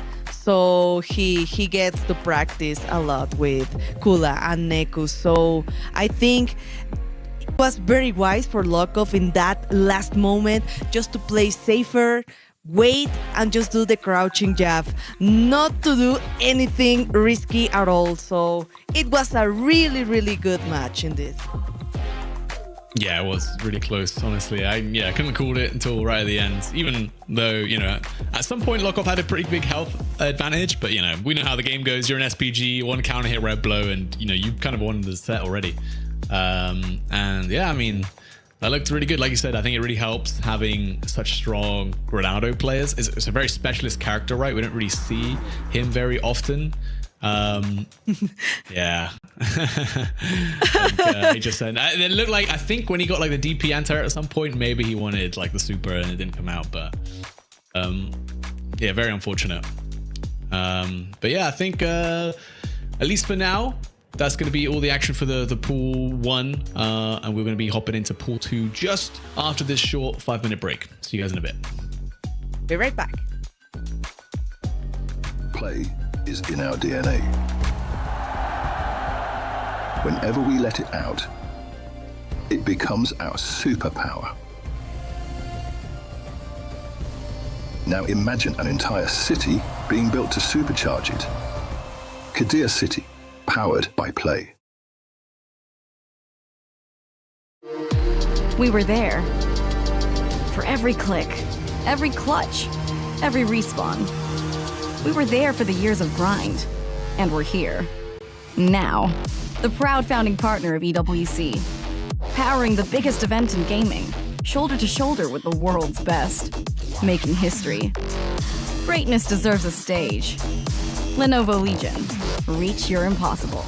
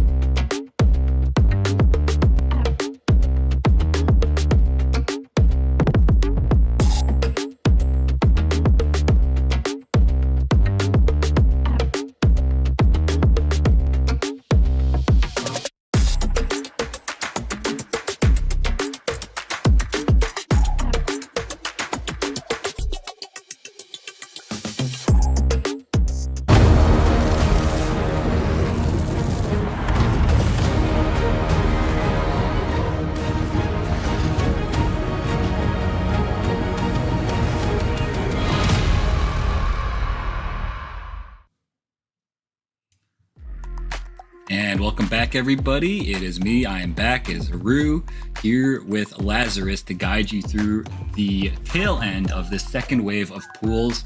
We've got, the competition is kind of whittled down a lot to a very, very strong field of competitors. It's been a great day of competition. Lazarus, how are you feeling, man? Yeah, I've been feeling good. We've been watching a lot of our European players do pretty well so far. And honestly, pretty much every game's been close. Game 3, last rounds, I think we've had that way more than any game 2-0s or anything like that, which has been very, very exciting. And we've had some good character variety as well.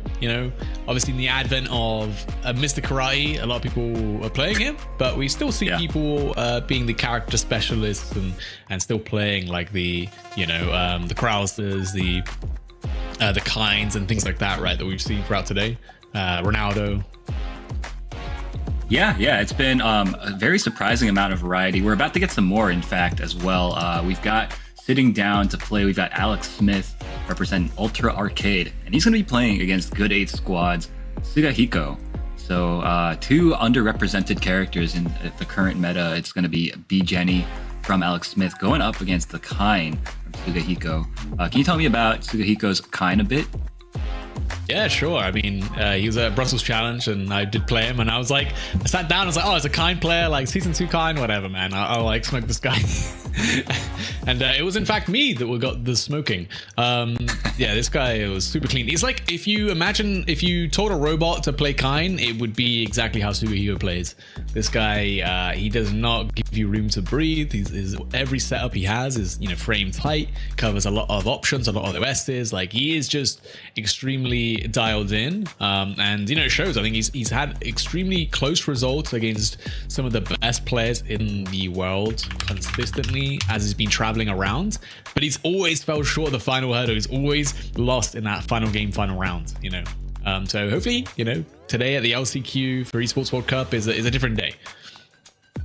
Yeah, I mean, obviously the last chance qualifier, last chance for all these players to make it in to that dream tournament, the EWC, for a chance at winning some life-changing money. And both of these guys, I'm sure, want it real badly. Alex Smith, I know for a fact, has been kind of Fatal Fury's strongest soldier over here in the United States, always looking for games, traveling all over the place, making his mark in every tournament that he enters. And really, I mean, it's been very impressive that he's putting up these types of results with B Jenny. I remember trying to convince him that he's such a good player that his talents are wasted on this character. But he said, you know what, this is my character. I'm going to, push her as far as I can. And I don't think I would have the same types of results on other characters. And you know what? He's putting up the results, so I can't even argue with him there. Yeah, fair enough. I mean, that's sick. I mean, BJNA, a lost, it's almost like a lost relic. I don't think I've seen anyone play this character since maybe the first week of the game. But I think she's always been, at least when you play her, you don't realize why she's bad. She has really, really strong things. I mean, she has the 5. I think it might have slowed it down, but 6 frame close C into that fast C target combo hit confirm is super clean. It's super nice. Her pressure, I believe it was a 5 frame close C, and it was very good at catching you jumping, things like that. The counter is a really high reward counter, kind of like Mr. Karate, right? It just doesn't beat 9 other options at the same time. And she has additional air mobility. She got the dive kick, the drill, things like that. There's so much going on with this character that you'd think she'd be decent, but I think her speed and then her buttons, her neutral pressure kind of lets her down.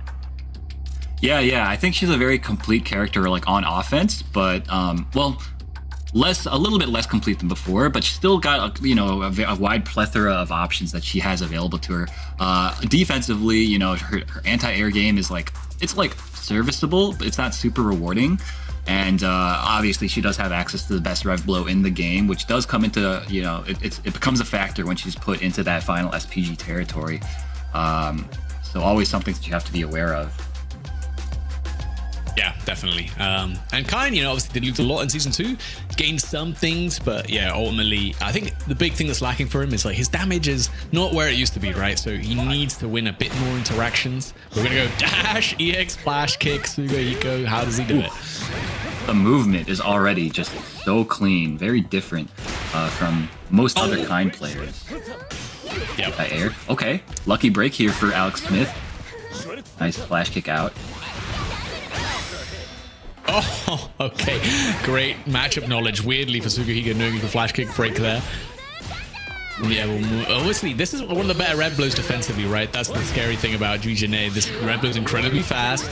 You have to be a bit more cautious on offense now. And the throw, oh my god, look at that, bro. Like, the micro dash throw from this guy is frame perfect. Exactly, yeah. Like, Sugahiko's been playing at a very fast pace. Actually, both of these guys are trying to kind of, like, overwhelm each other. But Sugahiko is demonstrating a lot of matchup familiarity, which I think is hard to come by, especially, you know, in the East Asia region. Nice! I love that, canceling into the counter, getting a huge combo. There's damage. Yep. Oh, yeah. Very nice stuff. Little damage on the table. Scary situation for Sugahiko. Gets slapped up in the corner. Can't go anywhere, though. Oh! Clutch tech. Still alive in SPG. Scary situation. Nice. Alex Smith dashing up throw. Keeping it nice and tight. Doesn't want to, you know, press into a red blow. Yeah, really great offense that time from Alex Smith. In the first round, Sugahiko was so ready to, you know, challenge everything with those flash kicks, anti-airing very well, reversaling very well. And let's see what he's got. He's got a hard knockdown here. He sets up the orb, gonna push her into it, force her to block. Caught her with the frame trap there. Yeah, towards the Panzer. Very, very strong still, obviously.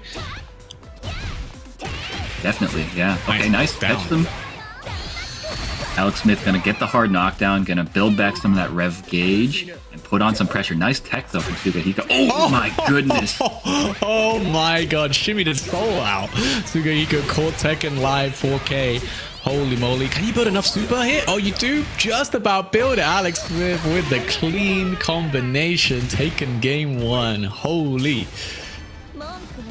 That was a really exciting round. Good counter adjustment from Alex Smith, noticing that Sugahiko is a techer and preying on that habit of his. And now I think Sugahiko is going to be thinking about that a lot. We're going to see a lot more, I think, like delayed jump types of options, maybe backdashes more often, and that opens him up to B. Jenny's really strong stagger pressure game. Damn, that back throw side swapped as well, kind of nice. Fortunately, Sugahiko fighting out of the corner, gets a throw for himself. Setting up the Schwartz around. Oh, trying to let the orb do the dirty work, but it doesn't quite activate in time. Okay, and this round is looking pretty bad for Alex Smith. Sugahiko taking the first round very convincingly. Oh my goodness, runs right into Farsi. Big button. Oh yeah. Oh, not that big, but it's good. Okay, little fake meaty into the throw. Stayed in front, caught him looking for a cross-up, I believe. Oh, the high dodge baited out by the red blow. Unfortunate 2B, 2C target combo. The Schwartz around us there to extend. And look at this damage. Oh my goodness, gets opened up by the frame trap. We're seeing Alex Smith, that's 2 times now that he's been opened up by the extended orb extension sequences. So I think he needs just a tiny bit more patience in those block strings, and I think he'll be able to defend himself a little bit better against Sugahiko's onslaught here. Yeah, you know, like the risk reward there when the orb's down is definitely not in your favor. You have to be a bit more patient, maybe choose some more mobility options in your backdash. Don't get counter hit. Just even if you take the air tech, at least the next offensive situation doesn't have like the shorter rounder there to extend. Ooh, the trade pickup. He's been getting a lot of mileage out of the short roll into wake up buttons. Very nice.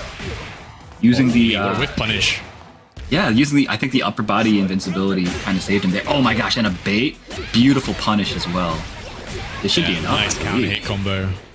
Wow, the optimization from Alex Smith once again, man. The closely like counter hit into the rejump with the break. So crazy. The damage potential super high. Never had to deal with Sugahiko in that final position SPG. And looking real good on set point now. Went for the shimmy there. Yeah, Alex Smith is looking real strong.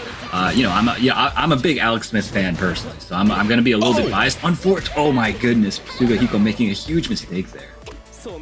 Yeah. doesn't take the biggest punishment, but still. And does get a reversal throw to, swap the sides. Oh my god, the EX splash kick whiffing. Oh, no, that was beautiful. Yeah, it like auto-clicked. Very, very well done. Yeah. He delayed it just enough. I thought it was going to whiff, but yeah, nice stuff. All right. Hiko putting on the pressure. Guard cancel. Counter hit crumple. Drops the combo, though. Unfortunate. Nice air to air as well from Sugahiko off the jump back. Now we're getting another final game, final round. How many times have we seen that today, Aru? Oh my goodness, I don't know. We're only going to keep seeing this too. All these guys are so hungry, playing their hearts out, leaving it all out on the line. This is the final chance. Schwarzer on the throw loops, man. This is so dangerous situation to be in. Oh, another throw. Scary.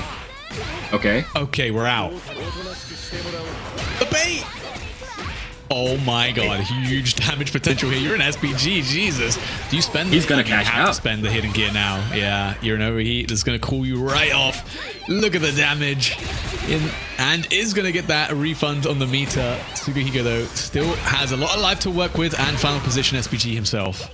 But Lazarus, here's the thing. If he gets opened up by one good heavy normal, he dies. Oh! And this could be it, Lazarus. No way. The hyper defend guard cancel red blow. And it's enough. Alex Smith, you are insane. Crazy stuff. That was so clutch from Alex Smith. His defense was on another level. He really maximized pop-off. every situation. Hell yeah. Good stuff, Alex, man. Wow. Yeah, well deserved. That hyper defense is not easy, right? Off the EX Schwarzer Panzer, like, it's basically, I guess you can delay the flash kick like quite a lot there, right? So it might not be hyper defense timing. It might just be a guard cancel or things like that, or a just defend. Right. But making the big reads, and it pays off. Alex Smith with the Bijan name, man. Crazy. I think that's gonna be up against Cooler now for a chance at that top 16 winner side, which is it's a tough position to be in. But hey, if he's playing like that, I mean, I don't want to be Cooler right now. Oh, definitely. I mean, the way that Alex Smith was playing, he's very. I think it's really inspiring. I think the fact that he's taken a lot of like really like tough losses to like people that he should have beaten in tournaments. That's happened many times this season, and he's just like brushed it off. And look where he is now. He's in the LCQ. He's still in winner's side. He's about to play one of NA's greatest in Kula, and he definitely has a big shot at taking him down, I think.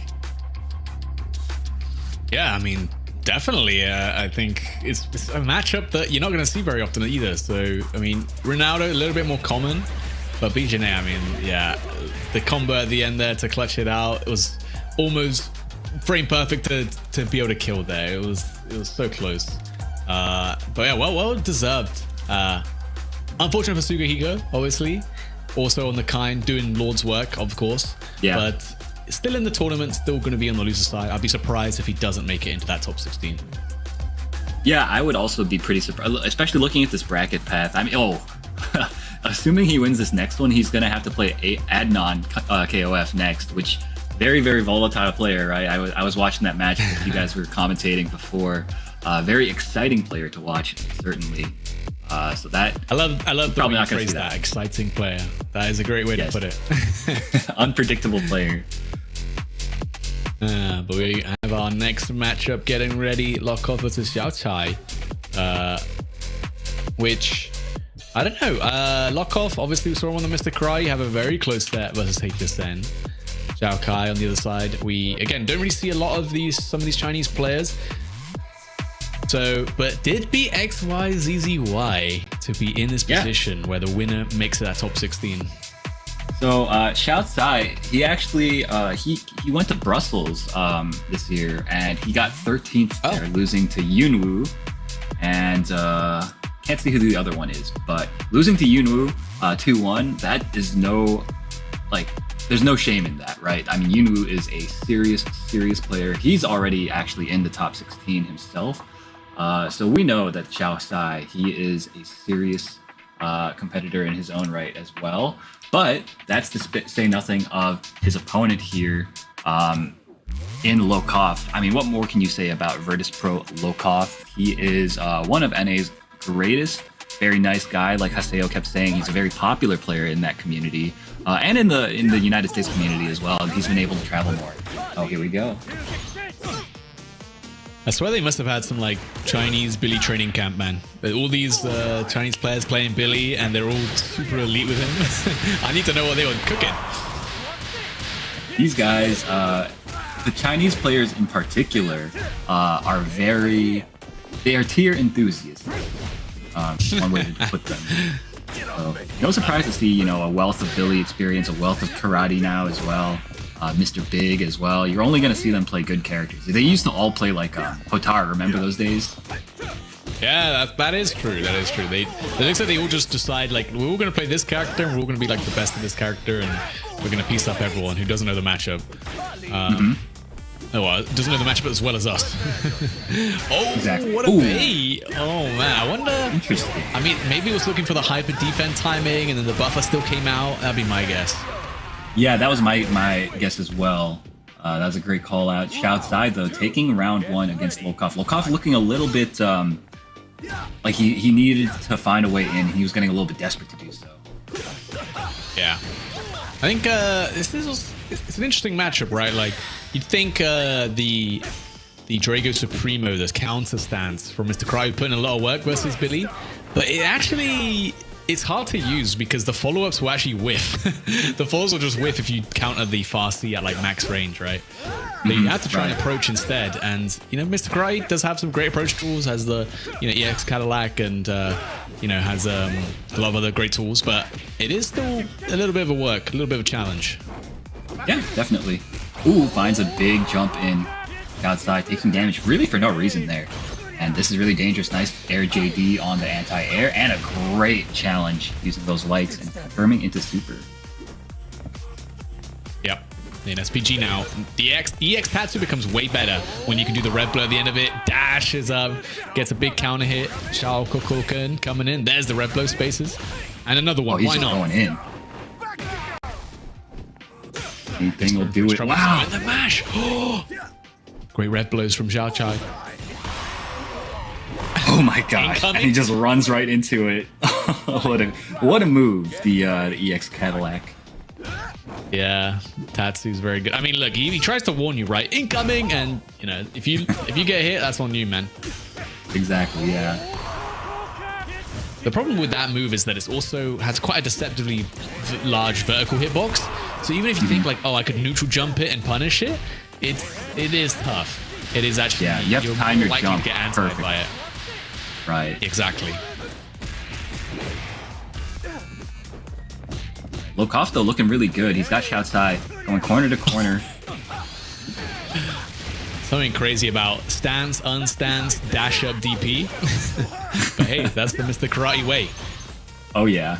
And Lokov was always he was always fairly comfortable taking those calculated risks. Okay. Gets the cross up. Outside, losing game 1 here. Lokov looking pretty good. Round 1. Get ready. Fight. Very clean stuff, actually. I think Zhao Kai didn't really anticipate, Mr. Karate's, obviously he's got the jump back D. The taco kick is really powerful. Having a big cross-up move like that makes it so much harder to anti someone who's crossing you up. Oh, definitely. Oh, no anti there from Shatai. Doesn't get the air JD. I think Lokov delayed that fireball quite a lot, to be fair. Probably messed up the timing. Yeah, definitely. Okay, finds the hit. Gonna go into a combo. Let's see if he spends a bar here. I feel like he should. Yeah. Yeah. It's too much damage. Hard knockdown's too valuable. Just need that one hit. The dash up 2B from Billy. Doesn't go into the super, actually. Just tries to reset. Maybe bait out a Draco Supremo, but it doesn't come. Classic. Oh, no. And once again, losing a round because he was caught flinching by the random Rev Cadillac kick. Katsu. Yeah, also frame trap from the jabs. Obviously, if you break it, it's going to be safe on block at -3. And then also you can just not break it, and then it's a bit of a mind game as well. Okay, I feel like Xiao Tsai, most of his damage comes from sticking out the lights, to challenge Volkov's aggression. Yep. Don't want to be sticking out the lights against the EX Tatsu, though. That'll definitely get you whiff punish. Hey, dashing up, man. Bro, oh my Draco Supremo. 3 hits, no break, though. Yeah, it's a little surprising because Volkov clearly, he's like picking up on the fact that Xiao Sai, he's just like pressing lights defensively frequently. Big damage. And a chance to cool down for Xiao Kai, who has the offense now. Jumps out. The taco kick is going to land flesh. Now Lokov has a chance to move on the winner's slide with this combo. With the hidden gear available, that should be more than enough to kill, just to make sure. And Lokov taking a 2-0, a rare 2-0. Most games have been coming down to that game 3, but Lokov looked pretty dominant in this matchup. He did indeed. That was a really clean set from him. The first round of the first game, Volkov was looking a little tiny bit lost. Like, how do I approach this guy? He was getting checked a lot. But once he kind of figured out Xiao Sai's game plan, he really was able to deconstruct him and get in and really have his way whenever he wanted. So really well played from Volkov. Yeah, he definitely is making great use of Mr. Karate. You know, as much as we a bit sad that he's moved on from Marco to Mr. Karate, ultimately these are both karate masters, right? One way or another. He's still used to throwing out those EX Tatsus in the neutral. That's still the same Marco. That's still the same Mr. Karate to him. Agreed, yeah. And I feel like you see kind of shades of the same way that he plays, like, because he's really good at taking like risks at good times, places that you're not really used to, or you're not really looking for it to come out. And we saw, you know, the random Rev Cadillac kicks, they were counter hitting more often than not, especially in like clutch situations. And that says to me that he had a good read on Xiao Sai. But yeah, we've got our next match. Right. I think it's tough, right? I mean, EX Tatsu, technically you can hyper defend the second hit. That's probably like best way to like reliably punish it. But it, you know, that's a lot to ask. 2-frame window. People will get good at it eventually. I think it's just one of those things.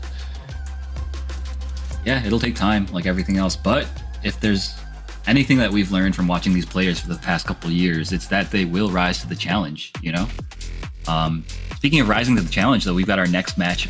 They're getting ready, it seems. It's going to be Masao going up against Gumi. So this is Japan versus Mexico. Two very, very strong players. Both of them have had very impressive tournament runs throughout this season. But as you guys can tell, we're not able to qualify just yet. They're making their final push here at this LCQ.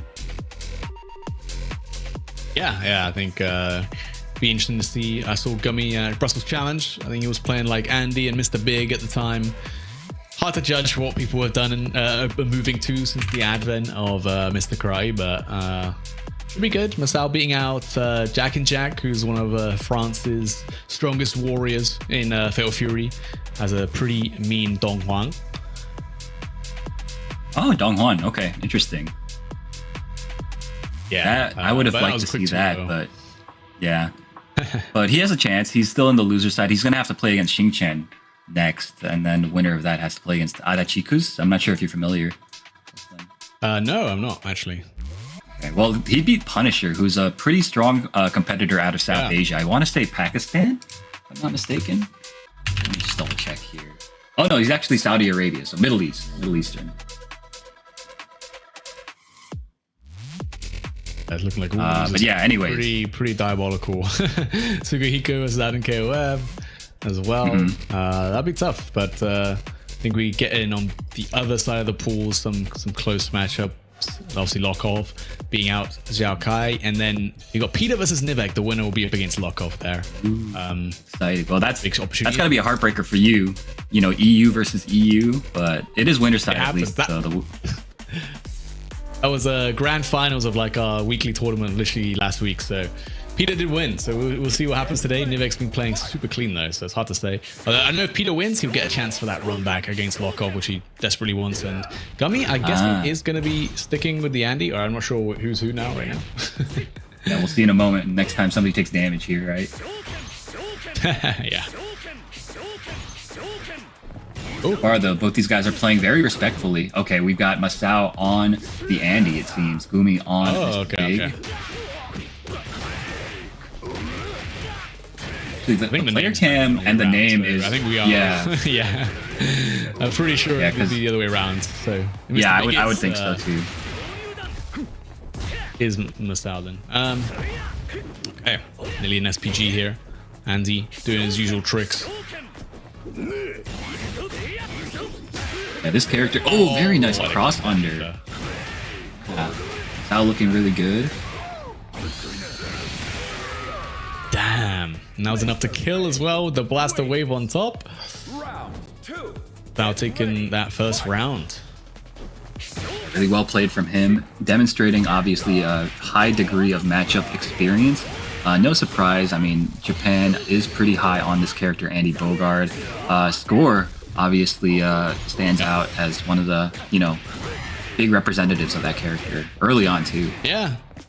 Just qualified for EWC as well at EVO. What a hyper defend on the final hit of the close feed. Clean stuff from Gumi coming through here. Goes for the overhead, but great block from Masao. Oh, but whiffs the air rev blow. This is going to do quite a bit of damage. Gumi does have 2 bars to work with, doesn't spend either of them, and he finds the hit anyway. Wake up command grab does get Masao killed. Round. Get ready. Fight. Yep. Dangerous stuff. Not sure who's going for with that one. I mean, once you roll right, you lose your throw involved, and you kind of have to do something special. You might gamble on like a tech or a throw or something. Alright, 1 round apiece. And the fireballs from Andy, man, they're super annoying, right? They cover this perfect spacing. They're a little bit a start up on them, but almost no recovery, right? It makes it really tough. Obviously, the selling point is they don't go full screen, but as an extended poke in the mid screen, like, it is tough to deal with for a lot of characters. Absolutely, yeah, and it makes sense to like this character in this matchup because of the fact that, the fireballs do help them contend with those gigantic Mr. Big pokes. Yeah. Gumi on last hit situation, and EX Demon Flip will do it. Air to air is clean. The reversal blast away from Asal. Fighting out right now of the corner. And Mr. Big in SPG is one of the scariest characters for sure. Tried to run away from the fast C, but you got nowhere to go, man. That fast C's gonna hit you from downtown. Oof. Runs up close. Caught him. Oh my god. Must have been mashing, I think. Got counter hit. Oh my gosh, he jumps. I don't think this hit. It does hit. Oh my god, Masao. Did the red blow? I'm sure he must have accidentally buffered it or something after the red blow was input. Gumi closing out that first game off that drop from Masao. I'm pretty sure he could have killed that right after that hit. So, man, unfortunate. Get ready. Wow, okay. I want to, I'm curious to know whether he pressed the rev blow before or after the flash, because maybe he saw the flash and he was like, oh my gosh, I gotta help I gotta save myself, But yeah, it definitely looked after. It might be in a situation where he already pressed like a jump button and then he carried it into the red blow to try and do something, right? That would be maybe my guess, but tough to say. Yeah, Gumi taking that first round, man. Super clutch. Yeah. All right, and Masao getting a big hit there. Really needed that. Ooh, nice check on the dash up with the down C. Yeah, so it's a really good 2C, man. The range is deceptive, and it's quite quick to recover too. Ooh. No anti-air, no. Just gets hit. Actually worked out for him. Yeah. I get it. Your opponent's not ready for you to just get hit by the jump in, so they're not even thinking about it. Ooh. Nice anti-air though from Masao, and he's got enough bar. He can really make this hurt, possibly even kill. Oh yeah, he just spends it all. Spends it? Oh, actually, he wants to see the hidden gear. I guess so. I mean, it's a cool one. Can't lie. Just a nice close-up of Mr. Big's big bald head. Yeah. You know what that says to me? That says that they didn't want to animate, the player on the ground getting electrocuted. Might be a bit brutal. Yeah, maybe. I like it. Different POV. Like POV, you getting jumped in Southtown. For sure. Nice pressure sequence though from Gumi.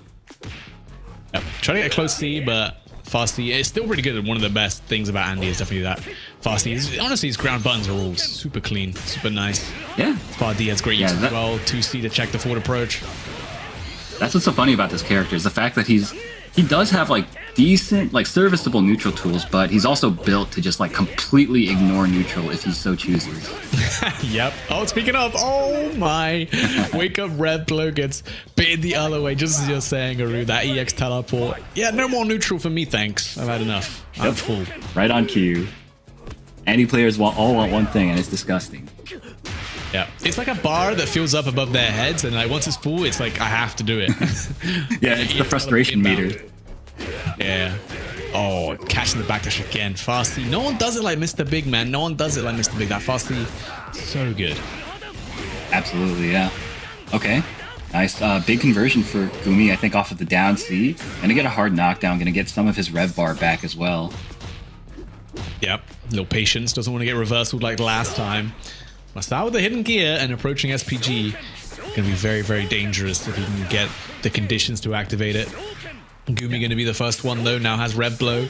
Definitely makes his block pressure very scary, and he can easily overheat you if he gets the chance. Dude, do you think it might be the right idea for Masao to just get hit by a fireball and get put into final SPG?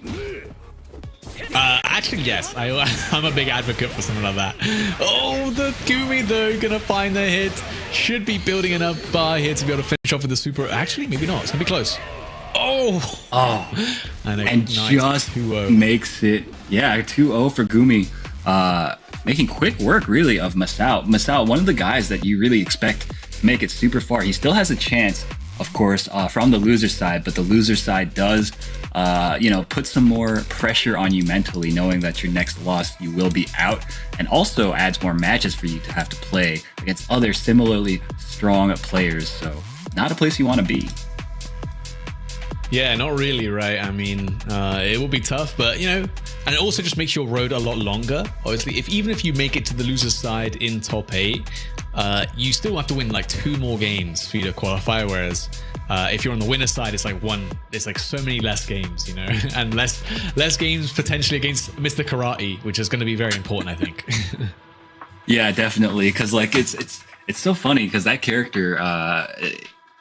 Obviously, he's got one move that makes him really powerful, but the fact is that different players can use that move very differently. So it's like every time you play a new one, you have to like figure out the timings that they like to go for it, and then play around it, what options they like to use out of it. It's like there's so much going on there just out of that one move. The branching sequences is just it's mind blowing. I like Igumi. He like pressed his C button there. Like as the last hit, the super hit, as if like it does more damage if he like just frames it. You know what? Involved. Maybe it did. I don't know how the character works. Like I haven't labbed it. Maybe it's possible. It's possible. I love to see what the players do, like when they're either getting hit or like they're doing like a combo or things like that. Like when I get hit, I just mash buttons like crazy. Oh yeah, which me too. Is a terrible idea in games where there's like air teching and stuff. Luckily, like not really a thing in Fatal Fury, but in games where air teching and they like drop the combo and I'm like caught mashing, I'm like, oh damn, that sucks. Yeah, no, definitely. That's happened to me way too many times to count. Okay, so taking a peek at this bracket, I think there's a high chance our next match is going to be Nivek versus ET. This is going to be a loser's side match going into the top 16. Oh, a rematch, isn't this? Didn't they play this in the winner's side? And Nivek actually won, right? You're right. It was 2-1 too. Yeah, it was super close, but Nivek played super clean. So you gotta be thinking as Nivek, you're probably fairly confident. But you just lost to Peter, which you can't feel too bad about. It's gonna be another Andy in that top 16 winner's side up against Loco. That's a rematch. We'll get to see that after we finish the pool games, which we're getting very close to. But Nivek versus ET. I wonder what ET does, right? Do you go back? Do you stick with the Mr. Karate, even though Nivek already showed you his Krauser can definitely beat it? Yeah, that's a good question, because ET, his Hokutomaru is quite adept, right? And I feel like Hokutomaru, he does like okay against Krauser. I don't know. I still feel like if he's been practicing more karate recently, he should just stick with the game plan. I mean, 2-1, it really could have gone either way. And a player, a world-class player like ET, Evo champions, multi-time Evo champion even. Like this guy, he is able to adapt. So yeah. Yeah, it will be interesting. I feel like I would like Tomorrow in that matchup, but it is tough, right? Tomorrow started season 2. Everyone was like, man, they didn't nerf this guy. He's going to be the best character in the game. Nothing changes. And then 2 months later, no one plays the character. I don't know why. I mean, I know why, but it's an interesting phenomenon, right? It's like you'd expect this character to continue his dominance, but I think the meta kind of evolved a bit where Oki's a little bit harder to come by, right? And things like this. And his reward off of hitting you is substantially lower, even though his neutral game is like unprecedented because of his double jump. It's like you're playing a game of like risk rewards, and a lot of the time your risk is not worth the rewards when you're playing Tomorrow. I think against Krauser, you're gonna feel that. You're gonna feel that way more when every touch he's doing to you is like half your health, and then your touches are like, well, I got a frame trap with my lights, and then now I do Q Hadan, and then like I do like 20%, you know. But it won't be the rematch. Right. Nivek versus Mr. Karate on ET. Yeah, it drops the combo off the wild punish. But ET finds another hit anyway. Gonna get a soft knockdown here. Tries to chase the roll, but lets him roll out of the corner. A bit unfortunate for ET. And now it's Nivek's turn to put on the aggression. Never mind. Draco Supremo, baby. On the frame trap situation. Can be scary, right? Especially on a character with the command grab, but we saw Nivek doesn't like the command grab. He doesn't really go for it. Unstands right in your face. Cross up. JC, that's the power of that big cross up move. Sir. Damage, holy moly. To the corner you go. Oh my goodness, he is just... Nice block. Oh my, clean stuff from Nivek. Can't quite finish it off though.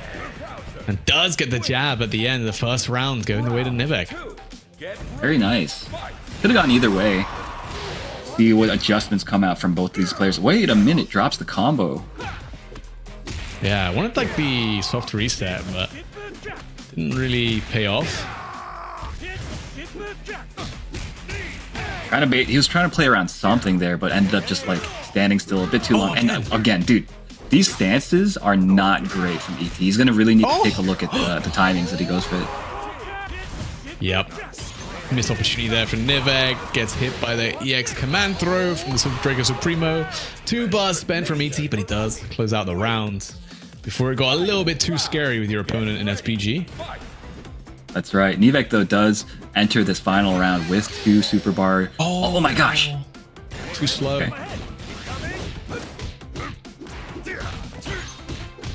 No autocorrect DP from ET. Okay, luckily no big connection for Nivek there. ET charged up the fireball. It becomes a surprisingly good anti-air once it's charged up. Big opportunity here though for Nivek. Lots of damage. Yeah, Nivek, I think he's just like calling out the specific timings that ET goes for those crazy ignorant options like the random rev Cadillac, like the stance. Oh, not that time though. Gonna get hurt pretty badly for this one. Yep. Gonna be put into SPG though, and no hard knockdown lets you play the situation. Ed Air is clean. The mash, the 2B works out into the hidden gear. Nivek, I think you're just about alive. It's gonna be close though. Let's see. He explodes here. Looks like I'm still going. Wow, that actually killed, man. On ET, gonna be taking the first game here, man. Holy. Get ready. Fight. That was a very clutch situation. I think so. It looked like Nivek was trying to call out like a Draco Supreme and wait it out, and that's why he just ended up getting hit by the down Bs before. Oh my goodness! Wake up, counter, and do a ton of damage. So just did it. Yep. Especially when you get that clean hit counter right. You don't even have to spend very much rev because you get to just break the follow-up as opposed to having to rev cancel it. So it's so clean. Wakes up with a DP on what looked like a safe jump, to be honest, but it wasn't safe enough, I guess. Nice wake up jump. Kaiser wave. It's not enough though. Dude, he has such a good read on when ET goes for those random neutral Draco Supremes. Wait, is he dead here? Nah, no way. Oh, the read on the throw. Nivek guessing right on so many of these situations, man. Scary situation. Should have been Nivek's round anyway, but the pixel of her life. ET almost made that sick comeback. JC, bang. Gonna be a ton of damage here. Yeah, catching the back of ET's neck with that one. Gets a big knockdown here. Tries to chase, but the back jump from ET and a great, huge fireball. Hey, hey. Damn, try to neutral jump the follow-up, but ET delays it a little bit. Smart stuff. As smart as you can get. Yeah, right. I was about to say. Nice. Baits it out. And with the wall hug. very nice. Stylish, too. There's a silver frame. Yeah, clean stuff, Nivek. ET, though, does have 2 bars to work with here. Oh, and this, yeah, this should do it. That was kind of gas, actually. The 2B to low profile, the early JC, actually worked out. And that's that KOF DNA, bro. That's the... You better have clean jump-ins against a guy like this. Get ready. Fight. found the answer to the JC, which is basically what I was looking for. Nice hyper defend guard cancel. That's what we want to see. Wake up DP. We don't want to see that. Catching him try to jump out. Oh, it is. Hey, hey. ET's been really good at calling out when Nivek wants to try to cross him up and meeting him in the air with like the jump Ds. Uh-oh. Yes, a ton of damage. Get counted by leg tomahawk. That'll happen to you. Command throw, first one we've seen. Gonna be tons of damage, but it's not gonna be enough to kill. And now ET and SPG has a chance. Wake up DP, not a single one has been blocked. Counter hit, but no, it doesn't build the meter. Oh, the hyper defend, but oh my god. Oh my god, the red blow. The jump again. Nivek somehow keeps, I don't know, keeps his composure. Dude, ET is like, he's a scramble king, right? This guy, he like, in situations where a lot of other players would like try to disengage and maybe reset to neutral, he just like, he's content to force you to guess and live and die by his decisions, right? Sometimes it works out for you, sometimes it doesn't. And these dash up leg tomahawks are working out so well for Nivek. He's always catching ET trying to do the dash up 2Bs, which usually so hard to get around such long range, such low recovery, but leg tomahawk doing a great job. Definitely. That was a beautiful air to air there into a full conversion. Bang. Well done by Nivek. And now he is one round away from eliminating ET, beating him once again and moving on into this top 16. Yeah, can he do it again? That he's still clean with the hyper defense, man. He's still clean, gets hit. Big opportunity. Nivek gets the link into that 2C. Tons of damage. Gonna end in the Kaiser Claw for the hard knockdown. ET. Whoa, finally a bait on the reversal DP. And Nivek, you might just be able to kill. This is Krauser we're talking about. Gigantic Cyclone. Is it enough? Still alive. Oh my god. Uh-oh. I've seen this one too many times. Right? Like, remember his ET's miraculous evil run last year? This guy, you do not leave him alive. I'm scared. I'm so scared right now. Oh, I'm terrified. And yeah, Nivek doesn't have any bar either, so he's... Oh my gosh, wait a minute. Yo, Lazarus, are we seeing this? Are we seeing the same thing here? We might be. I think oh no. There's not much you can do to avoid the guard break, right?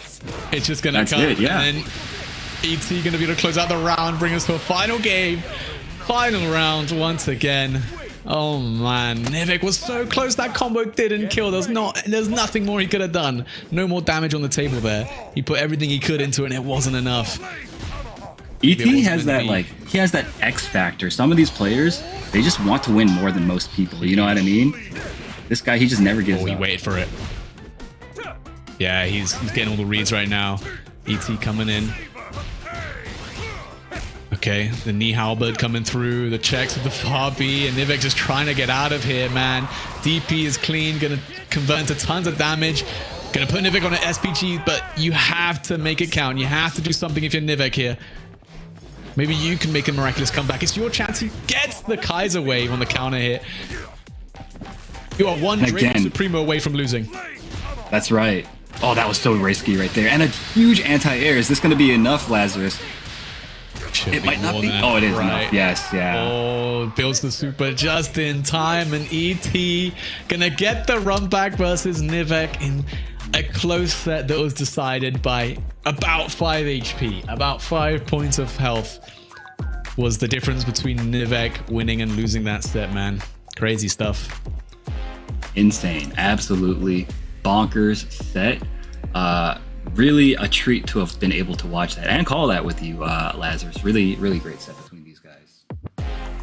Yeah, I think that was almost the last set we have from the loser side, actually. I think that was actually. So we do have our top got one more. 16 all decided now. Oh, is it one more? It looks like we still got... Yeah, I missed this one. Alex Smith versus Adachikus is going to be coming up. But yeah, look at that. Ooh. Damn. Yeah. ET got his run back. Can't fault that. These two had some of the best sets. And Nivek, you know, so close. Really, all that training's paid off. Would love to have seen him in that top 16. Obviously, unfortunately, he had to run into Peter on the winner's side. That's always going to be a tough matchup. When you know someone in your region has your number, and then he's your matchup for top 16, it's going to be hard.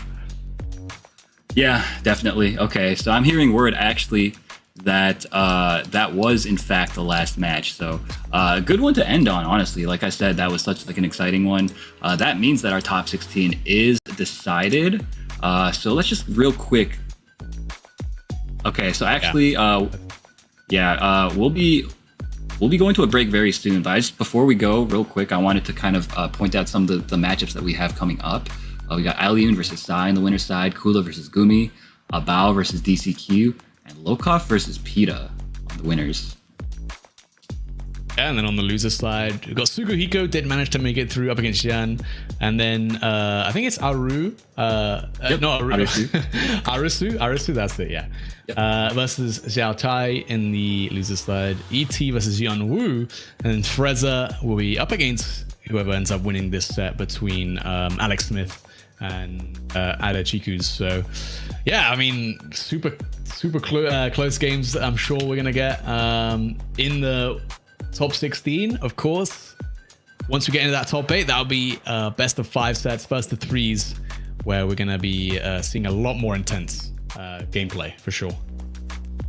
Agreed. All right, so don't go anywhere, guys. We will be back after a very short break to continue with this top 16.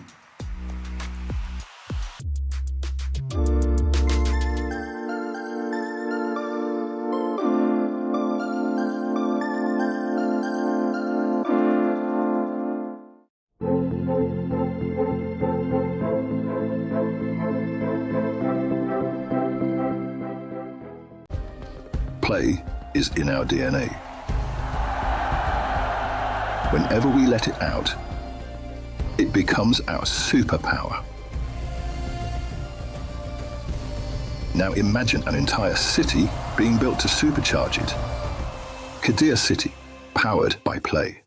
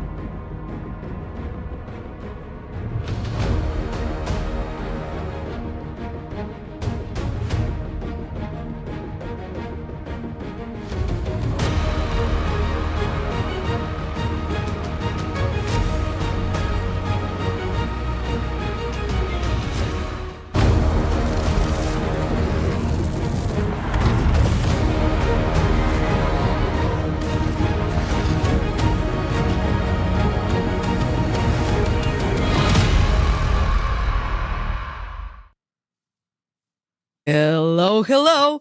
We're back with more Fatal Fury City of the Wolves action. I'm glad to be back with you, Aru, because we are going to have a very good top 16 right now. That's right, yeah. So we were talking a little bit before the break about the people that made this top 16. It's obviously stacked with a bunch of really, really strong players. On the winner's side, we've actually got Alioun going up against Sai. And then we also have Kula versus Gumi, Abao versus DCQ, and Lokov versus Pita. So already very, very strong. Can you go walk through the loser side for us real quick? Oh yeah, totally agree, because a little unfortunate because we are gonna have two Mexicans playing against each other. Okay, It happens sometimes, but nice to see there that Kula is ready with the Ronaldo, and Gumi, of course, with a lot of options like Mr. Big, Andy, Rock. So I'm kind of curious which character does Gumi want to play, and of course Lokov versus Pita too, because Andy and of course Mr. Karate. So this is gonna be really interesting, Aru. Agreed, yeah. So I think okay, so also on the loser side, we can't forget we have Sugahiko going up against Shen, Arusu going up against Xiao Tsai, ET versus Yunwu, and Freezer versus Arachikus. Arachikus is the last one to have qualified. So this is loser side is almost all East Asians except for Freezer. Arachikus, of course, from Japan. One of the players that has kind of flown under the radar a tiny bit, but obviously a very strong competitor to have made it this far. Of course, because Shan already in losers, so Xiao Kai, of course, and ED. Yeah, but okay. Abao versus DCQ2. So I don't remember which character was playing Abao. Do you remember, Aru?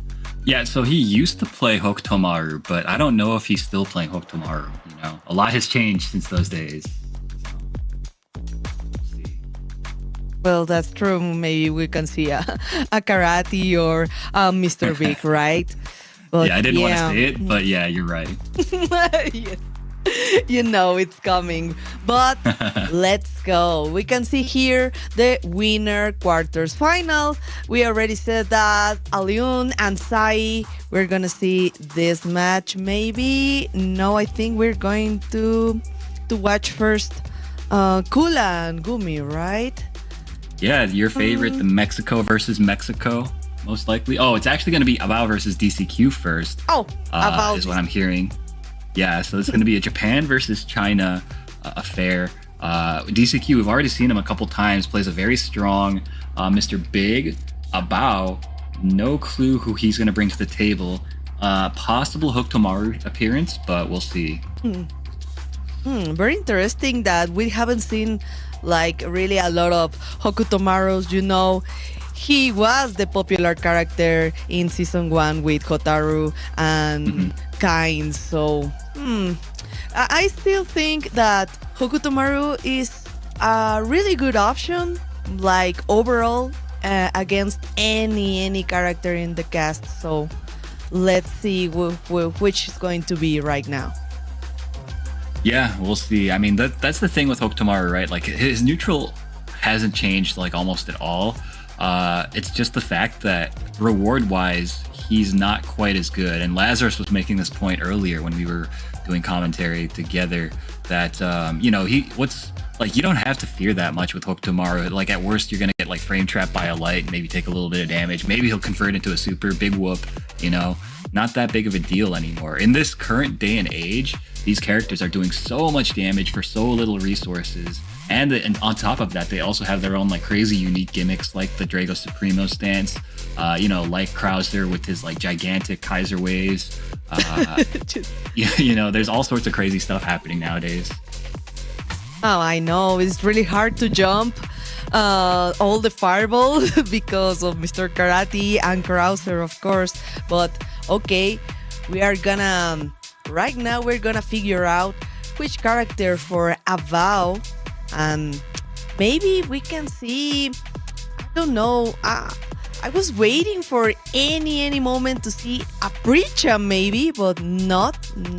And rock, I haven't seen like a preacher or a rock, so I want to see which is the option for a bow. Yeah, I actually, now that you mention it, I don't think I've seen either of those characters either. And I've been paying attention to the stream basically this entire time. And if I haven't seen it either, then they probably just haven't appeared. I'm sure there's one in the bracket somewhere. I mean, we saw all sorts of crazy characters. We saw a T-Zoc, we saw some B Jenny. Oh, the T-Zoc, yeah. But there's actually a Donghwan player, Hado Jack or something. But he never appeared on the stream, unfortunately. No, on the stream. There is a lot of variety. And because Super Grenya didn't make it, we couldn't see like a pre-chai specialist, right? So, okay, a little unfortunate, but okay, we still have options. We still have matches. So we are right now into top 16. So this is gonna be really explosive, Aru. Yeah, definitely. Again, like we still have no idea who Abao plays, but there is a chance that it's going to be Hokutomaru into a Mr. Big. Oh, let's see. Oh, it's a Billy. Oh my god. Oh, really good option, okay, to fight versus Mr. Karate. Of course, the Billy and the counter hit too, because, oh my god, DCQ already is suffering a lot from this entrance. Agreed. Yeah, he's got DCQ on the ropes already. Both of these guys, of course, fighting with big sticks. Abao's, though, it reaches a little bit further. Oh, okay. The rep low, 1 bar. I don't think maybe DCQ will have the chance to use it in this round. So yeah, watch out for that rep low and the high dodge. And Abao was really ready in this situation. Yeah, great reactions from this guy. Older guy, by the way, but you wouldn't guess it from how well he's reacting, how well he's playing. Obviously here to compete with the best in the world. Totally. Oh, a nice counter hit with the far C. Let's go into the hard knockdown. Okay, nice guess. The well punished, but not be able to convert. That's really unfortunate. But of course, don't worry. We got the bar, the first ignition, and again trying to go for the close D. Oh, nice pogo. Yeah, Bao, though, does have final SPG, so he can put on a lot of pressure with those Rev Excels. Maybe even... Well, he's going to do a lot of damage. I don't know if he kills you. Almost. He could have. Almost. But, That's it right there. That's so crazy. The fact that he's able to get 3 lights from that range and then convert into a super, has all the time in the world to hit confirm. Really blessed stuff for this character. I thought that maybe something was going to happen with the hyper defense, but okay. We're gonna change the SPG. Ah, yes, of course. The Fino Radio, don't worry. Just take a break. Deep breath, because Bill is still a hard matchup, even if you know how to fight against him. He's gonna do something and then win the match, right? Yeah, definitely. I mean, DCQ, I think the game plan for him is pretty simple. He needs to find the knockdown here, and then he needs to put some pressure on Billy. Billy, of course, doesn't have great wake-up reversal options, so if he can find that knockdown and run that game plan of his, I think he'll be looking pretty good. A nice way to interrupt with a counter hit. Just JDs, yes, but no more options. Let's go into the corner again. Oh, the heavy kick, just defense. Nice third that Abao is doing right now, Aru. Definitely. All right, so we've got DCQ, finds the knockdown, but backdashes actually. Now he has to work his way back in. I'm seeing a lot of neutral jumps from Abao. But, okay, the counter poke, I like it. SPG in, be careful, yes. In any moment, the rep low, and I think this would be enough. Of course, Billy has the damage, has the conversion, and let's go to the next round. Yeah, well played from Abao. He's gonna be on set point here if he can manage to get this round. And that's a great start, finding the counter hit on the second hit of the Rekka. Oh, bullseye. Oh, the first thing. Oh, he tries to go for the command grab, right? Oh, okay. We have the bar. Let's suspend it and get into the SPG zone. Not right now. Okay, trying maybe to keep it to finish this round. Almost get the intro. Wait a second, he messes up his hyper defend. This is gonna do so much damage. He builds the second bar. Yeah, this is actually over. About beautifully calculated from him, using every resource to its full potential and moving on 2-0 over DCQ into the top 8. Oh man, I love the Billy privilege. Of course, we have the conversions, we have the lights into a really good combo, but yeah, I think like from Hokutomaru to Billy, I think Billy's still like the best option from these two characters, but it kind of depends, because if you want to fight with Hokutomaru versus like Mr. Karate, it's still a really good option to double jump into the feint and wait for the Drago Supremo, right? That's a good point. Yeah, I mean, he's got some stuff that's useful kind of in any matchup, right? So if you're more comfortable on the Hokutomaru, I would recommend picking him into the Karate. But that Abao's Billy was looking quite competent. I think that if he plays against a Karate player, he's probably just going to pick the Billy. And I suspect he's just going to stay Billy the entire way, right? Totally agree. But let's see. We're going to have another great match on screen. Because, yeah, I think right now Kula and Gumi are prepared to be on a stream in this moment, Aru. That's right. So Kula finally making his appearance on the stream. We did see Gumi earlier. He was playing Andy. Yes. Against, it was Masao, and he beat Masao 2-0 in a very strong performance. So this guy obviously here to play, here to compete, here to make it as far as he can. But the same can be said for Kula, who is one of Mexico's greatest, both in this game and in the King of Fighters. Very, very legendary player in his own regard. Of course, because of KOF. But right now, looking very strong in Fatal Fury, using the Ronaldo. I think Kula was trying to switch between Mr. Karate and Ronaldo, but I still think like Ronaldo is very, very really good character for Kula, because he loves to do the DPs. He likes to mess with the opponent's mind. Like if he going to do another DP, maybe like the 5th time, and yeah, it works, Aru. Yeah, he's really good at getting under your skin, Kula. I think Ronaldo certainly fits him very well, and also just the fact that like he makes decisions really quickly, and Ronaldo is a character that puts you into these situations very frequently where you have to guess, is he going to frame trap me? Is he going to go for a throw? Is he going to try to steal a turn? And he's really good at cycling his different options and kind of maximizing his returns from all of them. So this should be a very good match between two very strong competitors from Mexico. Definitely, and with a lot of options, at least for Gumi. But remember, maybe we can see the Mr. Karate for Kula too. So I don't know. It depends. I know he actually he doesn't play a lot with Gumi in the online tournaments, because Gumi doesn't like to play a lot of online. But Kula is always practicing, is always ready, because he knows a lot of matchups. Oh, that's true. They play already in Blink Respawn. And Gumi was using Mr. Big.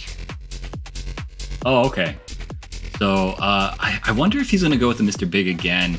We did see the Andy earlier, but Gumi, of course, does have a lot of different characters that he plays at a very high level, so we'll see which one he chooses to bring out for this matchup. I think we're still currently trying to get the players situated, so bear with us here while we do that. I just wanted to also take a look at the rest of the bracket. Actually, Alioun just beat Sai 2-1. So Alioun is going to be in the winner's side of top 8 as well. And PETA beat your boy Lokov 2-0. So PETA then is going to be on the winner's side of top 8. Oh my God, one of the strongest, Andy. I think it would be really worth. I think that would be a great opportunity if we can see Gumi versus PETA too, because of the Andy. But let's see. Yeah. Oh, okay. So in loser rounds, we're gonna have Lokov versus Shan, and Tai just waiting for his opponent because of Freezer and Adachikus. I'm afraid I'm not sure what does Adachikus plays actually. Yeah, I don't know either, unfortunately. And Shao Kai versus Arusu. Arusu. Yep. Arusu. I can kind of read hiragana and katakana. But Okay. I don't practice too much. Oh, but yeah. It's on the screen right now. You have to dance. You have to promise that if Kula wants, you have to dance the Ay Kula, la gente de cama. You know you like that song, Aru. I love that song. Yeah, it's definitely a classic. Yeah, but yeah, obviously a very historic player. Kula is a lot of very funny stories about this guy. Gumi, though, of course, has been around for a long time as well. Gumi, I think, started in NRS, I believe, is when he became like very, very good and known. But now he's a very strong KOF player and also now a Fatal Fury player as well. So no surprise to see him competing at this high of a level. But Kula is not going to make it easy for him. Oh yeah, so Megumi. This is what we say in Mexico too when we see Gumi play. So I think they are ready. The handshake, and of course, Gumi. I think he prepared a lot for this situation because he knows there was an option that maybe he was gonna play versus Kula. So he remembers Blink Respawn, and actually Kula won that tournament, Daru. That's right. Yeah, I remember. Do you think? Oh, okay, interesting. Do you think Gumi plays against Neku very often? Not too much, honestly. So let's see if we are prepared for the Ronaldo matchup because all of the fireballs. But I think Gumi right now finds an entrance. Be careful! This is too early for these DPs. Yeah, definitely. But Kula, of course, that's kind of the hallmark of his play. He's just not afraid. He trusts in his decision making, and I think that's a really strong quality for a player to have. And almost ready for the SPG zone for both of them. So be careful. We can. Gumi's almost overheated. With a really good Reblo. Yep. Oh my God, the crouching C. Beautifully done from Gumi. And that'll do it, yes, going into the super, taking round 1. But that was very close. Kula kept it close the entire time, even though Gumi took a bit of an early lead. Oh yeah, be careful with the king of the frame traps. So let's go, the counter hit. Okay, still a good situation for Gumi actually. So JD, but no DPs, no more follow-ups from Kula. Oh, another grab.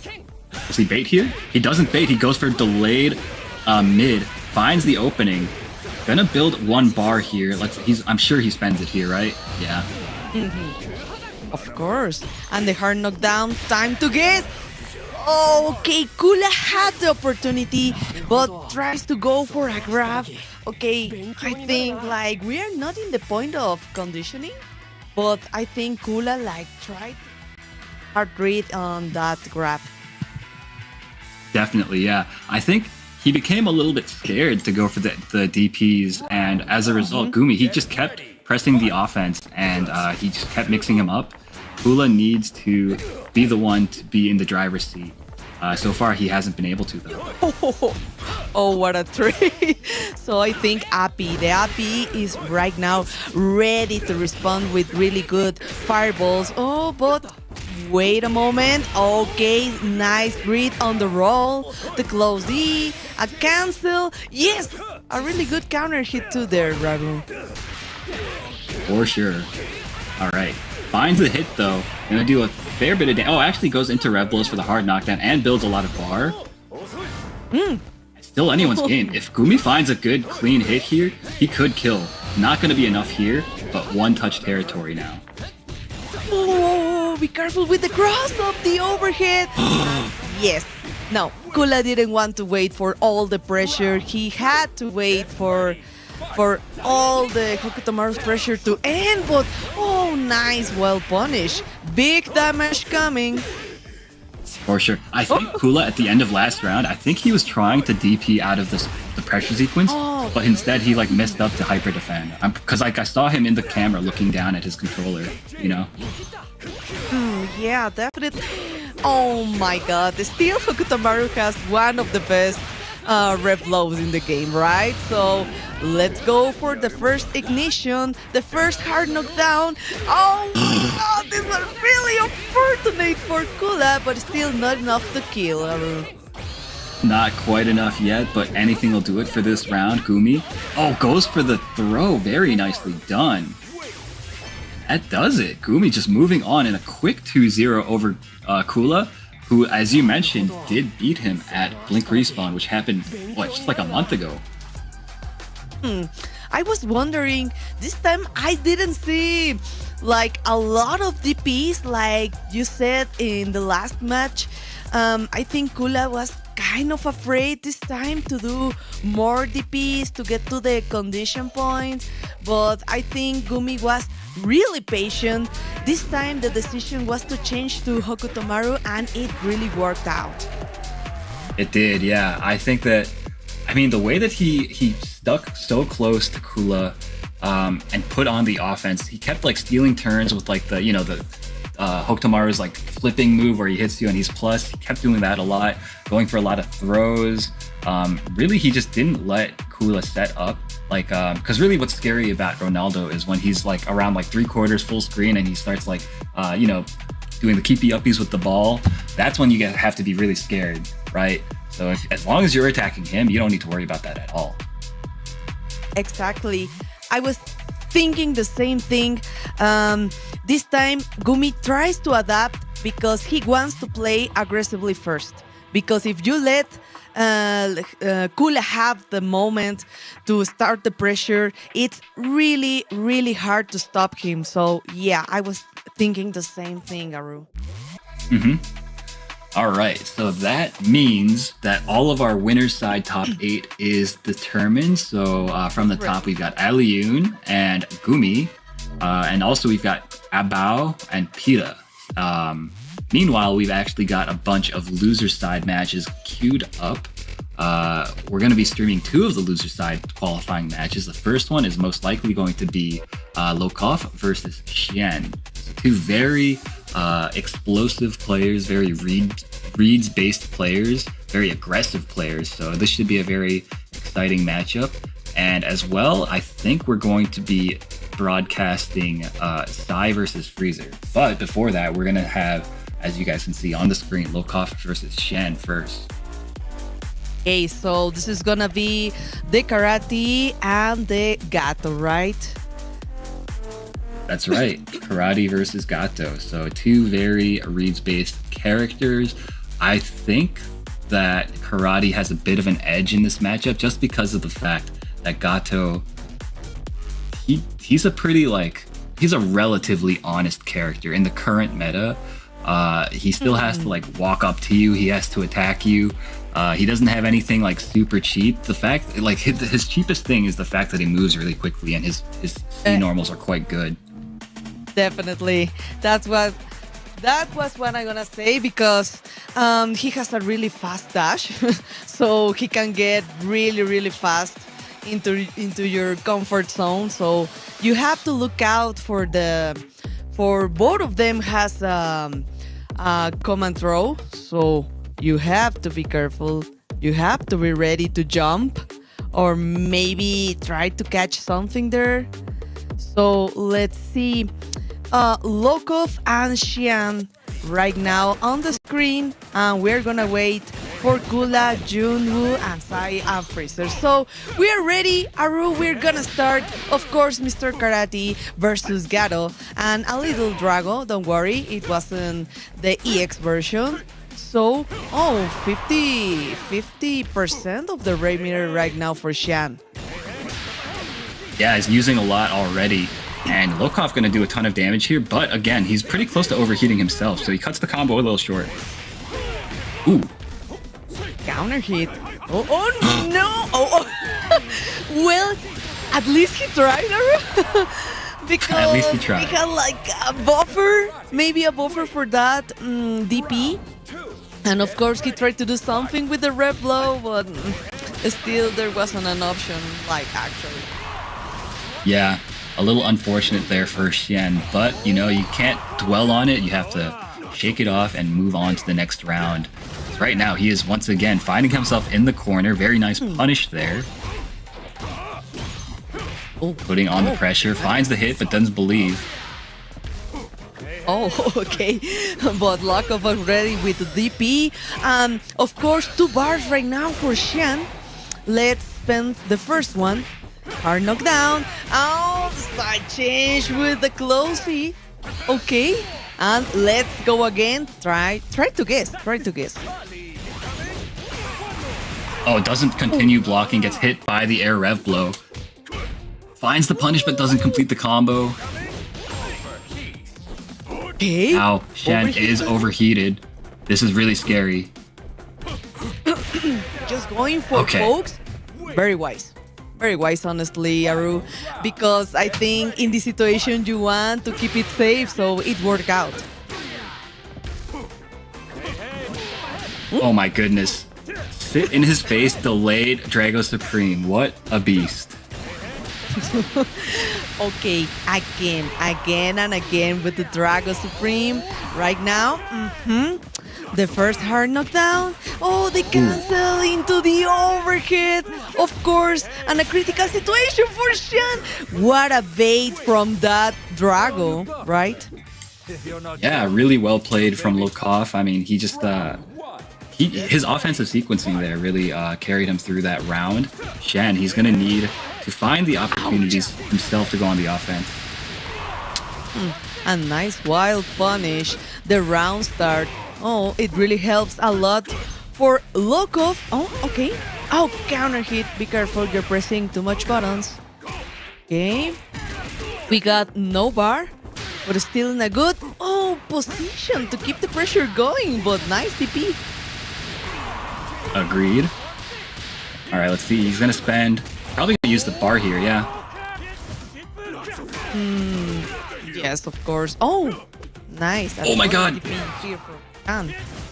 Shen mistimes his meaty and now has one more chance.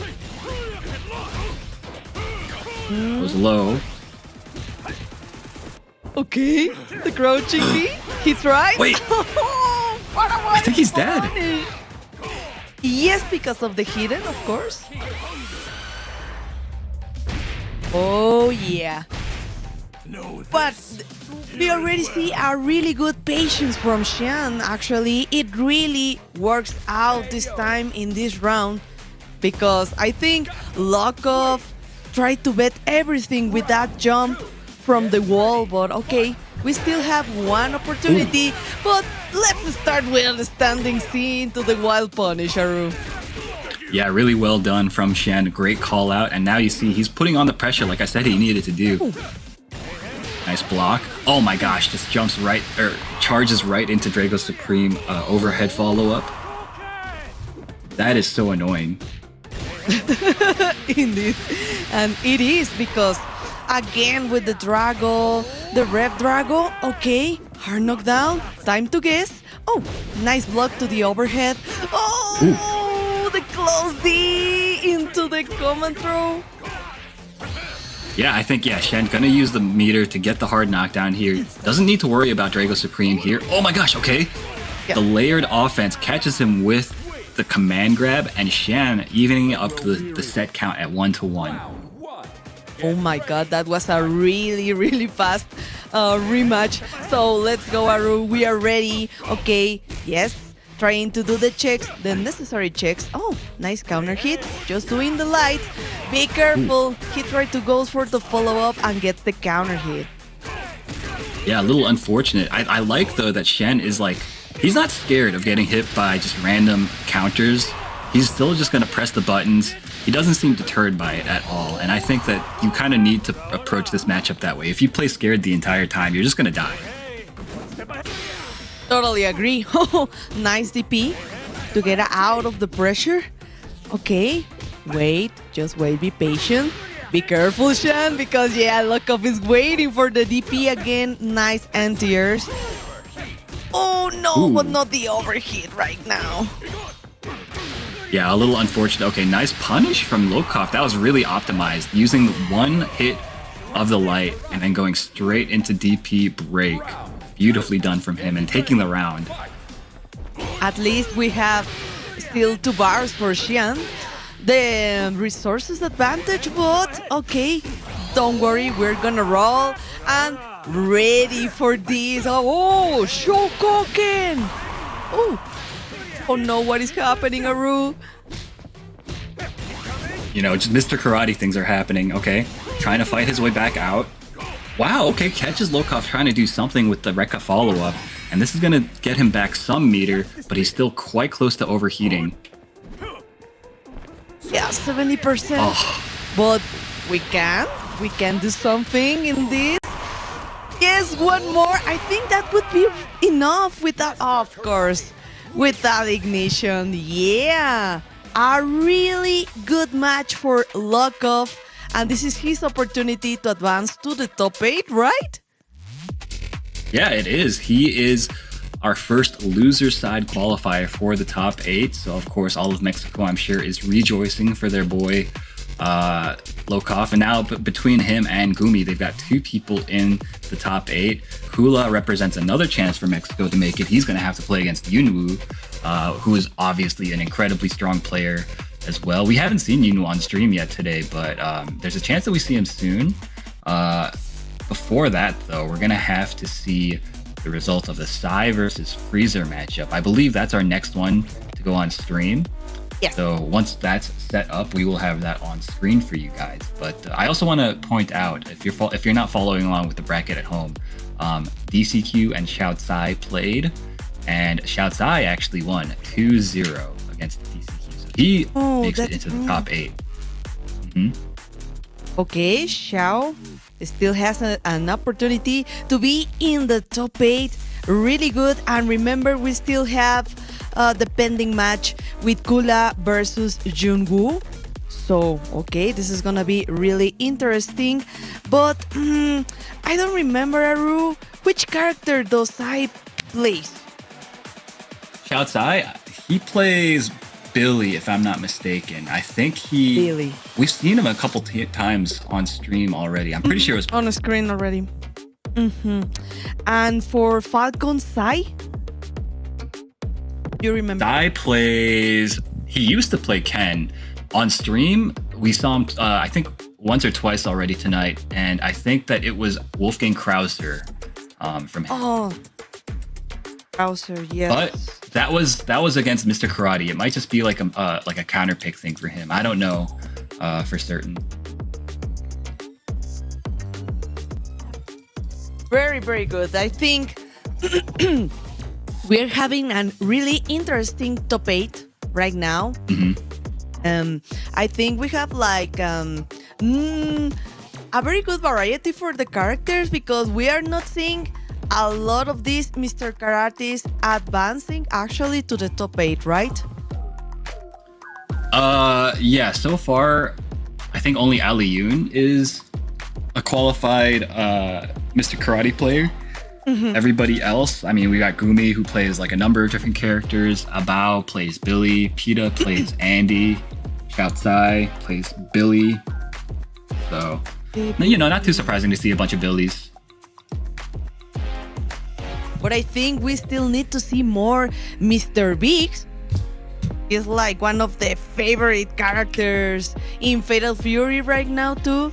So, I think like maybe Freezer is thinking with his options And yeah, we see right now the handshake, so I think we are ready, Aru. I think so. So we got Sai versus Freezer. Both of these guys have been traveling all over the world to compete in Fatal Fury this year. It all comes down to this one matchup between the two of them. Who is going to qualify into this top 8 of the LCQ? Honestly, I have no idea who wins this, man. I mean, these guys are both like elite players, and they've both improved so much over the course of this season. Round 1. Get And ready, yeah, of course, fight. we see right now the Krauser. And okay, the round starts with the Drago, but of course, thanks to God, we have these really nice fireballs. So be careful the way you want to approach. And yeah, this is another option, but nice catch. Agreed. Okay. Yeah, Sai just kind of sticking out a bunch of really big buttons all over the place and hoping that Freezer runs into them. And so far, Freezer has been obliging. Yeah, oh, be careful. You see? Look at that. Really nice space trap with into the wild punish, of course. And oh, what a neutral jump, Aru. Absolutely. And now Freezer has a big chance. Nice guard cancel into the command grab. It's going to do a decent amount of damage. Gets the hard knockdown with the rev and does the taunt to overheat him a little bit. But you know what? Sai just answers back, sticking out buttons, confirming into a combo. Ready, fight. Oh yeah, I think this was like a little too risky because of the charge of the DP, so be careful. We're still have another round to try and adjust this strategy. But right now, Freezer has one bar and oh, he tries to read the roll. Yeah, a little unfortunate, mistimed it a little bit. And now Sai still has a bit of a life disadvantage, but he's starting to try to zone. Oh, never mind. He's lost it again. Oh, Shipuken and the dash, okay. Oof. I like the way he tries to challenge this, but still, no. but it worked out. It worked out, Aru. It did, yeah. So Freezer, he's very close to losing this round. He's about to get overheated. Doesn't matter. Empty jump low on the other side. Catches him walking backwards. Sai taking game 1 over Freezer. Now Freezer looking to the heavens. He's thinking, what the hell do I do against this guy, Sai? Oh, he's going back to character select? Okay, do we have another option? Another character maybe? I don't think so. We just need to take a deep breath because I think you don't see a lot of Krausers, but I still think he's a pretty solid character. Yeah, no, I think Krauser is a great character, and I think Sai is demonstrating that he has some good stuff that forces Mr. Karate out of his comfort zone, right? The fact that you can kind of threaten the overheat with your Kaiser waves, and also you can kind of you can play the zoning game with him. It's a little bit tricky because he does have like the chargeable fireball and the super fireball, but you can do that, and you have that very unpredictable leg tomahawk that you can just use to apply pressure. Oh yeah, completely agree. You have to look out for the tomahawk actually. Oh, okay. Oh, the perfect distance to punish the Drago, the overhead. Be careful with the just defense. Oh, trying to catch something with the far C. Okay, be patient. Yes, didn't try the anti-air, but just waiting for Freezer right now, and he got his reward. Yeah, it feels to me like Sai is just kind of playing at a very like far spacing, and Freezer, when he can't get his offense started, he gets a little bit frustrated and he overextends into these far Cs, which leads into huge damage. Okay, this is a really big break for him. He needs this. He needs to really play this knockdown well. Okay, the close D. Crouching B, really good option right now. Let's go into the pressure and the bad dash, trying to bait something. Oh my goodness, baits the throw there. Sai gonna do a ton of damage here. Goes into the gigantic tornado. Empty jump low. Yes. Empty jump, of course. Oh, okay. Oh, Oh, he baited really good that red blow, but no punish this time. Okay, wild punish, but no convert. Be careful with the tomahawk. And right now, into the overhit. Don't worry, we got already this option for Sai. And wow, I'm really surprised, Aru, because right now for the top 8, we really had good options for the characters, because right now we're going to see a Krauser. We are indeed, yeah.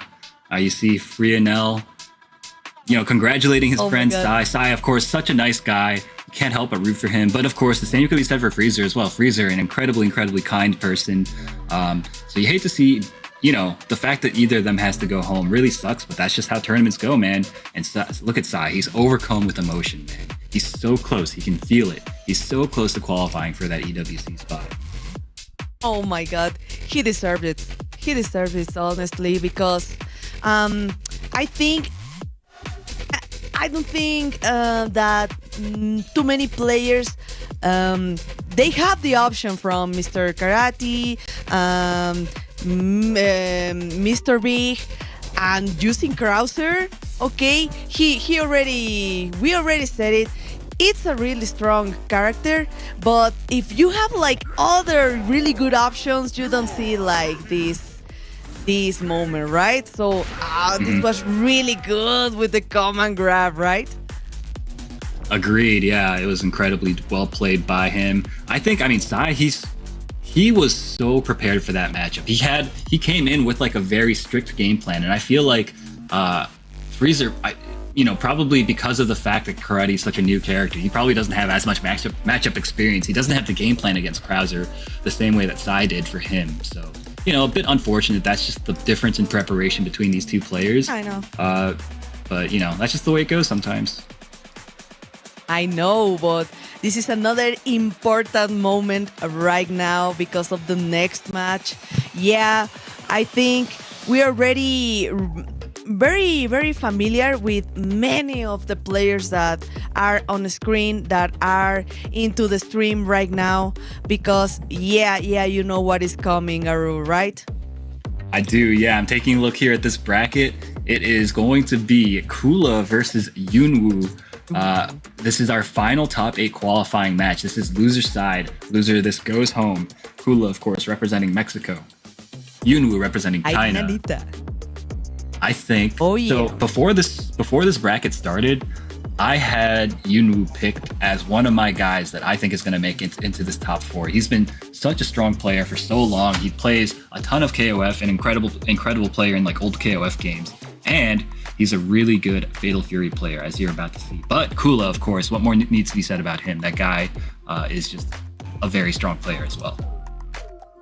Yeah, the problem here is you have to be really patient playing versus Kula, because the DPs are coming, the frame traps, and this fireball that I think still one of the best fireballs in the game. I don't know what you think about that, Aru.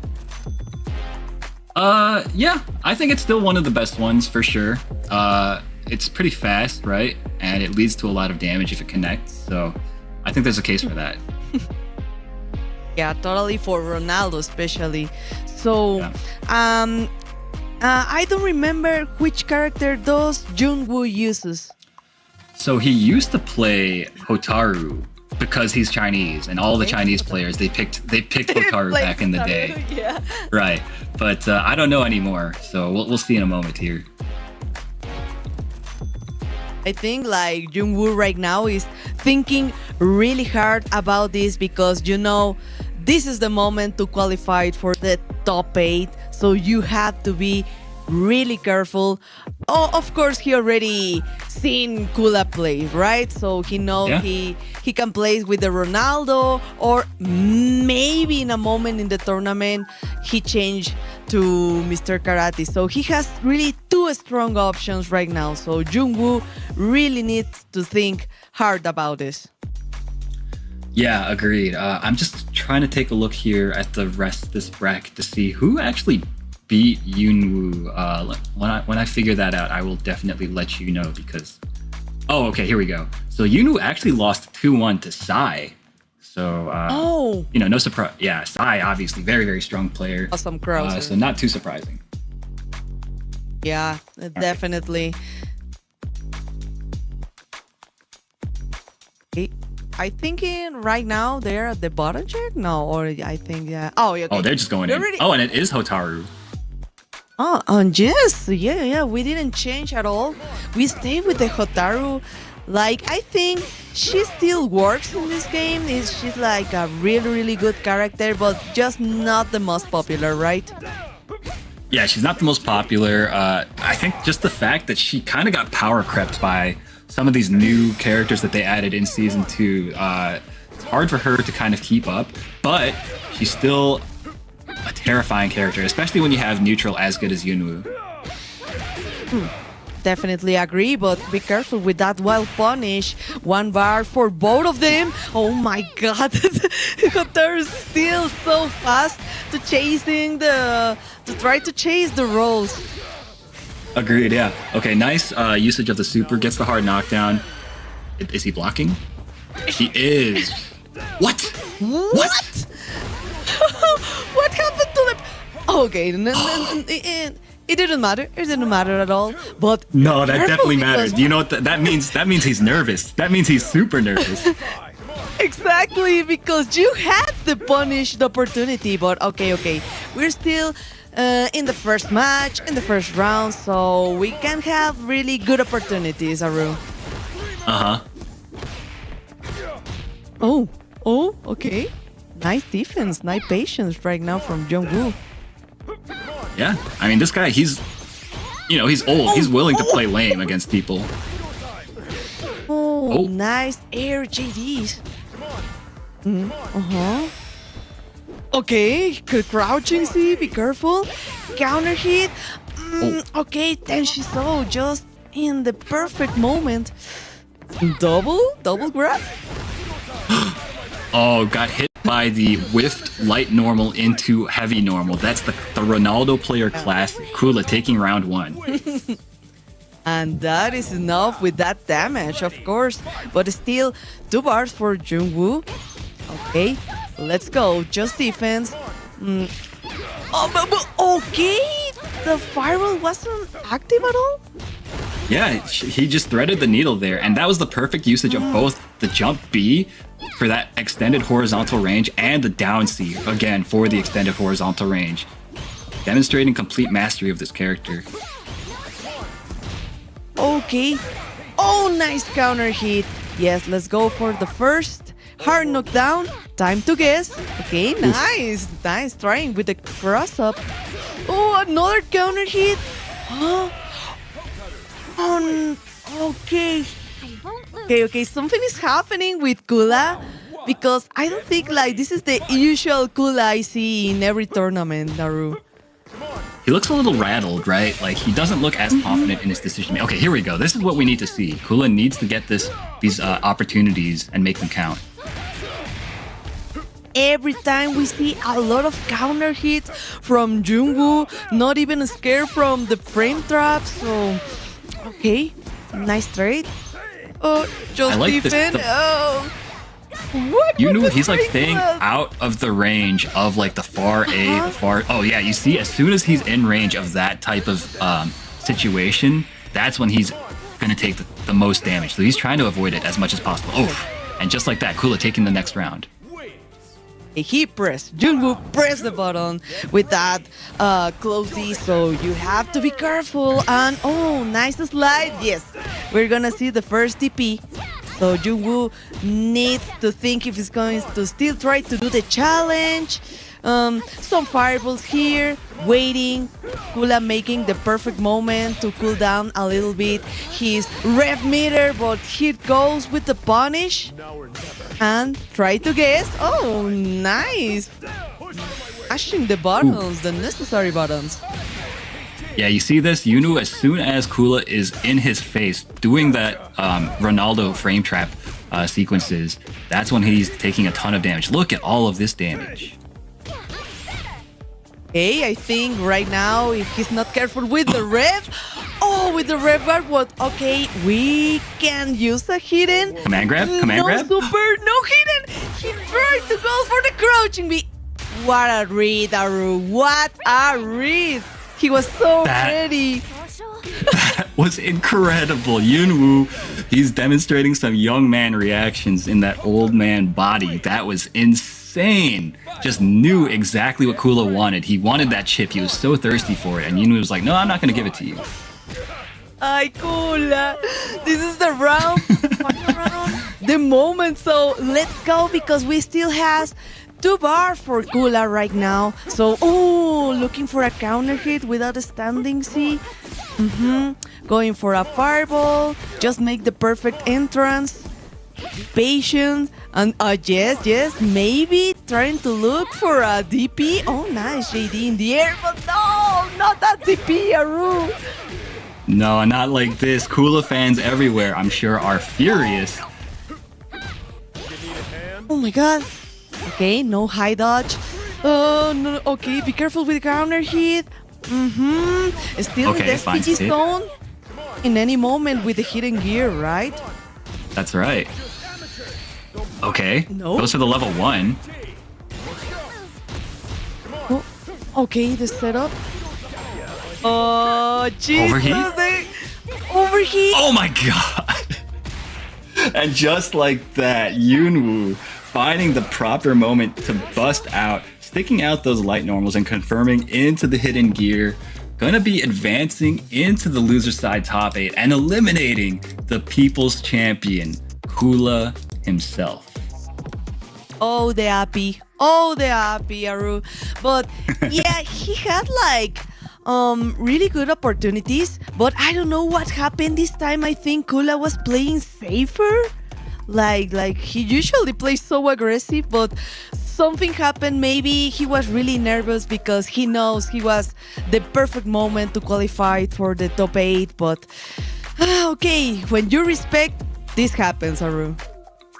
Yeah, I think that, yes, I think nerves are certainly a big part of it, but also just the fact that Yunwoo plays such solid fundamental neutral made it so that Kula felt a little bit uncomfortable going for the same stuff that he usually does and gets away with against players that he's usually playing against, so that might have had something to do with it. I don't know. Who am I to say?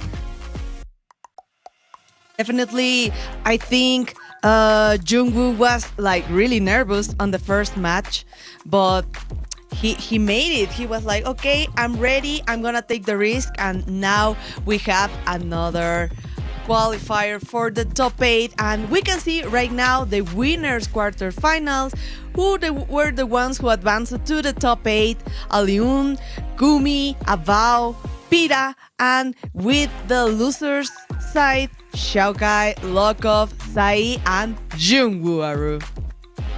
Yeah, incredible cast of players here for this top 8. And just as a reminder, now that we're in top 8 territory, every single match is a first to 3. Yes. So from here on out, it's going to be, longer sets, more adaptation going back and forth between these players. So it should be a pretty good time. Oh yeah, and this is a pretty big opportunity too for Gumi, because I know he's been chasing this way to qualify. So I think maybe we can see the Pira versus Gumi. I don't know. This is gonna be pretty exciting, Aru. Yeah. So remember, since the top 4 qualify to EWC, that means that the people in this upper bracket semifinal, Aliun, Gumi, Abao, Pira, if they win one set, they have qualified for God. EWC. So there is a lot on the line here, guys. I know, right? Oh my God. I know why they get so nervous in this situation, right? They're pretty close, Aru. Yeah, you can't help but get nervous in situations like this, So that's what they're all here for, though. They knew what they were signing up for when they, bought the plane ticket all the way out to France to compete here on the grandest of stages. So if you're not up for the moment now, then you will not be able to hang with the big dogs next week, during the main event. So it's now or never, really. No, and thank you so much to everyone who are still here with us, because we know not everyone is like from Paris, so we have like really different time zones, and maybe some of them are like, oh my god, I'm kind of tired, but I still want to watch this, right? Yeah, that's right. Speaking of wanting to watch this, though, we have got to run some ads. Don't go anywhere. We will be right back really quickly, I promise. And we will get the top 8 started for you guys in just a minute here. Thank you guys for tuning in. We'll be right back.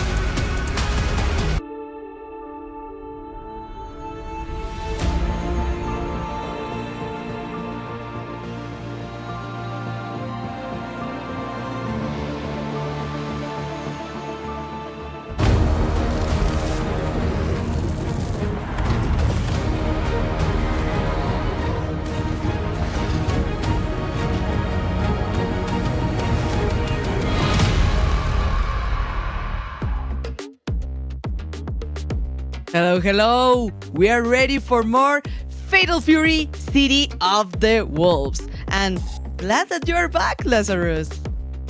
I know, I'm happy to be back as well, of course. Going to be kicking off this top 8 for the last chance qualifier for Fatal Fury for, of course, the Esports World Cup. And man, what a position it is to be on that winner's side, because, as I said, it's the top 4 who get qualified. So a win here for either of the players on the winner's semi-final side will get you qualified for the Esports World Cup. So a lot on the line on the first game of the top 8, which is first to 3 as well. So you're going to have some extra games, extra time to settle into the matchups. And, I'm sure the way the rest of the tournament's been going on, we're going to see lots of Game 5 tense games.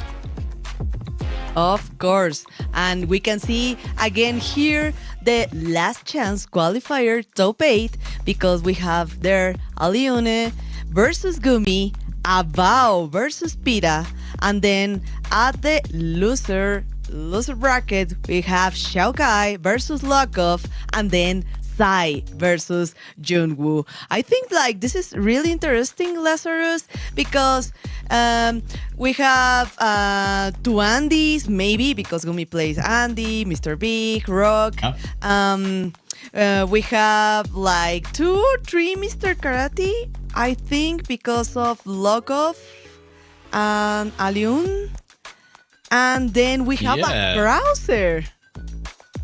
Yeah, I think this topic is very interesting indeed. And, big shouts to my EU friends, Aliun and Peter, making it all the way on the winner's side. I mean, look, we got H-Dope and K-Top currently qualified from Greece in that Esports World Cup. So it'd be nice to see if one of these guys can join them.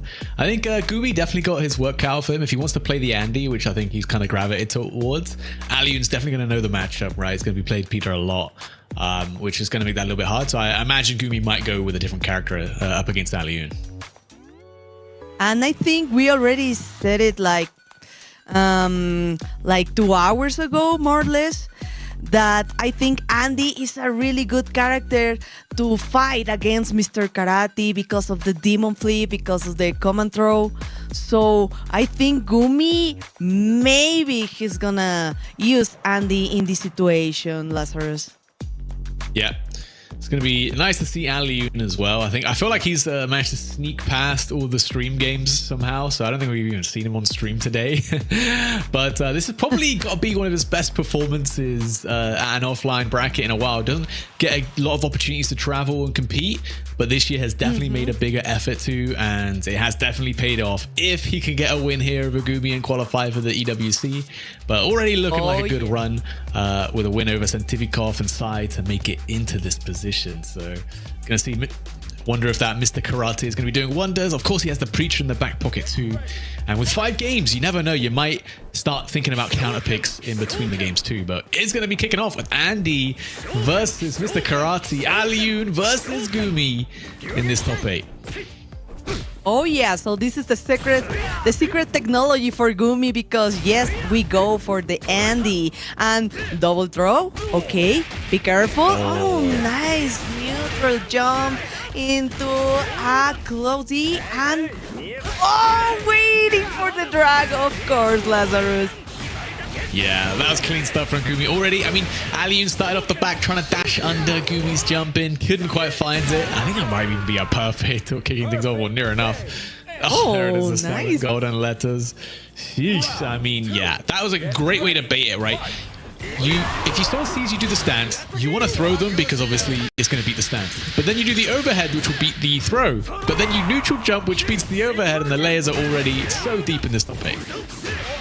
I know, right? Pretty good options for all the follow-ups of Mr. Karate, but still 2 really good options for Andy. So let's go. Maybe the reset. Oh, nice jump again. Now this time for Aliun. Ready, and he didn't even have to spend the bar, so this is a good situation for him, right? Yeah. Round a piece, pretty much even on the bars as well. Slowing it down a little bit more than the past 2 rounds. Trying to approach slowly. You got to be worried about... Oh, big whip on the DP break. Sure you, Dan. Not doing Gumi any favors. Going way wide. And Aliun going to take full advantage of that with this big combination. Lots of damage here. Not even over. Oh my God. A hard commitment. And okay, you have to pay. Oh, nice. Okay, let's go for the Sanaken and spend 1 bar. Let's chase him down. Yes. Nice. Oh, what a DP. Okay. Yeah. Really good answer from Aliun. And waiting for this patiently to punish his ignition, Lazarus. Damn, the reactions from Aliun with the Shokoken is clutch. And then I love the offense. Really delayed 2C there. 2C, 6 frames very fast. Caught whatever Gumi was trying to mash right at the last second there. That is the first game to Aliun, but no longer in the first of 2. Gonna have to win 2 more games if Aliun wants to qualify for EWC. And there we see the first character change. Gumi going over to the Mr. Big. Knows the Andy isn't gonna work out in this matchup the way he wants it to. I think at this point, the only 2 options right now are Mr. Big or Andy. So let's give it a try. We're gonna see if this works out. Oh, the Mr. Karate. Let's go. Let's start this time. Okay. Okay, trying to make the entrance. Just the lights. Be careful. Oh, okay, nice jump. And nice JD. Farsi. Okay, trying to look something with that parry. Oh, nice. Yep. Okay, Gonna find a pretty big 55% hit. right now for the rev meter, Lazarus. Yeah, but this is one of the things that makes Mr. Karate so good is that his combos let him cool down his rev gauge so much. Like the way he can extend it with the breaks. Oh, nice bait on the stance overhead. Gonna be cashing out tons of damage from Mr. Big. Definitely no short of that. Scary situation just outside of SPG. Gets hit on the backwards tech and then does get opened up by the lights again. The blaster wave, not enough, but very close. Okay. Gumi, This time the DP didn't work. Yeah, he tried to do the commitment, but okay, don't worry. We still got, another round. What a way to interrupt the Shippuden. Okay, still no bar for Gumi. Just trying to poke. Yeah, this is the problem. Like, you have to look out for the Shippuden or the fireballs. Aliun goes for the hyper defense timing, doesn't find it, gets opened up by the close to instead, jumps, finds the throat. Okay. Gumi gonna make short work of this, even out the games 1-1. Now Aliun has a decision to make. Is he sticking with the karate? Is he gonna go to the breacher? Are we gonna go back and forth, or are we just gonna play it out? I think Aliun probably gonna play it out, just taking a moment, drink some water, get back in it. Get ready. Yeah, you have to stick with the Mr. Karate, but okay, the Superman, be careful, Gumi. Oh, Shippuden, the counter hit, but okay, no more damage. But the perfect moment for the Drago, you know it was coming. Yeah, Drago Supremo. Thing is, I hate it. It sounds so cool. It's a move name that sounds so cool. It sounds cool. And man, is it powerful. Aliun won too many reversal Yugas right now. Not paying off. Losing so much health for this. And the hard knockdown too. Now you got to be worried about this overhead that might be coming. Never mind. Just going to go for the safe on block ender for cranking up that rev gauge. Bit away from the Farsi, but no hit confirmed from Aliun there. Missed potential to take the round. Oh my god, he almost got the jump in! Oh my god, these jumps for Gumi are on point right now because this is the perfect moment to finish this round. Almost got the next bar Gumi and 2 bars for Aliun. So be careful, nice jump again. Therefore Aliun just waiting patiently, and this is the moment because Gumi is not looking too much for the far C. Big tech, big fast. Right just saying, there it is. Just waiting for the right moment. Finds a spacing. Doesn't want to press it into that Drago Supremo, right? So just trying to keep it light. Nothing too whiff long recovery. Gumi with the corner pressure and the throw loops coming in. Trying to get Aliun to crack. Drago Supremo goes wide. There's a whiff punish with the 2C. And I think that's going to be the round for Gumi. If he can just finish off this combo, no drops. Even builds the level 2 to make sure. Blast the wave, and Gumi taking the lead in the set. 1 game away from Esports World Cup qualification. I know, Gumi's so close right now because he's been traveling too, just chasing for this opportunity. So maybe maybe it's gonna be for Mr. Big, but oh, okay, the round start with the hey, just like baiting something, but I don't know, both of them at 60-70% of the rev meter, Nice. and there goes with the DP. Yeah, not spending any rev gauge on that. Another 2C catches the fuzzy jumps. One of the nice things about that move. Obviously, not going to be plus on block if it does. You know, if your person does block, try to dash up with the skull cracker. But Alioun gets out the way, gets caught by the fireball guard cancel into the Drago Supremo. Does land. Doesn't want to overheat though, and misses the DP at the end. Oh, the counter poke. Hard knockdown. Try to get. Nah, I have a DP. Be careful. Yes, the cancel. Oh my god, the Farsies. Yeah, just him. Oh. Oh, another one. more. Oh, what a guard cancel from Alioun. Can you kill? Gonna try and go for it. You will get the head in gear. I don't know if this is gonna be enough. Straight into it. Oh, he misses it. No, Alioun. No. Oh, the Drago Supremo in with the clutch. One more hit. Oh my god. What a reversal. Oh, this was the answer from Gumi. He was waiting for this. So, let's go. This could be it, but let's see for Alioun waiting patiently with those DP. Oh, no punish to the grab. Nice back dashes from Gumi. Oh, Alioun, man. That drop's going to haunt him in his dreams for sure. That could have been the last chance you have for that Esports World Cup qualification. Big opportunity for Gumi. Oh, he just finds the close. God. That's going to be so much damage. Once again, Alioun has to guess right here.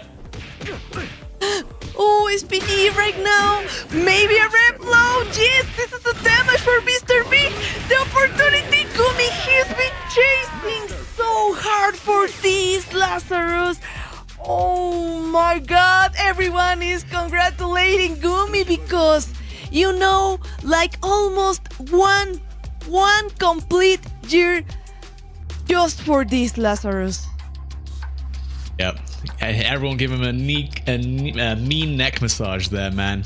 That was tough, Gumi. Congratulations, you qualified to the Esports World Cup, and Alioun still has a job to do, right? Made it. Knocked into the loser's side from the winner's side.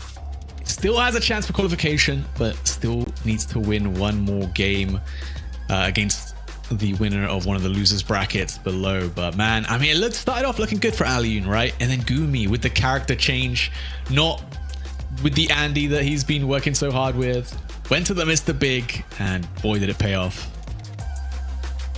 What a way to pay off, exactly, because I know he's been training a lot with Andy and Mr. Big, so this was the reward. And still we can see maybe if Pita advances here, we can maybe see an Andy mirror match, or maybe we're gonna stick with the Mr. Big. But right now, this is a really special moment for the Mexican community because Gumi is a really popular player in our Mexican community. So really, he deserved this, Lazarus. That's awesome. Yeah, like you said, been traveling all year round for a chance to qualify. Hasn't quite gotten lucky. Probably gotten very close a couple times. Finally made it. Finally made it at the last chance qualifier. I don't call it a last chance for nothing. This was it. And yeah, obviously still plenty to play for here. Still plenty to play for. But all the weight's off your shoulders, right? You're not really too worried about how the rest of the tournament goes. You qualified for EWC, and that's what matters. You will be up against the winner of the next set we got coming up, Abao and Peter, though. And this is another big opportunity for both these players to qualify in a first to three here. Will be interesting. I couldn't even tell you who the favorite is here. And we were talking about a lot about Mr. Karate, but I still think like maybe Mr. B, he's like the best character right now in the game. I think it's close. It's close, maybe at least in the top 3, right? Yeah, I think it's like Mr. Big, and then you got the stick characters, as people like to call them, like Billy Kane and of course Mr. Big himself. And I think as well, Mr. Big is that He is really good, and he's not like Mr. Karate where you kind of have to gamble on the stances a little bit. Mr. Big, you can play it as like slow and as solid as you want. You don't have to go for anything too crazy. You're going to have the advantage in neutral most of the time because you got a great fast C and you have great damage, knockdown. You have that, you know, like 20 frame overhead you can cheese out wins with. You have an EX command grab, you can do the same. He's just all around like a character for people who want to play with like full control, right? Definitely agree, but let's see right now on the screen. Abao is ready to fight Pita, and of course Billy versus the Andy. So I don't know, this is kind of hard for Billy, maybe because he doesn't have a DP besides using a bar, right? So right now we can try to go for the Demon Fleet for Andy, right? Yeah, they can be quite good in this matchup for sure. I think Peter does know this matchup pretty well, but you know, when it missed, oh, what a punish, by the way. Definitely gonna have to take some time to adapt to it though, because you know, you might be used to working on other characters, might not work on Billy because he has great tools to punish you from far away. Sliding in, tries to bait a throw attack attempt there. Doesn't come. Abao just trying to find that like first, and another jump. Back-to-back jumps for Abao to find an opening hit, and with the level 2, the red line gear in the back, should be able to finish this one off, taking out the first round. And again, just off the back of these 2 jumps, Peter has to be a lot more careful about throwing these fireballs. Really good jump ins right now from Abao. So be careful. You have to take note of this. Still, Peter with an opportunity in this round with 1 bar. So, the round start with the wild punish, air to air. Oh, nice, just defense. But okay, no follow-ups. No, but yeah, of course, the jumping C and the come here. Oh, nice challenge. Wow, no whiff recovery right there with the 6B. EX teleport going in, demon flip going out too. And not much, no big hits yet. Just using those fireballs, but again, we know that Abao's been looking for the jumps. Oh, big fast C wild punish, that's gonna hurt. A lot, yeah. And right into the corner, and the hard knockdown. Time to guess, okay. Bait, try to bait. There's the reversal for Billy. Close D, the cancel. Yes, crouching C. Another Sanaken. And yes, the jump defense. He got a counter hit. Just in time. Hey, Shuriken, is this enough? No. Oh my god. Not enough, but there we go. Very, very close. Scary situation when your opponent's on 1 pixel like that, but Peter closes it out. 1 round apiece in this first game here. A lot slower pace than the last set for sure. But where is it going? Okay. Oh, be careful. Last round. 2 bars for Abao. Okay, we got the resources. And okay, the demon flip. The whole screen. Yeah, try to go for a demon flip grab. You know, we were talking about this before, right? The Andy players, there's something in their brain that's telling them, you gotta flip, you gotta go in. That's true, that's true. Okay, 70%. Be careful, Pita. Okay, nice way to keep the pressure going. And just little backdashes, waiting for the opportunity. Oh no, he tried to do maybe a just defender. Really unfortunate for Abao. Yeah. Needs to cool down here, but Abao find those light confirms to fight out of the corner. Close the hits on the media on the other side. You might even be able to kill because your name is Billy Kane. Goes into overheat though. Definitely didn't want that. And not gonna be able to kill either. Oh my god. Really good on that air to air. So, okay. Don't worry. We're still in the first match. So we can try to think about what do you need to adjust to fight Billy. And of course, no change. We're going to stick with Andy. And let's go. We are ready. Trying to do more neutral jump. Oh, he got a counter hit with a Sanaken. Yeah, big EX and Naken doing quite a lot of work in this matchup. Great anti-air though from Abao though. Good answer back and you're out of the corner, which is exactly where you want to be. Oh, trying to get these demon flip grabs out. Doesn't quite find them. You have to wait. Confirm. If you see like Andy is doing a lot of demon flips, you have to wait to do the dash under. Yeah. Oh, this time Abao challenging. Peter's doing too much of the Zenaken one hit. and definitely gonna have to start mixing it up a bit. And to be fair, Abao's defense, he's just been blocking. That's kind of his been name of his game. He's jumping and there's no answer. It's very, uncharacteristic for Peter. Normally so good, ready with the Shoryu dance. Instead, just taking the hits on the ground, resets. All the light confirms. Nice stuff from Abao. Into the super. Knockdown. Peter gets hit by the empty low. Oh no, another round to Abao there. Okay, let's see. No bar right now for any of the players, but okay. Wild punish with the Snaken. Oh, be careful. Another wild punish, but not too much damage, honestly. Oh, trying to do maybe the high dodge. Let's go for the fireballs. And again, just waiting for the Pita jumps. Yeah, and Billy's lights are just very, very, very strong. Some of the best in the game to be able to challenge things like that. And obviously the reward is so high once you got that super meter cranked up. There's a throw. Peter with the offensive opportunity here, just trying to find the timing for Abao and his defensive habits. But Abao's done a great job of mixing it up, making it really difficult for Peter. Oh, nice counter hit. Oh, what a way to confirm with the rev low. Again, the aerial rev low. Yes. Ready for the counter hit. And we got one more that we wanted to spend maybe. Yes, and the counter poke. Just a space trap. And that's it for the second point for Abao. My boys handle the dirty work lately. Yeah, 2-0 now. This is the power of first to 3 though. Peter needs to make a reverse 3-0 comeback to qualify for EWC. Abao looking very comfortable in this matchup. His defense is looking really tight. Peter has not found any way to crack this guy. No big openings yet, at least not on pressure. In neutral, yes, but you really got to find a way to open him up. There it is, catches the backdash, but again, these are small openings, not really leading to a lot. And that's what Peter needs right now. Ooh, nice backdash and trying to avoid the demon flip right now. Okay, let's go. The stuff, not just little fireballs. Don't worry. Just wait for the big jump in. Oh, the standing C. Oh. Yes. Oh, nice challenge. Like he was waiting for him to press some buttons.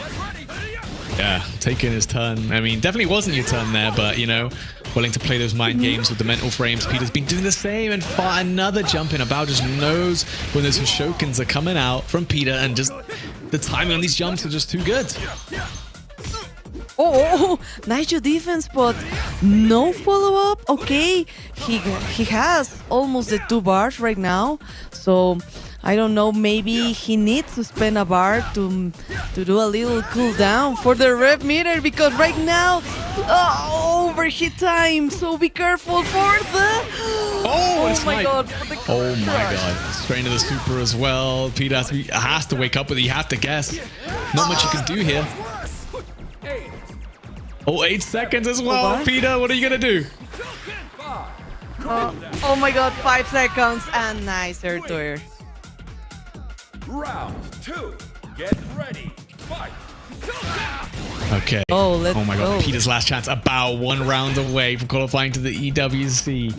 Just needs to close it out. He's looked so dominant in this set. Only lost 1 round in the first game and now is challenging confidently. Oh, we need to make time to build the bar for Abao, but still 2 bars ready for Peter. Okay, that worked. Oh, they come over here. That 2B reaches so far. Peter couldn't get away from it. Down to the other side, crosses up. Closely on the punish landing. No buffer into Q Hadan though. Had a big opportunity. Nice dash under Abao with the counterplay to the demon flip shenanigans. Peter can't get away with anything against this guy. Oh my god. Another counter hit, but still no bar. Oh, drop. Oh, he couldn't punish at all. Oh my god, the rev low. What a way here to read and to wait for that rev low to jump into neutral and punish. Man, Abao. Definitely feeling it right now. It's finally done it. Qualified to the Esports World Cup. The Fatal Fury to the walls, and he can't believe it. Getting a nice round of applause from everybody spectating, and well deserved. I mean, 3 over Peter, definitely no slouch with the Billy Kane.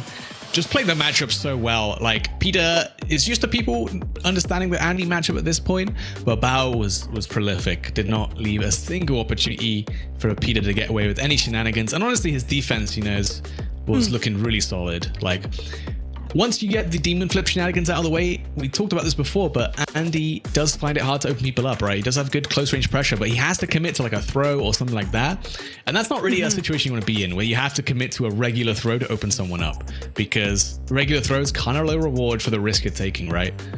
So there we go. Definitely. Both EU representatives, Alioun, Peter, in that loser's side. Going to be waiting on the winners of Xiao Kai, Lokov, Sai, and Yun Wu. Still a chance at qualifying for the Esports World Cup, but the road is much harder now. Oh yeah, but I think like I can feel the relief in their faces, because it was a really tense situation, even though that Pida couldn't get any game at all. I think it was pretty close every round, so I know why they were so tense, right? Yeah, definitely. Maybe the nerves getting to Alioun and Peter there a little bit. But yeah, Gumi versus Bao, that'll be a good matchup, which I think is probably going to be our next one, actually, if the schedule's correct. But so we're going to have to wait and keeping us on our edge of our seat to see the final players to qualify for the Esports World Cup, because 2 slots remain, and there's 6 players going to be battling out for those remaining 2 slots. Oh yeah, because it's nice to see 2 Mexican players in the top 8, right? Like this is a special moment for the community. So Viva Mexico, como diría el Ramón. I hope they are enjoying this, because now we're gonna see the replay in this critical moment of he knew the moment he saw the just defense that Revlo was coming, so he was so ready with that neutral jump. Yeah, it's such a unique answer to the neutral jump as well, which is it's the Revlo even with the neutral jump. Because normally you're trying to react with a high dodge and stuff like that, but that's pretty risky, right? That's pretty risky. Pretty risky. Yep. But the high dodge, the neutral jump worked out really, really well. But yeah, there's also some prize money actually to go around for these players, of course, for everyone who's actually made it into this top 8.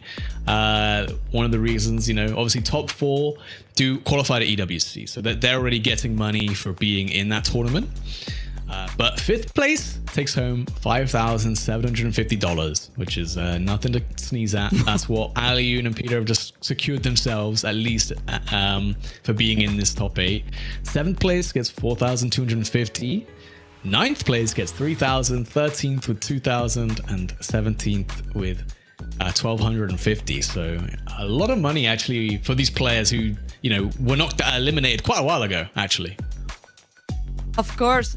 It's not only looking to qualify, right? To have this opportunity to qualify is to have the perfect moment to still trying to advance in this top 8 and get a really good prize. So what happened? Did you hear, Lazarus?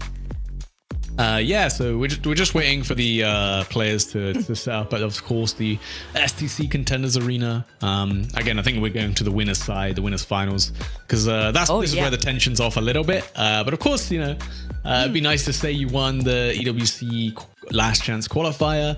So Gumi and Abao are going to be fighting out in this winners finals, so you can get to that grand finals, get some extra training in these high intensity environments before you got to show up on game day on the Wednesday for Fatal Fury, of course, the main event at the Esports World Cup. Now 30 players out of the 32 players qualified. That's going to be a very intense show, and I recommend everyone obviously tuning into that. Totally, because I think right now Gumi maybe is going to stick just with Mr. Big. I don't know. I don't think we're gonna see an Andy, honestly, because right now Mr. Big is working perfectly for Gumi. So I don't think maybe even we're not gonna see any Rock at all, because he used to play with Rock too. So Hokutomaru. But yeah, I remember in another match he started with Hokutomaru, right? Yeah, I think. versus I Kula. mean, at this point, you can play whatever. I'd tell them to play Kenshiro, but I think that would get them disqualified. Oh no, it's banned. But at least if you get DQ'd at this point, it's probably fine. But hey, pick Blue Mary, pick the low tier warriors. If you want a chance to show them on the stream, now's the time. In this low stakes environment, should be entertaining set regardless. But yeah, I mean, as long as we don't get Mr. Karate Mirror, which I mean that could be entertaining. To be fair. Okay. Oh, Mr. Could have been a really interesting option, maybe for either of them. But I think Gumi didn't like at all. That's why he's not an option for Gumi at all. Okay. But I think only Mr. Big and Andy and maybe Hokutomaru are the options for Gumi. Okay. I'll have to wait and find out. The players are just getting ready. Yeah, I think probably just going to play Billy, to be honest. Don't think he's going to think too hard about it. Yeah. It's a good character. I think it's so funny. Like, when they took away the hard knockdowns in Season 2, a lot of characters were thought they'd struggle a little bit. But, I mean, Billy, if you have to play neutral more as that character, you're normally pretty happy. If you go back to neutral, that's a good thing for you if you're the Billy player. And yes, I think this is kind of hard for Billy because, of course, Mr. Big has really, really good setup. So you have to look out for these. So yeah, I don't think I've seen about use another character like Billy is the perfect option, and overall a really good character for I think almost any character in the game. Yeah, for sure. We are going to be getting into that game. We'll find out who's against who. It's still going to be a first to 3 between these two on the winners finals. It's not often the winners finals is the tensions out of it a little bit, but still some fun stuff. And it is Mr. Big versus the Billy Kane, and we are going to get the matchup we thought we would. Oh, okay, so be careful not to press any button with that jumping C because you're gonna get the counter hit, and of course Billy privilege, really good conversion, juggles, combos, and okay, nice jumps. Gumi tries to go for the command throw too early. Yeah, a little bit too soon. Nice challenge of the light, and getting trapped by the EX pole stab is definitely a common occurrence, especially if you try to just defend it. Sometimes you can miss the timing. Great punish on the landing, small DP. Could have gone a lot more there, actually, with the EX DP. Maybe didn't believe in it. Careful. I think Gumi is trying to look for the perfect distance for the far C, but hard knockdown time, yes, and you need to guess. And this is the situation with Billy, in which moment to use to spend the bar for the reversal. So, okay, this is a really good situation for Gumi when he has Billy in the corner. Yeah. Oh, the trade combo. Nice trade. Off the guard cancel. How's Gumi ready for that, man? Holy. That's some labbed nonsense right there. Gonna get a throw. In one in. Okay, careful with that 4C from Billy. Abao is looking for something, chasing the opportunity, and he finds the cross-up. Nice. And still, we got to spend 2 bars, so let's go for the first. Hard knockdown, and we are into SPG zone for Gumi. Making use of it right away with the red blow. Getting jump in on, locked in by that 2C, and the air reset gonna actually meet into the 2Bs. Quick light confirm from Abao, trying to get that backdash EX DP going way wide. Abao gonna even out the rounds. I think we've been seeing a lot this for Abao, really good jumps, so he knows when he needs to try to do the neutral jump. So I think right now Gumi has 2 bars, so this is a really good advantage for the resources. And let's go again here for the ignition. Nice counter hit. Yeah, just a quick frame trap off that close B, and leaving some damage on the table with some meter there, but does find the next hit. Now it's going to be able to use the blaster wave. Or we drop it, never mind, spoke too soon. Oh, what an answer. Here we go. Yes. Drop though, too close. Oh. Damn, okay. Hey, you know what? Look, nothing's on the line anymore. Gumi can play as wild as he wants. Oh yeah. I think like right now Gumi is playing like in a more relaxed mood, so don't worry. Like we try to keep the pressure going, the Versailles, and now backdash to go back into neutral. What I think about, he needs to propose, he needs to play more aggressively, because I think right now Gumi doesn't have anything to lose at all. Nope. Oh my god, nice jumping angle though from a bow. And you know, Billy's damage, bro. Every time I see a Billy player, they're coming up with new combos that do more damage, and I'm thinking, what were they thinking, huh? With this character. Probably. Here we go though. Okay. Oh, the neutral jump. The amount of times I see people get air reset and then try to mash from fast C, because you know it's quite unusual for a character to be able to meet you from that far out, right? So you're not used to it. Oh Wake my up, God. hidden gear. Did it land? Oh, it does. Oh, wow. Big plays paying off. Should be enough. There we go. First, another round to a bow. Okay. It was a really good idea to keep his resources just in case of a hidden gear, so it worked out really pretty well for Abao. Oh, nice, well punished. Okay, this is gonna be like almost 50% and not even one bar spent, so here goes. The close D into cancel, close D. Oh, nice, just different from Gumi. Yeah, very nice stuff. Bless the wave there for the hard knockdown, sliding in, as all Mr. Bigs do. Okay. It's really good to have that distance with that red blow from Mr. Big. Oh, okay. Let's go, trying to guess. Oh, the lights. And yes, looking for a counter hit, maybe that Abao was thinking using the bar, but okay. Oh, it worked out. Oh, again. The ear to ear. Really good for Mr. B. Yep. All right. Coming in, trading up. Nice. Gets dashed in for a throw. It's annoying, right? You see fast C, feint. It's definitely not plus, but you got to respect all the follow-ups out of it. So, oh, we're dropping. And this is really dangerous for Abao. Oh, okay. 85%. Yes. Don't worry. We got you. Counter hit. Again. Trying to keep that bar maybe just to finish this match, this round for Abao. But be careful because right now we have hidden gear just in case.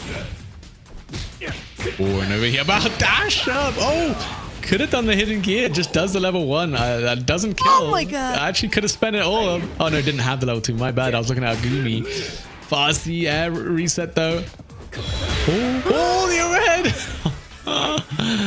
A bow, evening out the games. Nice. I like that. The universal overhead. It beats the throw there. It also beats the fuzzy low attempt.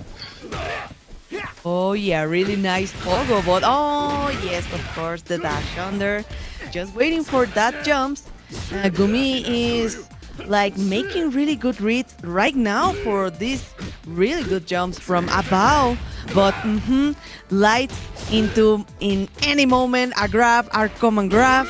Oh, and he tried to enter. Oh, but let's go for the wild punish. Running up into that crouch speed. Nice guard cancel into the drumming beats. Can't get anything off it though. In the light one. Normally if you get a counter, you get a follow up, but see, keeping that pressure on. Clutch tech on the throw. About just trying to find his way out of this corner. Just one light confirm with a super, and you know, generally that's enough. Oh, nice guard cancel. Yes. Straight into the ignition. One more. Let him guess. Oh my God. Oh, nice defense from Abao. with that, the guard cancel. Oh, and counter. yes, of course. Oh. Yes, Mr. Big has the option if you want to do the JD into the rev low. Yeah, I love that. Well, you know, one thing, as much as we've been bragging on Mr. Karate, he is super fun to play. I've been playing him a lot, and one thing that's super nice is having a counter to deal with red blows on reaction. Right, you cancel your normals into the counter, get a big counter hit starter. It's super nice. It's definitely one of the selling points of Mr. Big. Totally, but oh, be careful with that Farsi. Let's go into the corner again. Nice, just defend the counter hit for Billy this time. Oh, the Superman. Oh, what a high dodge. Okay, he's ready. And remember, still into the SPG zone. Maybe a hidden gear, a double ignition. Oh, he tries the come here, and he finds the well punished Lazarus. Yeah, very rare situation. Mr. Big's Farsi whiffing, but About takes full advantage. Nice wild punish, and there you go, clean stuff. Gumi just needs to find that one hit right. The hidden gear would have been enough to kill. Could have bet it all on that ES command grab, but you know, not willing to take that risk. Oh no, that wave really unfortunate for Gumi right now. Okay, tries to jump into a grab. So maybe we still got the resources. 2 bars ready and a well punish. Yep. You had to press the button right there. And the Farsi comes right now. Counter hit. Let's go for a grab and into the corner. Oh, that should be enough, right, to close out this game number 3. Clean stuff. Doesn't even need the super. And yeah, I mean, this is good practice for the Billy matchup. Definitely going to be a few of them at the Esports World Cup. So, I mean, Mr. Big matchup. Better get used to it. We've seen a lot of Farsies right now with a bow. But okay, great punish. The soft and the roll. Okay, no chasing, not trying to go like a lot of pressure, not trying to play aggressively right now. Safer for a bow. Yeah, definitely. I think that's definitely the way to go about it in this matchup. You can't be too predictable though, right? Of course, if you're trying to just play defensively, your opponent's gonna find those gaps in your defense.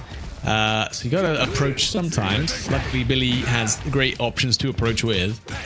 Not in the corner though. Not gonna be able to make use of that. Nice, the dasher, crouch B interrupts the start with a fast C, man. Jeez. Critical situation for Gumi, but oh, nice throw take. Still not in the point of conditioning. Oh, but yeah, waiting maybe what he's gonna do when he jumps and he tries to go for a rep blow. That, of course, Mr. Big has the damage to finish this round. Yep, that's Mr. Big, man. He's big in a lot of ways. He's got big range, big damage. Oh, yeah. Totally agree. But right now, the trade, okay. He stopped that pressure at least. Okay, be careful with that just defense. Not getting into the perfect distance. Okay, the hard knockdown. Close D. Come here. And one more because Gumi right now, 60% of the rev meter. Ooh, SPG. Oh, counter hit. Just gets hit by the JD and about 1 round away from moving on to grand finals winner's side. Billy Kane looking very strong today, and has been the whole way through season 2. I know Mr. Karate dropped, but I don't think Billy really cares about that. He's still doing the same stuff he's always been doing. That's the Billy thing, so be careful. Oh, okay. Trying to go for the counter hit, the wild punish. What an air to air, honestly. And just a little drop. Maybe there we wanted to spend a bar. Maybe. Backdashes the throw, the 2C wild punish, and a bow. Should be an easy cleanup all the way to grand finals. Just needs to not drop the super at the end here. There it is. Even builds the red line gear, and that'll do it. 3-1 over Gumi. Of course, both players already qualified for EWC.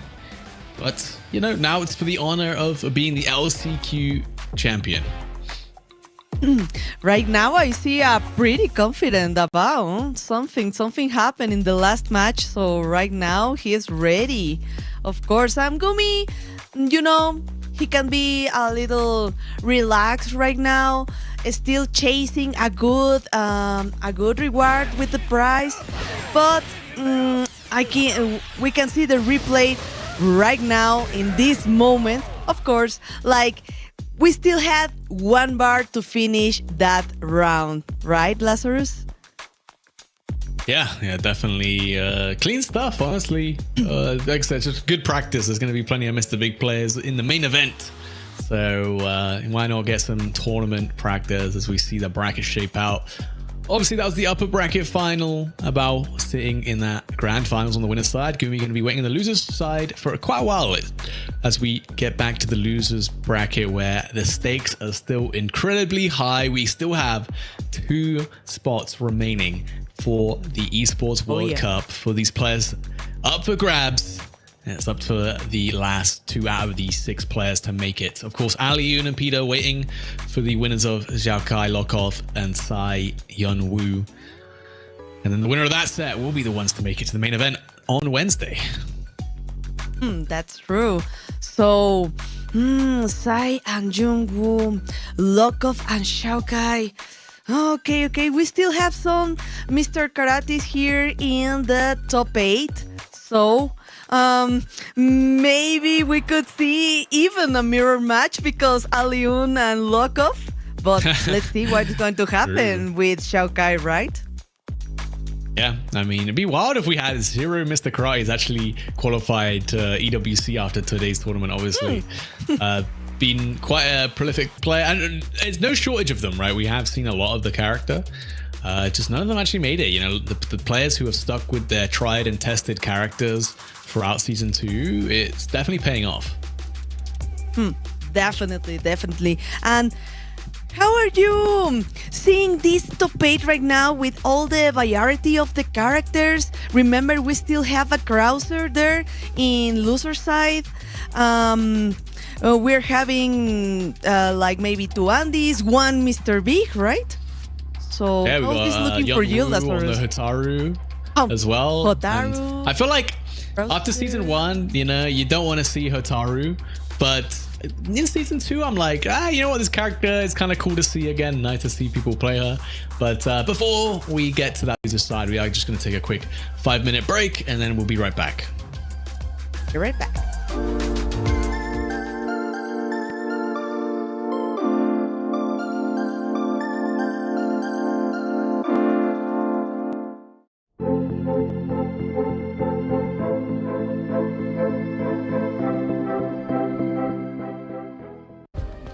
Play is in our DNA. Whenever we let it out, it becomes our superpower. Now imagine an entire city being built to supercharge it. Kadir City, powered by play.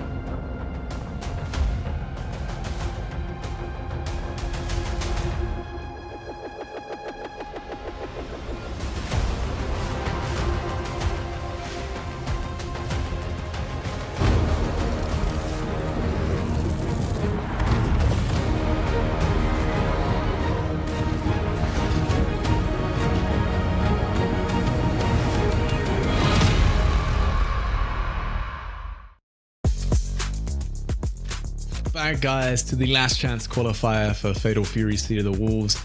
We're down to the last 6 players who can qualify in the last chance qualifier. Of course, only 2 of them are going to make it out, though, on the loser side. And we're here to find out who that's going to be, isn't that right? Yeah. It's going to be a really exciting time of the bracket. Obviously, this is the end, basically the end of the LCQ here. Our last 2 will be determined. Everybody knows this is their last chance. Any more losses and they are out. And yeah, obviously there is a bit of a prize pool that they are fighting for. I say a bit, but it is a pretty significant amount. So 7th place, if you lose here, you get $4,250. If you make it to the losers quarterfinal round, that's 5th place. That'll get you $5,750. And then, if you qualify any further than that, then that gets you qualified to EWC, which is the prize in and of itself. So that's where we're at right now. Of course, yeah. Yeah. You guys can see here on the bracket. You want to take us through it? Yeah, of course. Yeah, we just had Alioun and Peter get knocked down to the losers side, which very much hurt my European heart to see them lose and not qualify. EWC still got a chance, though. Of course, they are sitting in the second round where they have to wait for the winner between the sets of Xiao Kai, Lokov, Sai, and Yun Wu. And honestly, any 6 of these players are definitely skilled enough and deserve the chance for the Esports World Cup qualification. Going to be kicking it off with Sai against Yun Wu. So Hotaru versus Krauser, I believe. No Mr. Karate, actually. You know what? There's only like 2 Karates left in the bracket. None have qualified yet. We've had a great day. We've had a great day, Aru.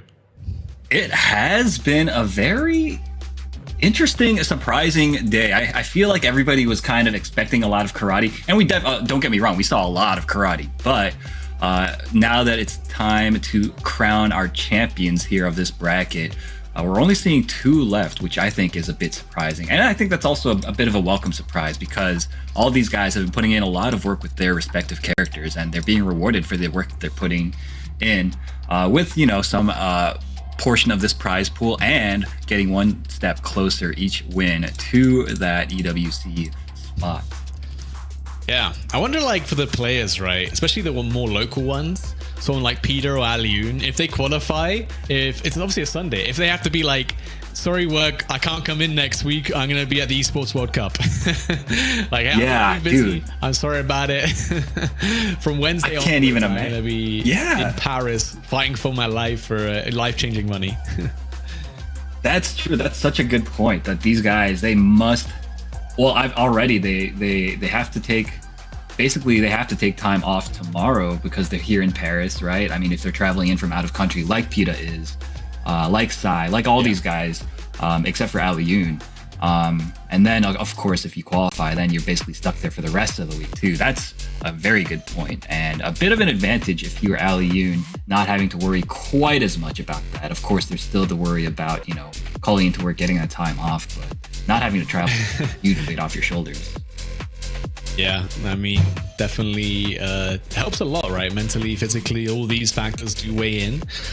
Mm-hmm. So we're going to get Sai versus Yun Wu. This is actually a run back from the winner's side, where Sai, he's been playing out of his mind today. His Kraus is looking super clean, and he did take it 2-1 over Yun Wu. This is a game 5 now, though. We're going to see if that extra game is going to come in handy for Yun Wu, if he can get that run back against Sai. It's going to be a tough matchup, Hotaru versus Krauser. Definitely, I want to say you're going to feel a little more uncomfortable as Hotaru than in most matchups. You can't really rely on your fireball very much, which is already going to be kind of a downhill thing. And that's why we see Yun Wu on the Mr. Karate. Never mind. We have 3 Mr. Karates. I lied. Surprise. But like we've been seeing, Sai has been kind of dispatching these Mr. Karates with this Krauser. We were talking before about how he's coming into this matchup with he's got a very obvious game plan here. He's trying to make the karate player approach him and run into these far seas of his. Yep. We're already kicking things off with one Drago Supremo landing clean. I'm going to find another hit. Big damage. Probably going to go to the super this time. Koken. Lots of damage. Gets it for game. The throw will do it. Yun Wu taking that first round. Utter danger situation. Yeah, definitely. So Sai, I think he's going to try, yeah, you see he's trying to establish that zoning game. And again, force him to run into these far Cs. They lead to a lot of damage if he hits. That was nice. Using the counter as well to reflect the fire. But what doesn't it do, Rue? Great question. There's going to lead into so much damage here. Fairly low meter as well as you get to cool down a lot of that rev gauge. So you are on the Ken Shiro stage. Big shout out to Ken Shiro's theme, bro. This shit is popping. I agree. Yeah, I think that they did a really good job with this character and with the stage as well. Really nice post-apocalyptic vibes here. And these guys, obviously, they're fighting for their lives. They're fighting for life-changing money. So, pretty fitting stage selection here. Yeah, this is where you'd fight the final boss of an anime, the final moments. That's exactly what these guys are playing. The stakes, that is a reversal, but does get baited, and Sai immediately into the hidden gear. Didn't want to mess around with his meter, right? There was a chance that you go to the rev gate, you go to a rev art, you go into overheat, you drop your combo. So I like this decision from Sai. Gonna be more than enough to kill, of course. That did cost him 2 bars of the power gauge though, and he's not gonna have that going into this round. But still, though, like you said, I would much rather have that round guaranteed than have to fight around, Yunu with 1 super bar in the overheat, which is already ticking down, right? So I think, yeah, definitely the right decision there. Yeah, always kill. Don't get greedy. Don't get greedy. The meter comes back fast in this game. Don't need it that bad. Watch out. Draco stands. There it is. Oh, my goodness. What a timing as well. From the overhead there. Clean stuff from Young. Sai was, if you guys weren't watching the player cam, he shook his head there. He was disappointed with what he just saw. And, I can't blame him. I would be upset also, frankly. Yeah. Ball. Big chance for Sai to make a comeback, especially if he gets the chance to cool down. And, Young was giving him all that opportunity. Oh, Shaokokok and straight through the blitz ball. Oh my. Definitely got crossed up there. I think Sai was looking for a reversal mash on the jab. Ended up getting 6A. Unfortunate. Yeah. I think he was expecting to have to block a cross up, right? But I think that because the cross up never came, he was put into this weird scramble situation. He decided to press a button, but it ended up being at just the wrong timing. It is what it is. Sai going back to character select.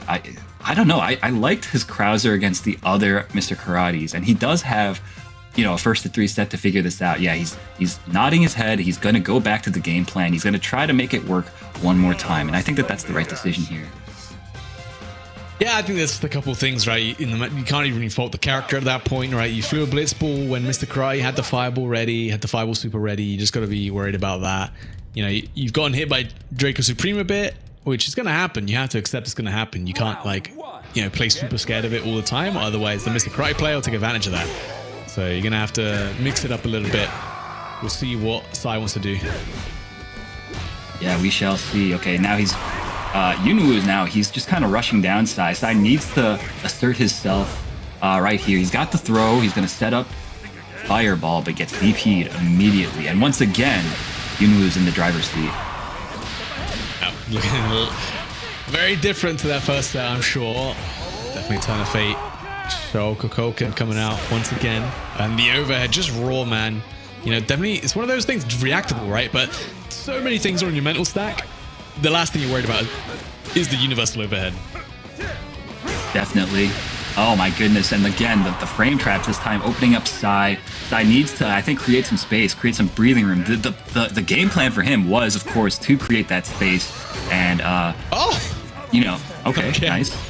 The Kaiser Wave being out the Draco Supreme. That is one thing you can do to beat the stance, actually. The reaction's too clean on Yonwoo right now. Can't get away with anything. Oh, quarterback dash through the overhead. Oh, game number 2 going the way of Yonwoo. Looking very dominant. Yeah, well, the Kaiser Wave is a great option against the Draco Supremo. The only thing Draco Supremo loses to is projectile supers. That's it. Yeah. Yeah, it's projectile supers and getting crossed up, which is, not a lot of toolbox to work with there. And even the cross-ups, right? If the karate player does the retreat the retreating follow-up and you go invincible, like you get the slowdown, you become fully invincible. So it's yeah, I would say it sounds like it would be a good option, but sometimes even that doesn't work. Yeah, definitely. So yeah, Sai taking a long moment to think about it. I don't know, maybe he's getting some help from one of his friends as well. I know the Middle Eastern contingent, they roll deep here. Yeah, okay, looks like he's going to go back into it with the Krauser. He needs to figure out a way to create space, whether that means maybe like just defend guard canceling something here and there, or just pressing like fast buttons to push Mr. Karate away, because Yunu is just running away with it right now, rushing him down. Yep. A lot of work to do. Reverse 3-0 on the cards for Sai. Or is Yeonwoo gonna take this 3-0? Last chance for your Esports World Cup qualifying life for Sai. You gotta lock in. Oh my goodness, the counter hit fireball launcher. So unfortunate for Sai, and Yeonwoo's taking full advantage here. It's a soft knockdown. Oh, he went for the reset. That was nice awareness from Sai. Sai should have neutral jumped though, right? With DP, Drago Supremo. If anyone's got my back, I know it's the counter. I know Sai was nodding his head at that. I was doing the same. Yeah, I mean, what can you do? You know, it's in the game. You know it's going to be there. And if he's got the wherewithal to press it at the right moments, then all you can do is tip your cap. Bang. Just like that, Yeonwoo set point. They're going to move on the loser side. I think up against Peter for that chance of qualifying to the Esports World Cup. Definitely won't be easy, but this is definitely the fastest route you can get. Nice hit confirmed to the Kaiser wave from Sai on the blitzball. Knew it was going to connect. So Sai actually has a good chance here. Yunu did overheat himself quite a bit. Never mind, just like that, the tables have turned.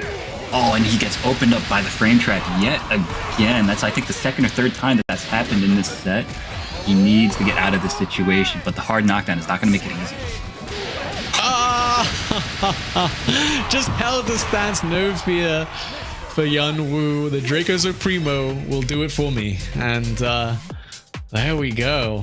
Yeonwoo 3-0 over Sai. That was a run back as well from the winner's side, of course, which Sai did take 2-1. It's got to be a good feeling. One step closer to Esports World Cup qualification. Yeah, definitely. So Sai, yeah, he's going to have to play against... Or sorry, not Sai. It's going to have... Yunu is going to have to play against Pita to determine who qualifies. That is the final step of both of their journeys here to the EWC. But before that, we're actually going to have to see who advances between Xiao Tsai and Lokov. Yeah, definitely. That'll be the next matchup, no doubt. Xiao Kai, of course, been playing the Billy. And Lokov, we did see another Mr. Karate on the table for him. But you never know. You never know, especially with 5 games on the table. You could be down 2 games and Marco's going to be looking at you. He's going to be looking into your soul, and you might have to pick him. Yeah, I mean, definitely. I think, yeah, Xiao Tsai, it's going to be the Billy, right? Lokov. It would be cool to see Lokov bust out the Marco, but I don't think that that's going to happen. I mean, his karate was looking pretty, pretty comfortable already, and the way that he plays karate, he kind of abuses very similar tools that he uses a lot on the Marco. So I don't know. I just don't see him. I don't see him switching. Yeah, I definitely see that as well. Like, to be honest, it's one of those things where Marco is probably about as close of a character you can get to Mr. Karate. The characters, they literally practice the same martial art. They do very similar things. Some extra gimmicky stuff from Mr. Karate. And of course, Marco does have the more conventional pressure, the +4 on block, close D, into frame traps, all that stuff. And he does have that like 20 frame, 19 frame overhead, which is very dangerous. But the neutral game is very similar. But honestly, the Draco Supremo is really it's kind of like the great equalizer, Mm-hmm. Yeah, great equalizer is the correct way to describe it, I would say. A lot of people were complaining that just like anybody could win with this tool, but that's turned out to not be the case. As you guys can see, there's only 2.5 karate players here in this top 8 of this tournament. So, and trust me, there were many more than that. Yeah, there are many more than that that entered. So, you know, it's not an auto win button. It's just no. I mean, it'll take you most of the way there. It'll do the heavy lifting for sure. I mean, it really helps defense, right? Defense being like the hardest part of the game. Having one option that's able to cover multiple instantly makes it a very powerful option, because if you can get the defense down in this game, you're going to do pretty well. And if you have a character that can make that easy, well, even better. Definitely. Nice. Yeah, great guard cancel there. Nice check on the run forward. Lokov, though, we saw this before in the last set he played on stream. The first round, he looked a little lost at first, and then he like got a read on the other guy's habits and game plan, and he adapted very quickly and very effectively. So you see right now, they're both just gathering data on each other. Yeah, very slow first round, but like you said, that's pretty common actually in Fatal Fury, right? The damage potential on big hits is quite high, so it's quite easy for you to make a... Oh, I think we're gonna be remaking the game for some reason. They're on a banned stage, so they have to redo the game. That's... okay. Alright, well... Okay. Both players have some data on each other now, so that's certainly going to impact the beginning of this upcoming game. Very unfortunate. Oh, but you know, is it the churros? We don't like churros. No. So what it is that stage. It's like the double lane stage, right? So that stage. Oh, is that what? I didn't. Okay. That makes sense. Yeah. I thought it was the other one, the daytime version, not like the dusk version. But yeah. Well, I guess.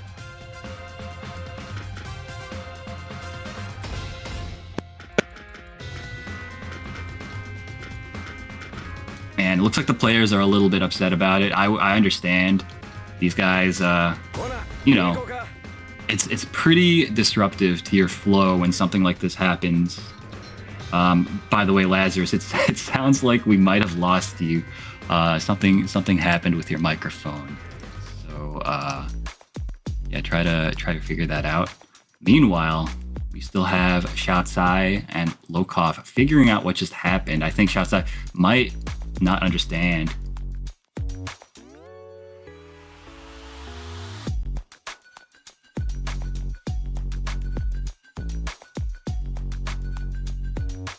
Yeah. So I think the admins are trying to relay some certain information to Shaotsai. There might be a bit of a language barrier, is my guess.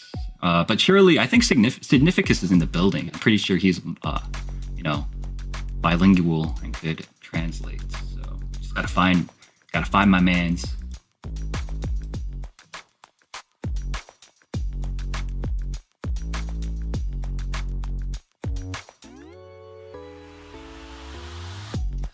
Ugh, yeah, I mean, situations like this suck, but you have to be ready for them as a competitor. You can't let it get you out of your, you know, your focused state. So hopefully we figure that out pretty quickly here.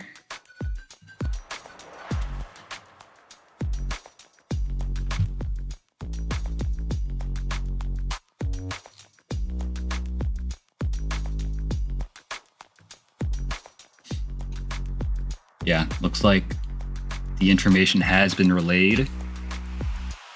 So we're probably gonna get started again pretty soon here, folks. Lazarus, I still can't hear you, by the way, so not sure what's going on. Okay. Okay. So I'm hearing that we might have lost connection entirely to Lazarus. So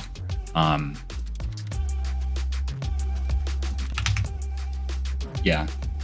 You know, just give us a moment while we figure that out.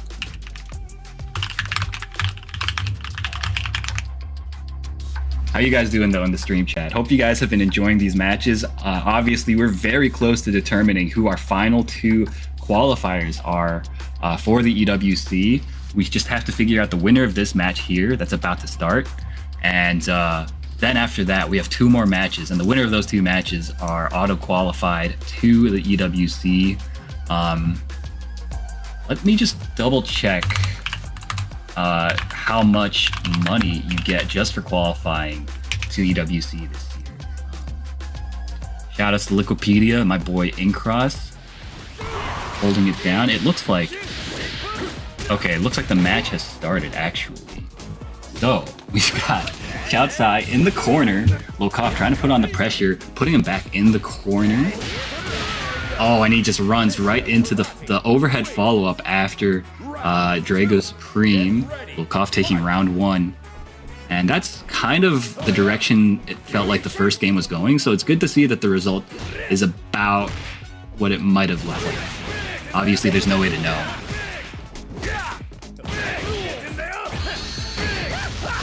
All right, hard knockdown here goes into that combo. Oh, nice big jump over the throw attempt. And now Lokov has the corner positioning for himself. Let's see if he spends some bar here. He doesn't go for the bar. He actually goes for the reset, and Xiaosai was so ready for it. That's kind of, you know, that's like some day 1 stuff. Uh-oh. And now one more guess. Tries to bait out with the shimmy. Now Lokov, far away, needs to work his way back in.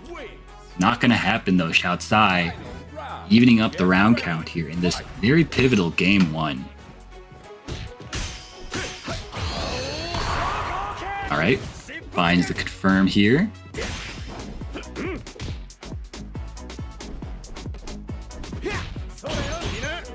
Yeah, you see at this spacing here, Lokov needs to really be careful, play around the far C that Billy is able to represent. Lokov, unlike other karate players, he doesn't go for random, like hard call out counters from this spacing as much. The reward just isn't as good. And if he gets it wrong, then, you know, there's no reason to really go for it. There, okay. He finds big combo here.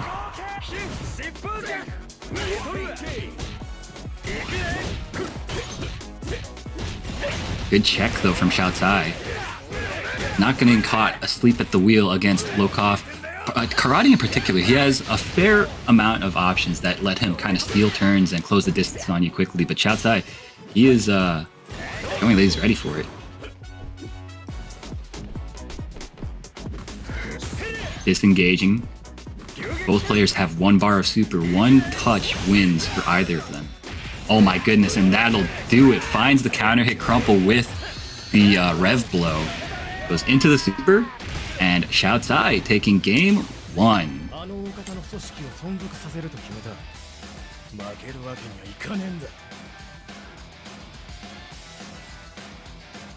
Looks like Lokov is speaking with somebody off screen here. Getting some coaching.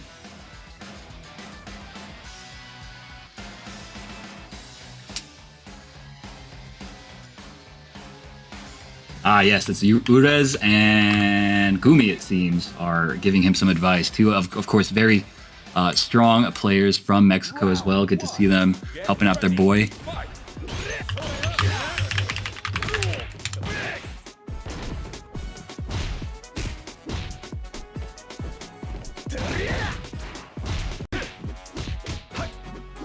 I got confused for a second. They buffed that move, the move where Billy spins around his pole. They buffed that in KOF, but this is a different game. This is City of the Wolves. Nice anti-air from Lokov, keeping him in the corner. Oh, but that time doesn't anti-air it. Very difficult to anti-air the early jump C's from Billy. Random Rev Cadillac does find him to hit though. Yeah, this round has just been full control to Lokov. Goes into the super, gets the hard knockdown. What do we got? Goes for the throw, nice tech. Oh, and Xiaosai poking at just the right time. This is going to do a good bit of damage, but more importantly, gets the hard knockdown.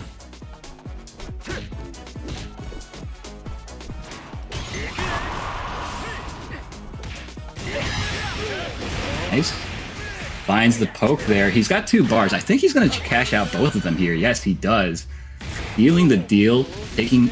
now he's 1 round away from going up 2-0 on Lokov. Such a strong position to be in if you're Xiaozai. Lokov, you see it in his eyes. He is so intensely focused right now. He needs to win this if he wants to continue his miraculous tournament run here in the LCQ. I'd like to remind everybody, I think that last year it was Lokov. I'm pretty sure he won an LCQ. Maybe it was for KOF last year. I don't know. It's been a long time, and a lot of tournaments have happened since then. So maybe I'm misremembering. I'm pretty sure that this is a guy that has a lot of experience in LCQ situations. And he's gonna need it. Xiaozai doing a lot of damage here with this combo.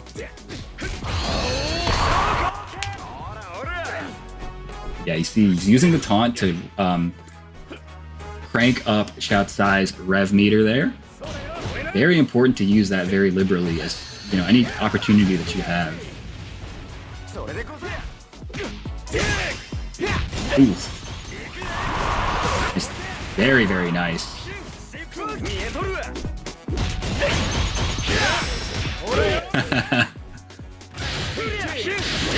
Good stuff. Lokov looking strong right now.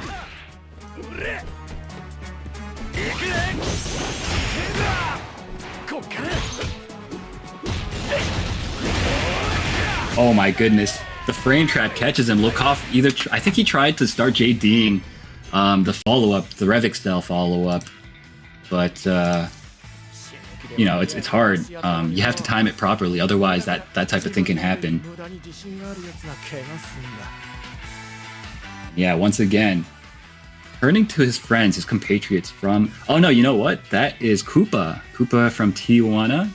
Buddha's as well, helping him out. The Mexican contingent over there to the side, all rooting on their boy, I'm sure. Round 1. Get ready. Fight.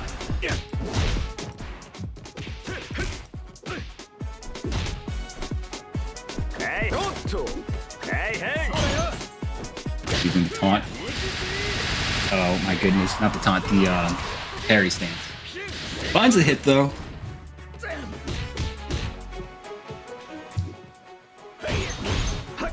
Nice double JD there. Oh, gets wild punish. This is gonna hurt quite a bit.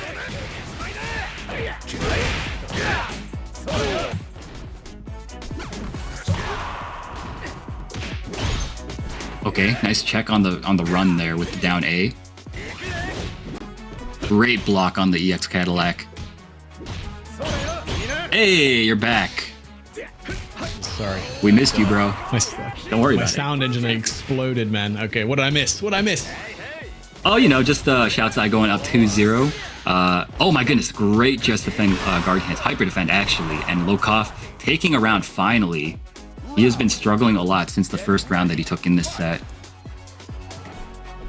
Okay, well, I mean, I don't know, Billy, man, he's kind of been slaying all these Mr. Karates out there.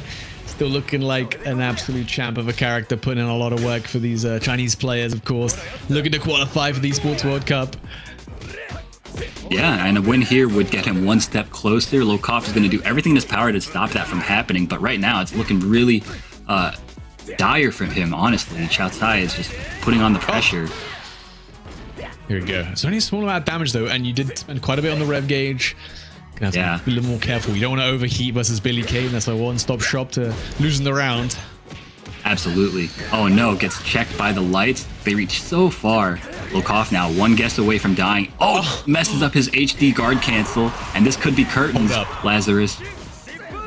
Could be, but he still has a round to get. Hit that gets the clean up. Oh, hold up. Oh man, could have got so much more off of that. Slow down from the Universal Limit. Get collected by the light. Still doesn't finish the job. Oh, but the overhead from the Drago Supremo lock on. I'd never seen a man breathe such a big sigh of relief. Dude, yeah, I saw it in the player camera, and it made me want to sigh too. I was holding my breath just like he was, I'm sure. Heard it. Oh, yeah, geez. I mean, had like about 3 opportunities to kill there. Just didn't, you know, obviously nerves are high, tensions are high, but that's it. You're back in it. Get your mind in the right place and lock in for these last 2 games. You can still do it. You can still qualify for the Esports World Cup. Just got to win 2 more rounds and then another set. long road. I never said it was easy. Oh, no. Oh, No, definitely not. Gets the throw baited, though. This is a big damage opportunity, and Xiao Hai is so eager to oblige. Oh my goodness. That must have been a mistake.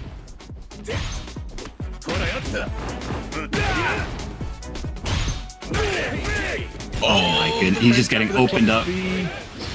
yeah, man. Why does this character have a +4 on block close D again? I'll never know. Yeah, the character with mile-long pokes doesn't make sense that he has really good frame data either. But that's neither here nor there. Lokov finding the hit. Again, he needs every round that he can get here to stay alive. And he is able... Oh, dude, he's got 2 bars. I don't know why he didn't spend one there. You think the knockdown will be valuable? I mean, saving it for the hidden gear for these kind of situations can be good too, right? You can end the round if you get one big hit. Oh, he's looking for it. Oh, the delay. Oh. Nothing though, nothing. Can't find that big hit. Oh my God. Train up the EX Cadillac. Farsi doesn't cancel it. Big jumping. Oh my God, the hidden gear comes through. And I don't know if this is enough to kill, but it's at least enough to put you in the life lead for sure. I don't know. Oh, it's enough. It's enough, Lazarus. That was so sick. Lokov, he jumped at a spacing where the only buttons that would have possibly reached are the jump B into stand B, into hidden gear, and he knew his out so well. That's exactly what he was looking for, and he jumped on the opportunity quite literally when it presented itself. Very nice counter. Yes. Well, there you go. You can't get the second follow-up, and that's the big thing, right? The first follow-up is actually 0 on hit, so it's not really that good to be able to take your turn back. But yeah, Zhao definitely missed out on an opportunity to close out the round. Just needed to hit, one of these fast Cs to be cancelled into a special move. But no, instead, he was opting for the feints to keep the pressure up. Yes, sir. All right, Lokov. It seems like he's kind of found his footing in this matchup. Xiaosai now seems to be on the back foot, and he needs to stop this aggression. And that's a great way to do it by sticking out those gigantic light normals and converting into a super. But you see, Lokov so eager to get the momentum back. Yeah, and man, he's definitely done a good job of it, though. Back to the corner now with the throw. Has to be very careful in this situation. Oh my God. And a wild punish from Xiao Kai. Clean stuff, and is able to put himself back onto set point to move on the loser side to get one step closer for that Esports World Cup qualifier. Oh. Big Ruger start things off from Lokov. Yes, indeed. Goes into the super, wants the hard knockdown. What have we got here? Goes for the overhead, runs into the reversal super. Both these players now are playing a lot looser with the reversals. So I think the first player to notice that and bait one out at a crucial moment is going to run away with the set. Yeah, Lokov though, he really wants to do an EX Tatsu right now. I feel like I can feel it in him. There it is, coming through, busting out. That's going to put Xiao Kai in SPG though. That's a dangerous place to be. A big counter hit. Red blow, to slow down. Nothing's going to come of this though. A bit too far away. Tensions are high right now, Aru. Oh, the reactions, the high dodge. Xiao Kai, sick stuff. Gonna probably end this combo just a bit short. Lokov outside of SPG. Has to be careful getting opened up. Anyone's game right now, Lazarus. If Xiaosai wins this round, he moves on. His EWC dreams remain. Oh my gosh. Oh my God, we're whiffing into Drago Supremo. We're playing Mr. Karate, baby. One more hit. Any of these players are light into hidden gear. Oh, that's going to be a punish. And Xiao Kai finds it with the jab into the hidden gear. There's no surviving this. No matter how hard you want to hold on to that controller, Lokov, it's over. 3-1. Xiao Kai moves on in a very tense final game there. My Goodness, that was incredible. I think the level of play that we saw displayed there at the end. And also, I want to shout out like Lokov, like his play style. He's like he's like a very instinctive player, right? And like I feel like he's able to ride the momentum. He's able to kind of get reads on people's mental states quite well as a player. And I think that's gotten him this far. But against the cool, calm, collected play style of Xiaosai, it wasn't quite enough. So that right there is where Lokov's tournament run ends, and I'm sure all of Mexico is sad for their boy, but you know what? Xiaosai, he really deserved that win. Yeah, definitely. Got the run back as well, obviously, from the winner's side. That was a 2-0 in favor of Lokov before, so it did a great job in our first to 5 to keep it under control. If we see that game 5, you know, anything can happen. Anything can happen, of course, but man, it was just so close, you know, so close for both these players, and only one could make it through. So we're down to our final 4, Aru. We got Peter versus Yunwoo, and we got Aliyun versus Xiao Kai. This is going to be a tough one. This is going to be a tough one for Team Europe.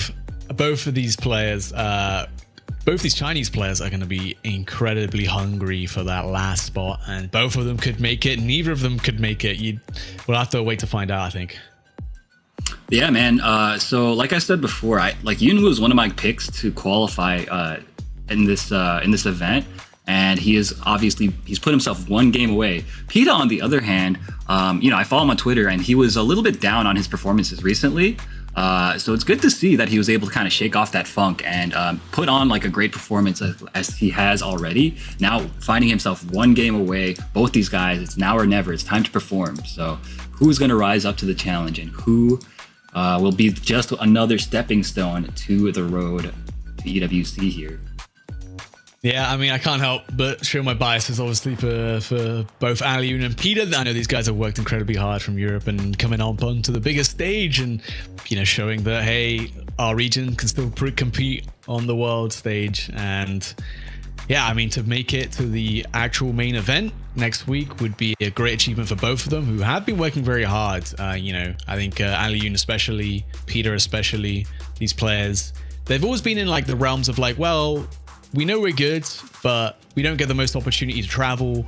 In Europe, we're kind of like stuck with, not many opportunities when it comes to sponsorships, things like that. But if you get to that main event, then now you're in a great position as a player to be like, hey, you know, I'm a world-class player in See the Wolves. You might want to pick me up. Yeah, you know, it's incredible to think that Aliyun in particular has not traveled almost at all in this entire tournament season. Peta, on the other hand, he's been able to go to, like, you know, some of the European events and always does, you know, decently well there. So again, really nice to see them both clutching up in this final event here. And it would make a great storyline if they were able to make it, but these Chinese players, Xiao Tsai and Yunwoo, are not going to make it easy for them. No, definitely not. Definitely not. I think, you know, these are players that, especially Yunwoo, has actually come to quite a few of the European events. So I'm sure Peter and Yunwoo have played before, at least casually, maybe in bracket too. I'll have to double check that. But Aliyun and Xiao Kai, no chance these guys have played. Gonna be Mr. Big versus Mr. Billy, I was going to call him. But I mean, at this point, all the best characters in the game have Mr. in front of their name. We should just change Billy's name to Mr. Billy, because let's be honest. You know, no, you're right. But I think, you're absolutely right. I think we just saw Lokov with Mr. Karate himself, you know, get very, very close at this game 5 with Xiao Chai. Probably in the back of his mind, let's see if Aliyun can do something different that Lokov couldn't. Yeah, I mean, you've mentioned before that Aliyun feels that he has some really good anti-Mr. Karate stuff. But before that, we have, of course, Peta versus Yunwoo coming up next. Peta, you know, Andy player. I mean, he's only played Andy, right? Yeah, he did play Hokuto in the first season. So he was one of the best Hokuto players then. And then obviously when Andy came out, slowly migrated over to the character. Has obviously tried a couple other characters, but I think Andy's, you know, his day one. He's not going to move away from that one now. Definitely a very strong character. Don't think you need any changes there. We'll see if Yunwoo, I mean, we know he got the Hotaru in the bag. Maybe this is the kind of matchup where he wants to bring him out. Yeah, that's I actually don't know how that matchup goes myself, so I think it'll be interesting to see what he does. The thing about Yunwoo, I feel like he's just kind of like an elite, like fundamentals heavy player. He plays the ground game really well. He's got great anti-airs. He reacts quickly to things, and he adapts very quickly. He's just one of those good all-around players. So a character like Hotaru fits him very well, but he's also very capable of abusing the strengths of a character like Mr. Karate. So we'll see which philosophy wins out in the end. Which is it going to be, the angel or the devil on Yeonwoo's shoulder? We know which one's which. I don't need to tell you what order that's in, but Peter, on the other hand, just needs to lock in, right? Both of these matchups, he's going to have some pretty decent practice in. So either way, he's going to feel comfortable. As comfortable as you can get versus Mr. Karate. Let's go. Last chance for Peter and Yeonwoo to qualify to the Esports World Cup right here in this one first to three where everything is on the line. That's right. Both these. Oh, what? Oh, you know what? Oh, it's the stage again, right? Man, okay. We will. Oh, Yeonwoo, stop blocking. Okay, we can't random select the stages. I feel like I'm pretty sure it's only the daytime version of that stage that's that has the double lanes. But you know what? Whatever. Right. Yeah. Best not to worry about better it. safe than sorry. Yeah, imagine you game 5, someone just jumps into the background. You're like, what the hell? Get back here. But they do a crazy lane switch combo on you, right? Like, yeah, you're like, oh nah, he's labbed the stage matchup. It's over.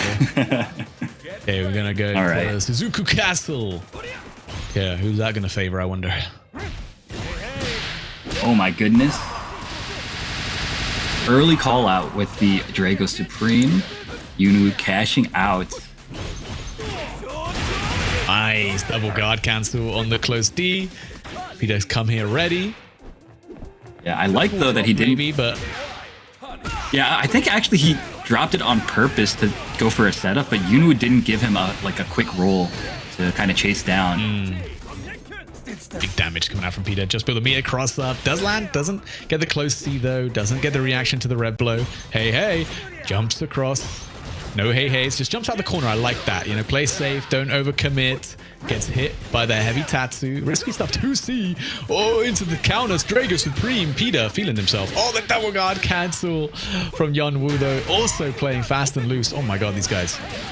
Oh my goodness. God, Connect is too far away. I've never seen that whiff. Oh, that round was crazy.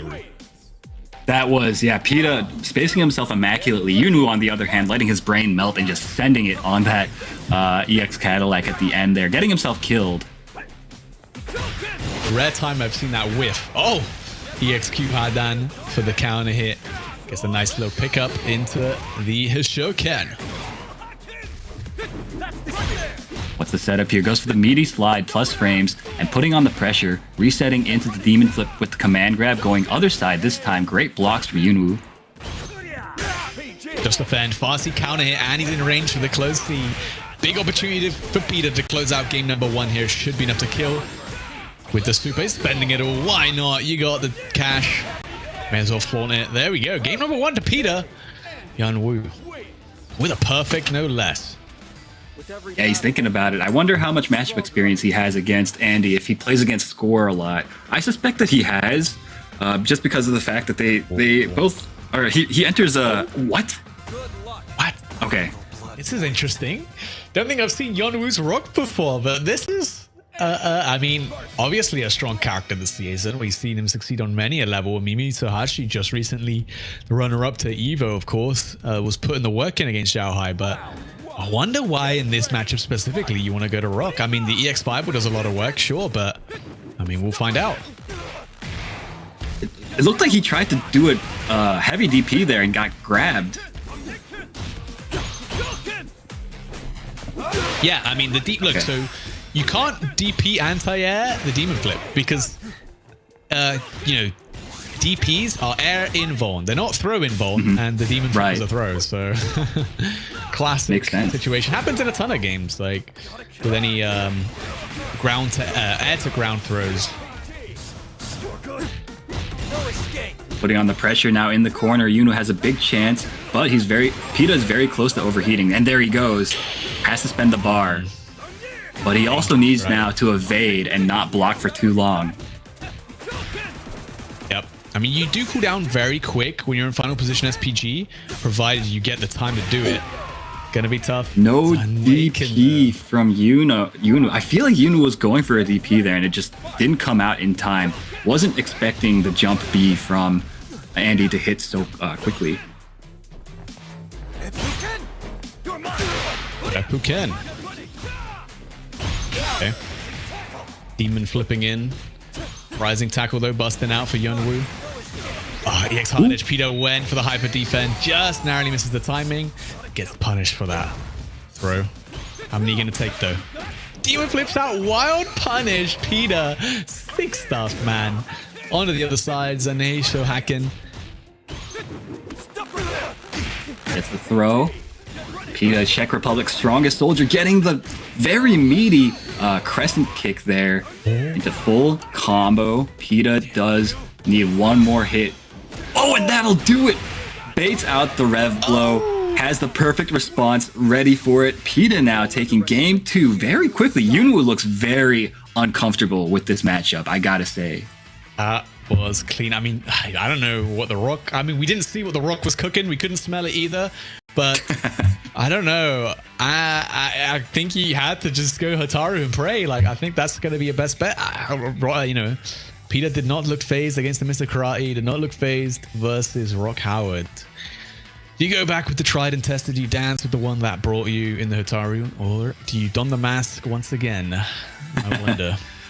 Yeah, in my mind, it's between Mr. Karate and Hotaru. And on paper, Mr. Karate, I think he's obviously the better pick here. But, you know, he looked so comfortable on the Hotaru before.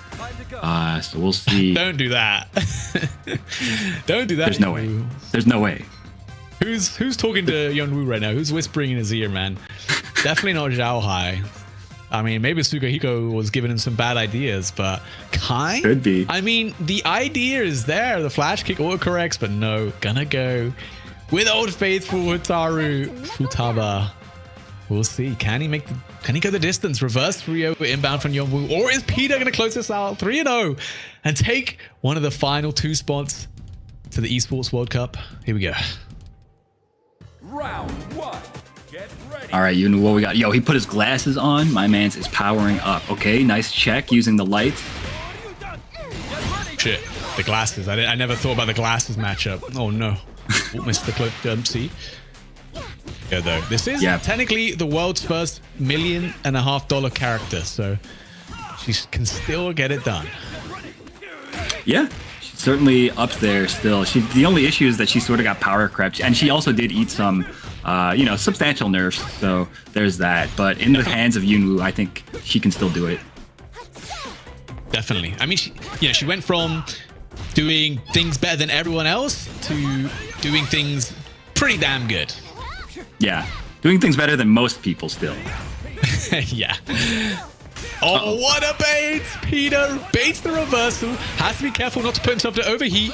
And with the super, the Zane Shohaken should be enough. Peter 1 round away from qualifying for the Esports World Cup. Don't let it slip now. 1 round away, man. You said it. This guy, he wants it so badly. You can tell in just the way that he's playing, and also, I mean, the way he carries himself, man. He is so focused. Nervous, man. I'm nervous. That was a cross-up. I got hit. That was a command throw. I was not holding up. Peter getting hit, though. Super gonna land. Yeonwoo with all the momentum in this round, but final position, SPG has 100% on the rev gauge to use up. Unfortunately, not gonna get a chance to use it. Never mind, still alive. Blocks the rev blow. Yo, you see how Andy players, they always just go crazy when they're about to die? There you go. The wild punish, cross under jab. Yunu keeping himself alive. Yep. Okay, don't let it slip now, Peter. Trying to get that counter hit, confirm into the EX Zanakin. It's not plus, don't get it twisted. It's just the follow-ups there that, you know, make Yeonwoo not want to press. And Peter's got that 6 frame close, so he can definitely take advantage. EX Q Hadan straight into the super to get the momentum. Peter hasn't been touched yet. Yeonwoo down to 50% life. No anti-airs from Yunu. A little bit uncharacteristic, I gotta say. It feels like he's just really kind of deer in the headlights moment against Pita's Andy. And now Pita one mix-up away, and this might be it. Not quite. Oh my god, and there it is. Pita does it. 3-0 over Yunwoo. Takes a moment, just a moment to celebrate here. He can't believe it, and neither can I, honestly. Man, super proud of Pita here.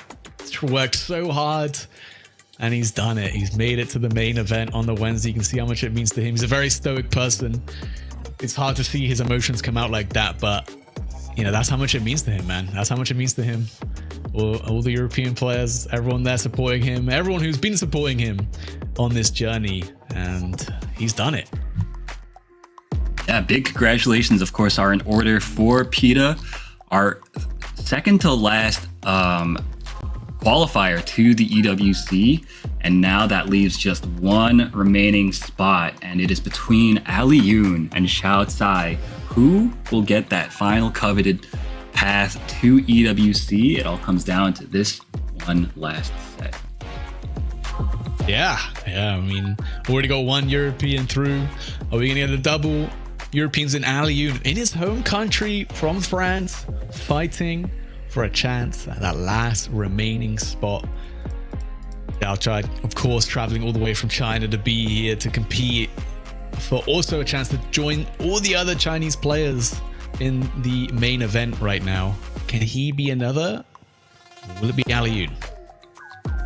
Yeah, honestly, I mean, Ali Yoon, he's a guy that if you've been around the FGC for a while, particularly the Western FGC, I can't speak on, Xiao Tsai's story. Yeah. I'm not as familiar, but Ali Yoon is a guy that is legendary in the Western, fighting game sphere. So it's really cool to see him still actively competing here in this new game, and of course doing very, very well. Just one final roadblock lies ahead of him between him and UWC. Yeah, I mean, especially if you played Street Fighter 4 back in the day, you knew this guy's name, man. You knew this guy's name. One of the most dangerous individuals from Europe in Street Fighter 4. And hey, at the start of the stream, we said there's a lot of players here from a lot of different backgrounds, all to showcase their skill in just fighting games. And I think there's no better place to do that than in Fatal Fury City of the Wolves right now. And what a place to show it off than the Esports World Cup. Yeah, I think versus. No, go ahead. Sorry, I was just gonna say, I think that this game, the way that kind of the system works, it suits his skill set pretty well in that he's able to find very layered OSs and stuff like that. He's able to break down interactions really well. And this game is a game that really allows for that type of knowledge to really come through and shine. So let's see how relevant that is against this guy Xiao Tsai and his Billy. Ooh. Oh, we got the Preacher. Ali Yoon with the Preacher. I think I get it. This matchup's kind of nice. You got tools like the EX Tatsu to bust through the neutral, and your Fireball is hella annoying for Billy to deal with. It's really annoying. It's super active, and he presses his buttons into it all the time, and you're really sticky. Once you get in, it's hard to let go, and that's something that, Mr. Karate doesn't do. He doesn't stick on top of you like these other aggressive rushdown characters. Yeah, dude, that's such a great point. The fact that once you start blocking, Preach's close C feint stuff, you kind of have to take a risk at some point to get out of there. Yep. Especially when your back's in the corner and you can't just backdash away from her pressure. Gets frame trapped. Unfortunate for Ali Yoon. Should still be alive here. Oh my god, no way. You actually built all the way up to the hidden gear, man. You can't be doing this. That's enough to kill. The meter gain, especially with the recent change, right, where they made rev moves able to build meter. Definitely benefit some characters more than others. I think Billy Kane is one of those. Yeah, it turns out the top tier characters are top tier for many, many reasons, not just one. Usually how it goes. Right? All right, and you see, like you pointed out, he's throwing out the fireball to create, a hazard, and then he works his way in. Big opportunity here. Has Xiao Tsai in the corner. I suspect he's going to jump over here. Oh, actually stays in the corner. Yeah, I assume was just trying to make some visual noise for Xiao Tsai. Of course, when you're so used to seeing that situation over and over again, you think that the cross-up's coming, and then when it doesn't come, you might be thinking, oh, you know, you're one step behind. Yeah, definitely. All right. Gets hit by the follow-ups there. That happens all the time. Trust me, I know it happened to me literally every time I try to JD. Yeah, if you try to just defend and miss the timing, it feels bad, man. Yeah. You don't have to bust out some point. Oh my god, dash up, close C. Oh, runs right into the jump in though. Xiao Kai should be able to finish this one off with that meter gain. Yeah. Oh my goodness, still not out. Okay, uses the double 2-bar super and shouts out, taking game 1 over Alioun. Let's see if Alioun goes back to the drawing board or if he believes in this Preacher game plan of his. Yeah, I don't even think it was anything to do with Preacher there. That was just unfortunate situations. Xiao Kai a little bit better on the reads, and Alioun missing some execution checks, right? He hit the far D. If he confirmed into that level 1, he would have been out of the corner. He would have had the knockdown, but instead he was still in the corner and still scrambling for his life. Yeah, great point there, Lazarus. Oh, nice chase down on the roll, but great rev guard from Xiaocai as he wakes up. Doesn't have to guess which side. Yeah, this Fireball's putting in the work. Gotta be careful, they do have quite a lot of recovery, right? And Billy with his big jump C can definitely take advantage of that. 50-50 is blocked, but still plus. Nice jump. Oh, nice. Though. Nice! Okay. Cross cut. Yeah, I mean, it's really hard to DP those angles. But if you do manage to get it, oh my, 99% on the rev gauge, you have to make it happen here. You can't block anything, Alioun.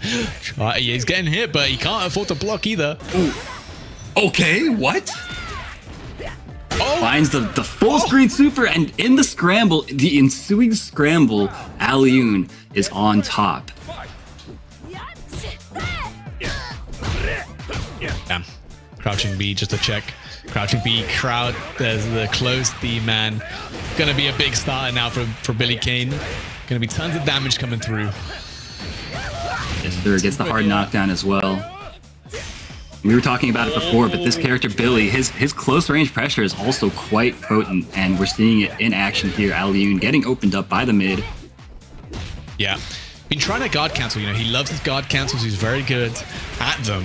And Xiao Kai knows that. He's just delaying his options on wake up, making, you know, Alioun have to guess. Nice block though, on the low there. And gets out of that dangerous situation. Alioun still in SPG. EX Tattoo, that is plus. Tries to take his turn, Xiao Kai though. Doesn't take too much damage for it. Finds some fast Cs. One more will do it. Ah, nice. Oh. Using the double, poking 2 times in a row. Alioun thought he had an opening there to throw out a fireball and maybe get something started, but man, that special move is pretty good, man. Yeah, it's damn good, man. Big damage coming out from Alioun here. Yes, sir. And the knockdown is this the most time important part.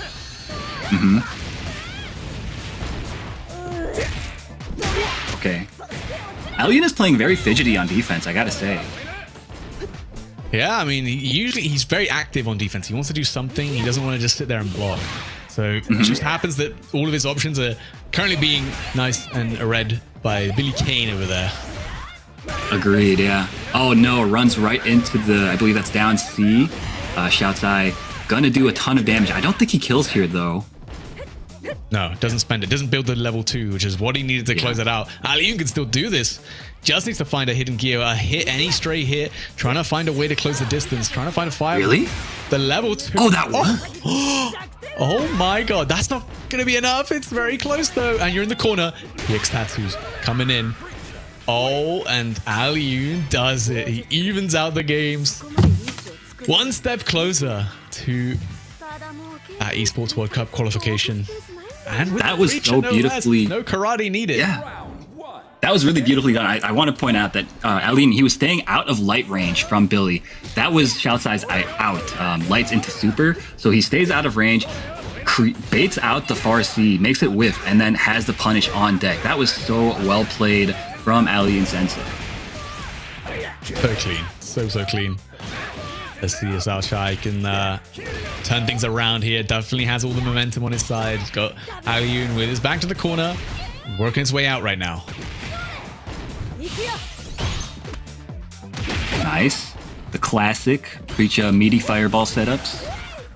Going for the overhead. Great block from Shoutside, but he's in the corner. But Alioun has overheated himself, and this is looking real bad all of a sudden.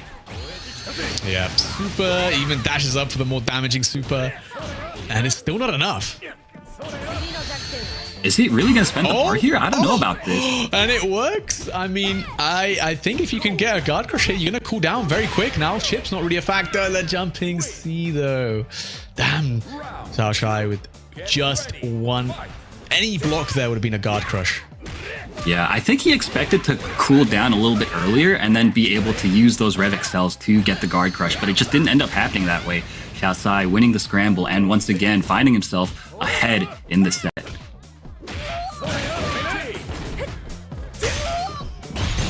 Great containment here. Oh my goodness, lucky break for Xiaosai getting the counter hit, and this is going to do... Actually, he might be dead.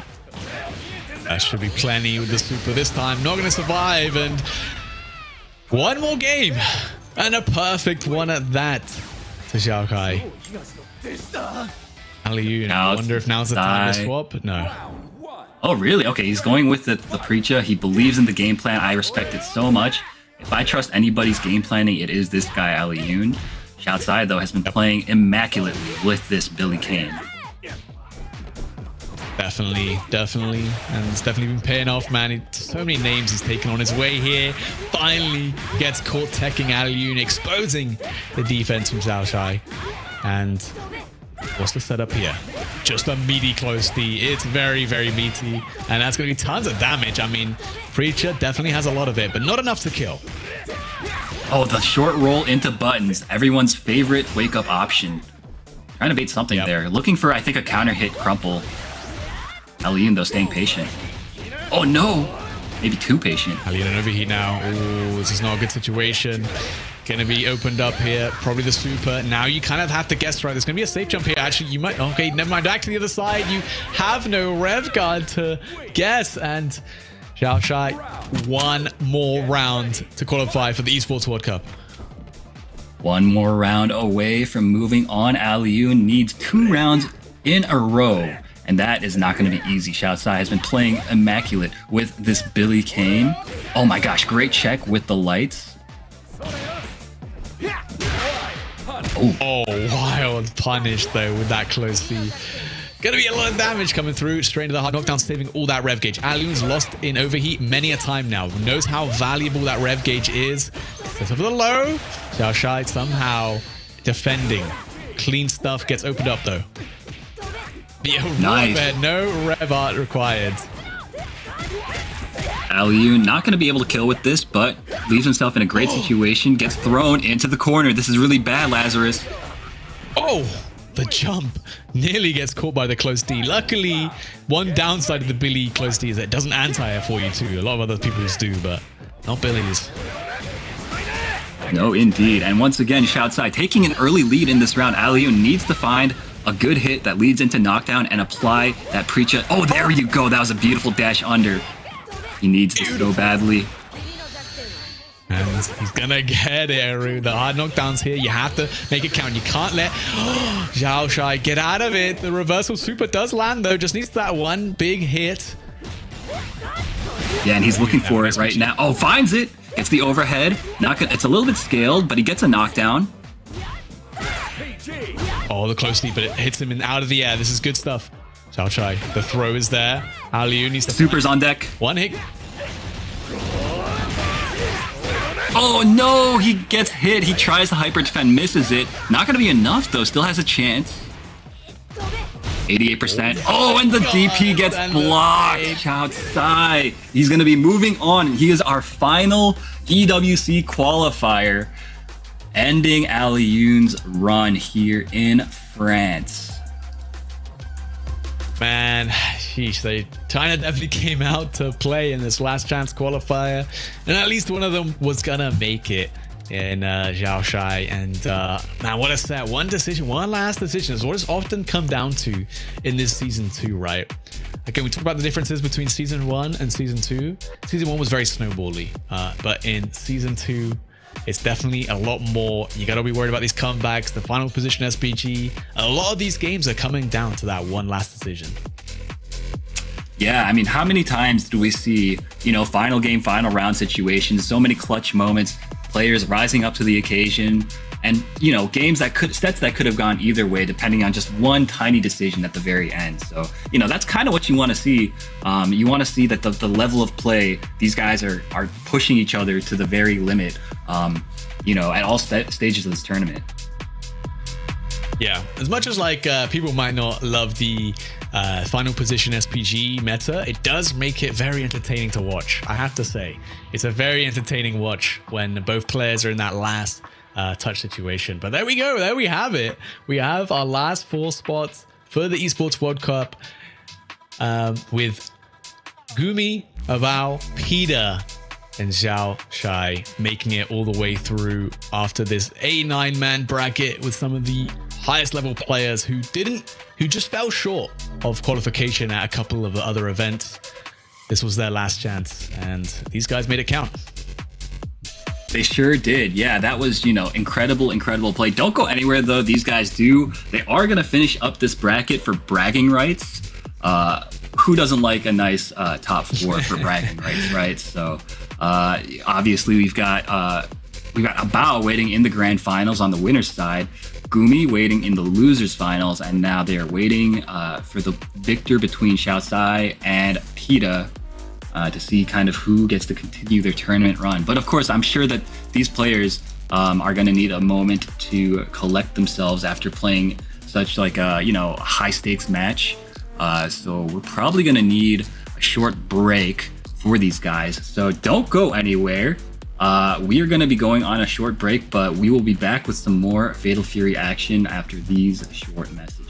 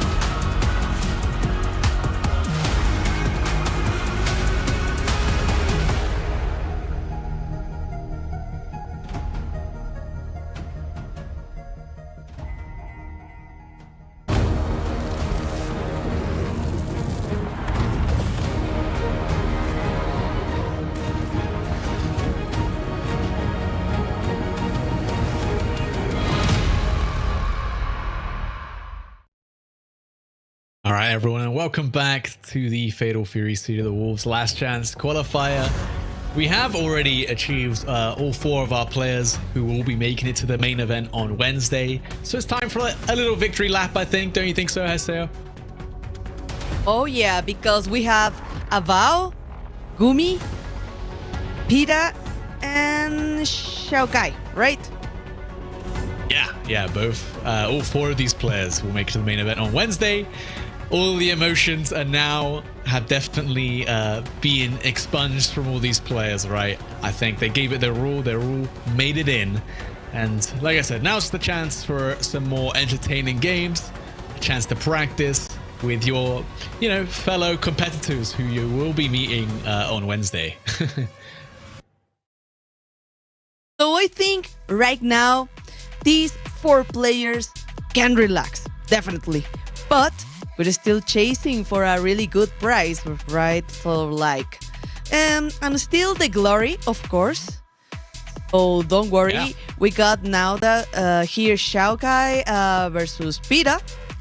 And of course, waiting here patiently Gumi to see if he's gonna fight against Xiao or Pita. Yeah, we've got 3 sets left, or 4, if the grand final ends up being a reset. The way Abao's playing, that would definitely be a tough job for everyone. But yeah, basically the players are playing for the bragging rights, which, I think in the fighting game community, we love bragging rights. We love to say that we, won a very stacked bracket. I think people will remember that. So why not give it your best shot and see if you can, be the person who won the last chance qualifier. That's true. And finally, thanks to Aliune, I've seen a preacher in the top 8, in this whole tournament. I was waiting for that. And I love the idea behind it, right? We saw how well it can work into Billy, but ultimately, Xiao Shai was just a little bit too strong, a little bit too prepared. And yes.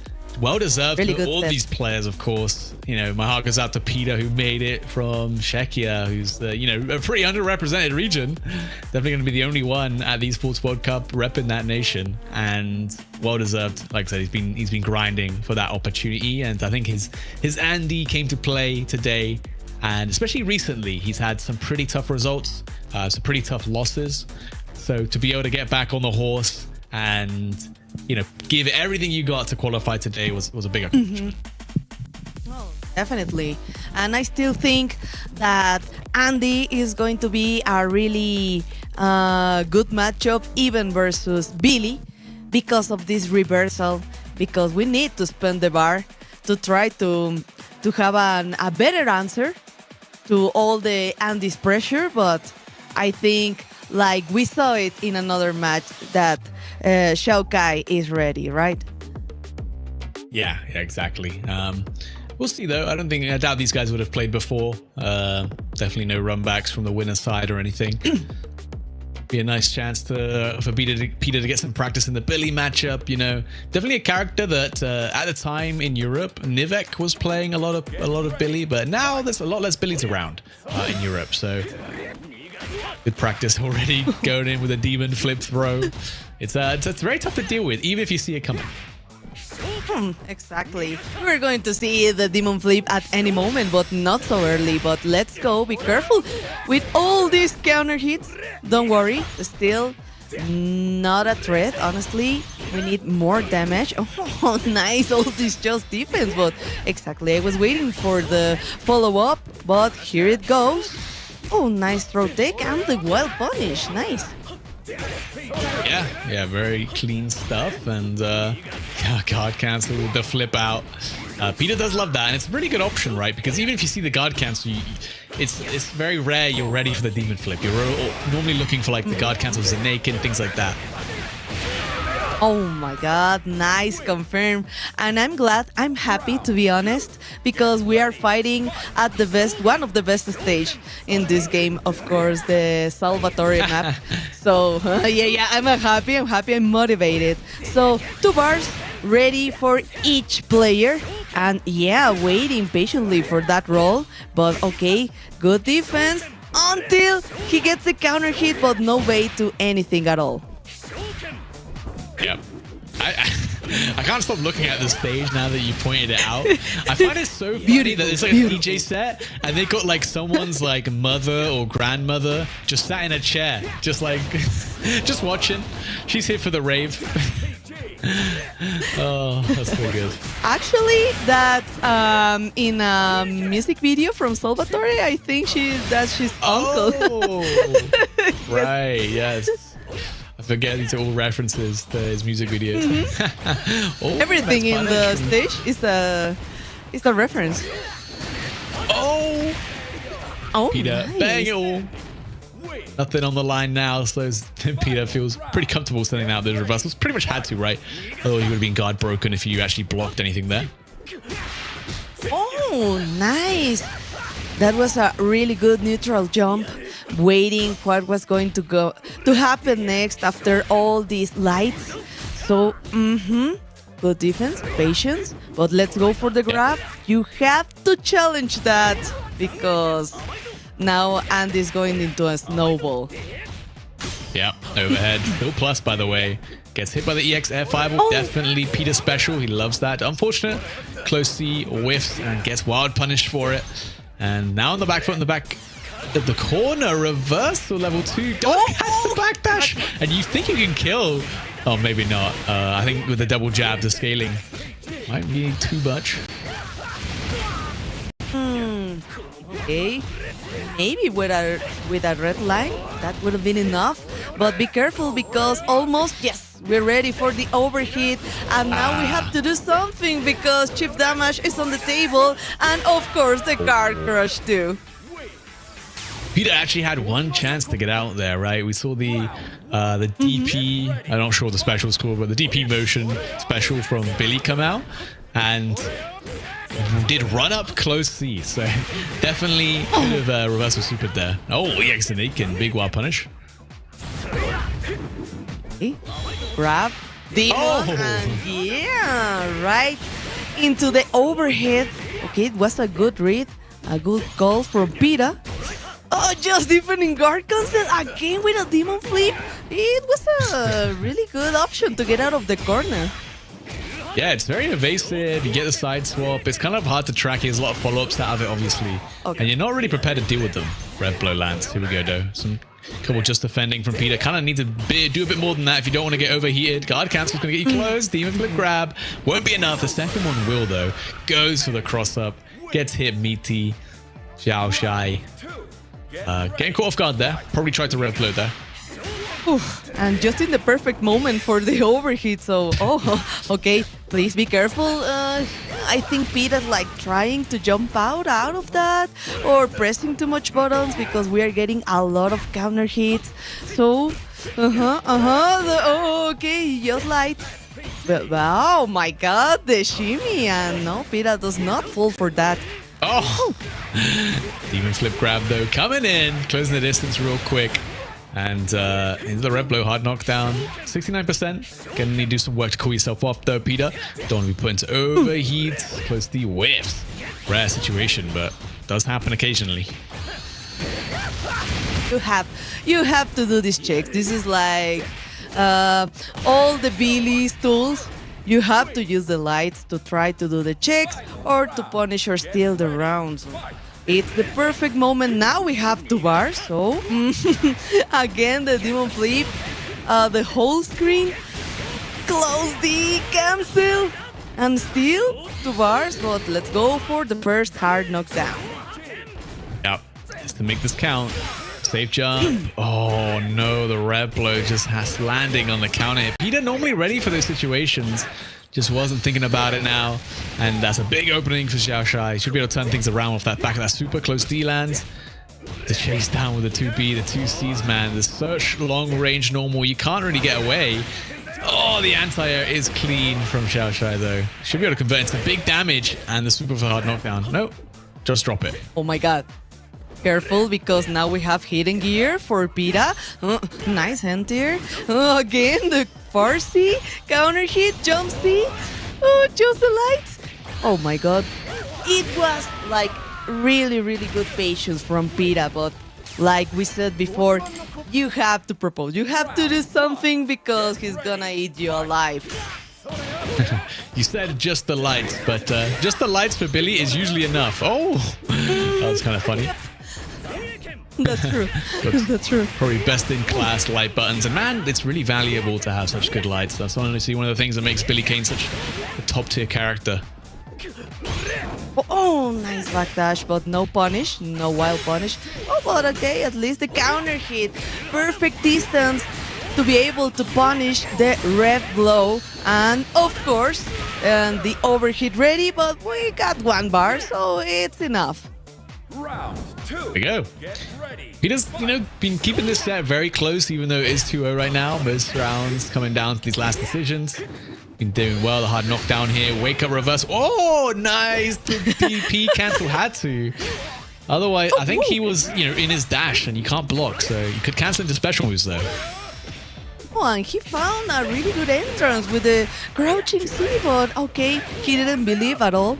So let's go. 1 bar for both of them. Counter hit, yes, in any moment. Not just light, in any moment. So I think it's enough with just this bar, right? Oh, okay. Didn't believe the jabs though Okay. into the triple attack. We'll do it. And that's going to be set point now for Xiao Shai to move on into the top 3, into the losers finals. Potentially win this last chance qualifier for himself. I mean, the way he's playing, we might be getting all Billy Grand finals. And still with advantage in the resources for Pita. But okay, be careful. Nice air to air. The punish. Okay. Side switch. Wild punish. Big jump in. Okay, this could be to enter the SPG zone. And we are ready to guess. Oh, the delay close D2C counter hits. The jab confirms there's no super there for Xiao Shai, luckily. Oh, the checks. Yes. Oh, and it's enough. Xiao Shai finishing that set 3-0, but every game was hard fought. Peter, obviously, this is a nice victory lap for him. Xiao Shai still, playing very, very clean though. Yeah, I thought that maybe in any moment we were going to see any reversal, ignition, any challenge here from Pita, but no, he waited so much that Xiao Kai just wanted to go with pressure and play aggressively. So okay, it worked. Yeah, it did work, and so is everything else Xiao Shai has been doing, to be honest. Hard to be wrong when you're making so many right decisions. Well played to both these players. Both know they're qualified. Both know they're going to be seeing each other come Wednesday for the main event. That's true. Maybe they won't be in the same group, but they might be. You never know. We don't know how the groups are going to shape up just yet. Definitely. So I think it's the moment because it's Gumi, the Gumi turn to fight versus Xiao Kai. So I think definitely we're going to see Mr. Big, of course. Yeah, Mr. Big from Gumi in pretty much all sticks for as far as the eye can see for the rest of this top 8. Gumi, Xiao Shai, and then Abao all playing that Mr. Big, Mr. Billy Kane, as I think we've come to call him. And yeah, we'll see Abao in that grand finals winner's side, about as comfortable as you can get. Just needs to win that one set.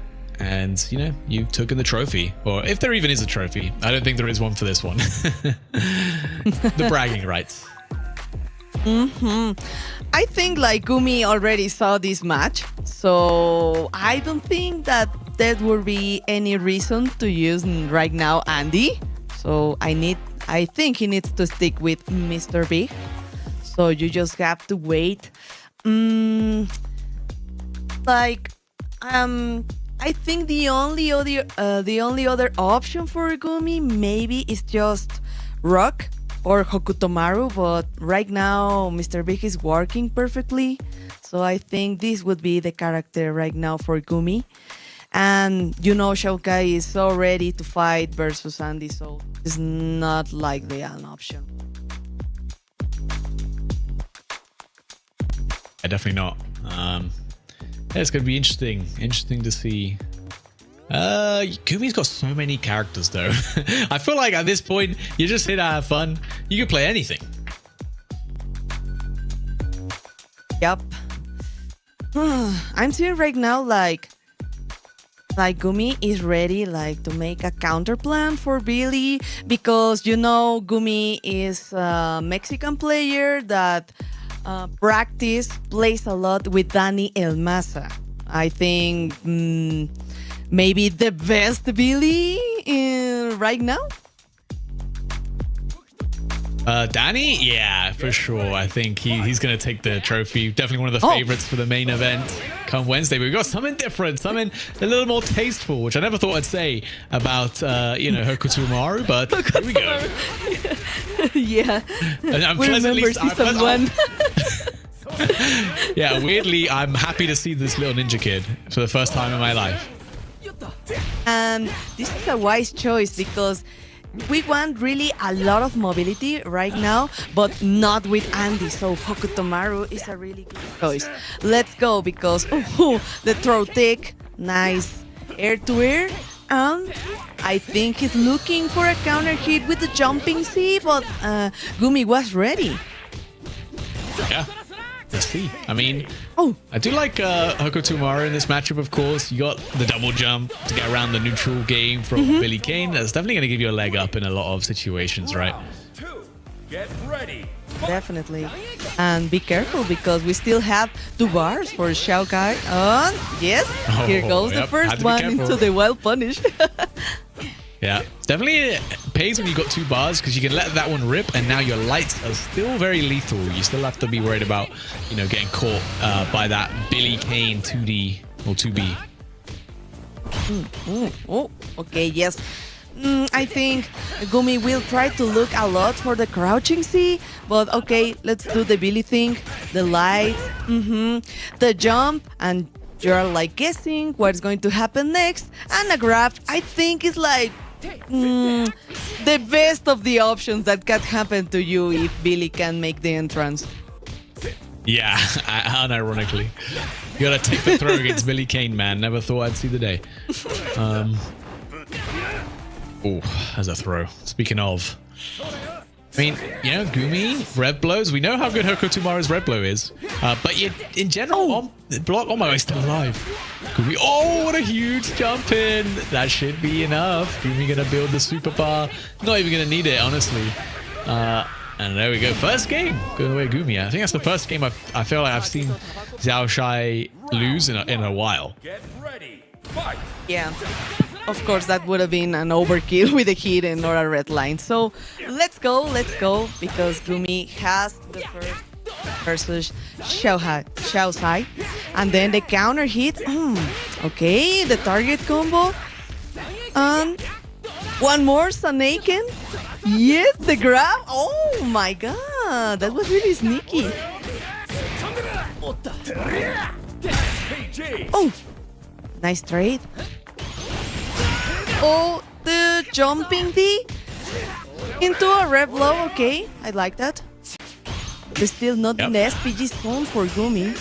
Jumps out of the SPG and gets a nice whiff punish conversion. Shoken, is that going to be enough? Not quite. The super does do good damage, but the throw will do it. Now Gumi, man, with the Hokuto Umaru actually making a good run here. It was a really good read. Trying to jump, and he's gonna go for a red blow. So really good on Gumi's side, and still 60% of the rev meter. But don't worry, we got to spend 1 bar. The ignition is ready. Close D, cancel. You have to wait for all the pressure until you find the perfect moment to do the JD, and he tried, but he goes for the delay. The red blows though, gonna land. I feel like I haven't seen that in a little while. Hokuto Umaru red blows coming through, some good damage. Hidden gear available for Gumi. Any light confirm into the hidden gear is gonna be enough. The Iron Defend is so clean. Okay, the counter hit. Yes, the pixel critical situation. Try to guess. Counter hit. Okay. Final round. I can see that Gumi is like changing every time he's pressured because you think he's going for an overhead and then he goes for a EX fireball. So this is very interesting for Gumi. Yeah, definitely. See, there we go. Finds that 2C. Still great normal for CotW. And getting that hard knockdown. This is where it gets dangerous, right? The double jump mix-up just holds up. Xiaoshai gets out of there. The wild punish. Light confirms. Lots of damage. Red blow gets thrown. Oh, not the grab, not the jumping C counter hit. Okay. Great work. Damn. Twice, Lazarus. Yeah, definitely. Gumi just trying, but couldn't quite succeed to get out of that corner there. Oh, nice though. There's the bait on the throw whiff. And Gumi gonna do quite a good amount of damage. Man, so consistent with those hyper defense. It's a shame that, you know, CotW, he can't commit to any faster special move because if Xiaoshai does any of the follow-ups to the Rekka, it gets a counter hit. Yes, so he can do the Sanaken like this, but still it's working, and with the Hisho, it's enough, of course. Yeah, really good confirmation. Gumi is keeping his resources just when it's needed to finish the round. Yeah, definitely important on a character like CotW. Don't want to leave your opponent alive with the sliver of health. Nice. Gets the close B into that close C. And chasing him down. Oh, again, Xiaoshai. He's always gambling a little bit on the defense, right? Either he's holding up, he's taking, he's doing something, he's being active. He's rarely get caught with his pants down doing nothing. Oh no, the pogo. Okay, at least he didn't got the counter hit, so that could have been really dangerous for Gumi. And almost the second bar. Yep, it's ready, but he's gonna survive, right? Yeah, there's the counter is a naked and just enough rev gauge for that guard cancel. Needs to make this count. A wild punish though, and Xiaoshai. I mean, keeping this set very, very close between these two. I think Gumi is going a lot for a lot of grabs. So I don't know if he's gonna change right now the strategy because it's not working like he wanted to. He's not like conditioning at all Xiaoshai to respect and try to go for all these grabs.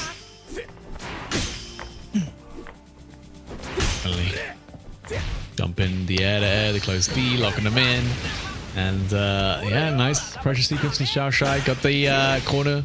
Attack comes out from Gumi, still fighting, trying to get out of this corner real bad, but doesn't quite find it. Gets opened up. Is that going to be enough? I think no, so. Yes. Yes. Oh! The pixel. Yeah, not quite. Oh, the chip damage though. Xiaoshai in these last hit situations, man, keeps coming out on top. Get ready. Fight. As you know, with versus Billy, to keep consistent with the rev guard, really hard, but okay. I think we are going right now for shimmies because right now we can try to do the conditioning correctly. Oh, the crouch and see, some high dodge and wild punish. Okay, he tries to go for the reset. Yeah, why not? I mean, gotta try something. Keeping Xiaoshai locked in this corner, can't get anywhere. Can't find a big hit either though. Gumi needs to find one, otherwise it's gonna be fighting. Oh, speaking of big hits, wild punish 2C, immediate hard knockdown with a red blow. Scary situation for Gumi. Needs to try and find a way out of there. Gets locked down by the jabs. Now the throw will kill. You guess him for life. Goes for the overhead. Gumi with the neutral jump. Big reads pay off. This is enough, actually. Yep. I don't know. Xiaoshai is like missing really great opportunities because I think the moment you gave the opportunity to Gumi, okay, nice. Just have to mash that just defense. Clean stuff, yeah, from Xiaoshai there. I mean, unnecessary, you still get the punish either way, right? But Helps with that meter replenishment. Don't spend too much red blow. One of the best anti-airs, honestly, still very scary. Just hold it up. Honestly, that's something that I haven't seen Gumi use very much. He hasn't really used the double jump a lot in this matchup. He's not really left the ground very much either. No, he's just going a lot for the shimmies and maybe the grabs. So that was really unfortunate. Like, did he wake up with an overhead? Yeah, I guess so. Not sure what that was about. Hard read from Gumi right now. Xiaoshuai now though in on set point on the back foot in this round. But obviously, winner here will get a run back against a Bao. I'm kind of hoping it's Gumi though. Yeah, I'm kind of hoping it's Gumi that makes it through. I don't want to see a Billy mirror matchup. That would ruin the day. Almost. Oh, nice. Patient. Oh, Jumping D. Oh, again. Hard knockdown. No, the shimmy. Okay, but we didn't got to confirm. oh, there we go. Gumi finds the combo, gets the Shoken to finish it off, and we are going into a game 5. No changes from either player. Locking back in. Like, Gumi is so calm down right now. I know it's a critical situation to be in the 2-2 versus Xiaoshuai, but okay, I still think that Gumi is like pretty calm. Yeah. I mean, there's not too much on the line right now, of course, with all these players qualified already.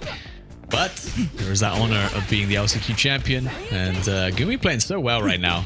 Really wants that. Locked in with the Hokuto Marus. I think he's played like 4 different characters in this bracket already.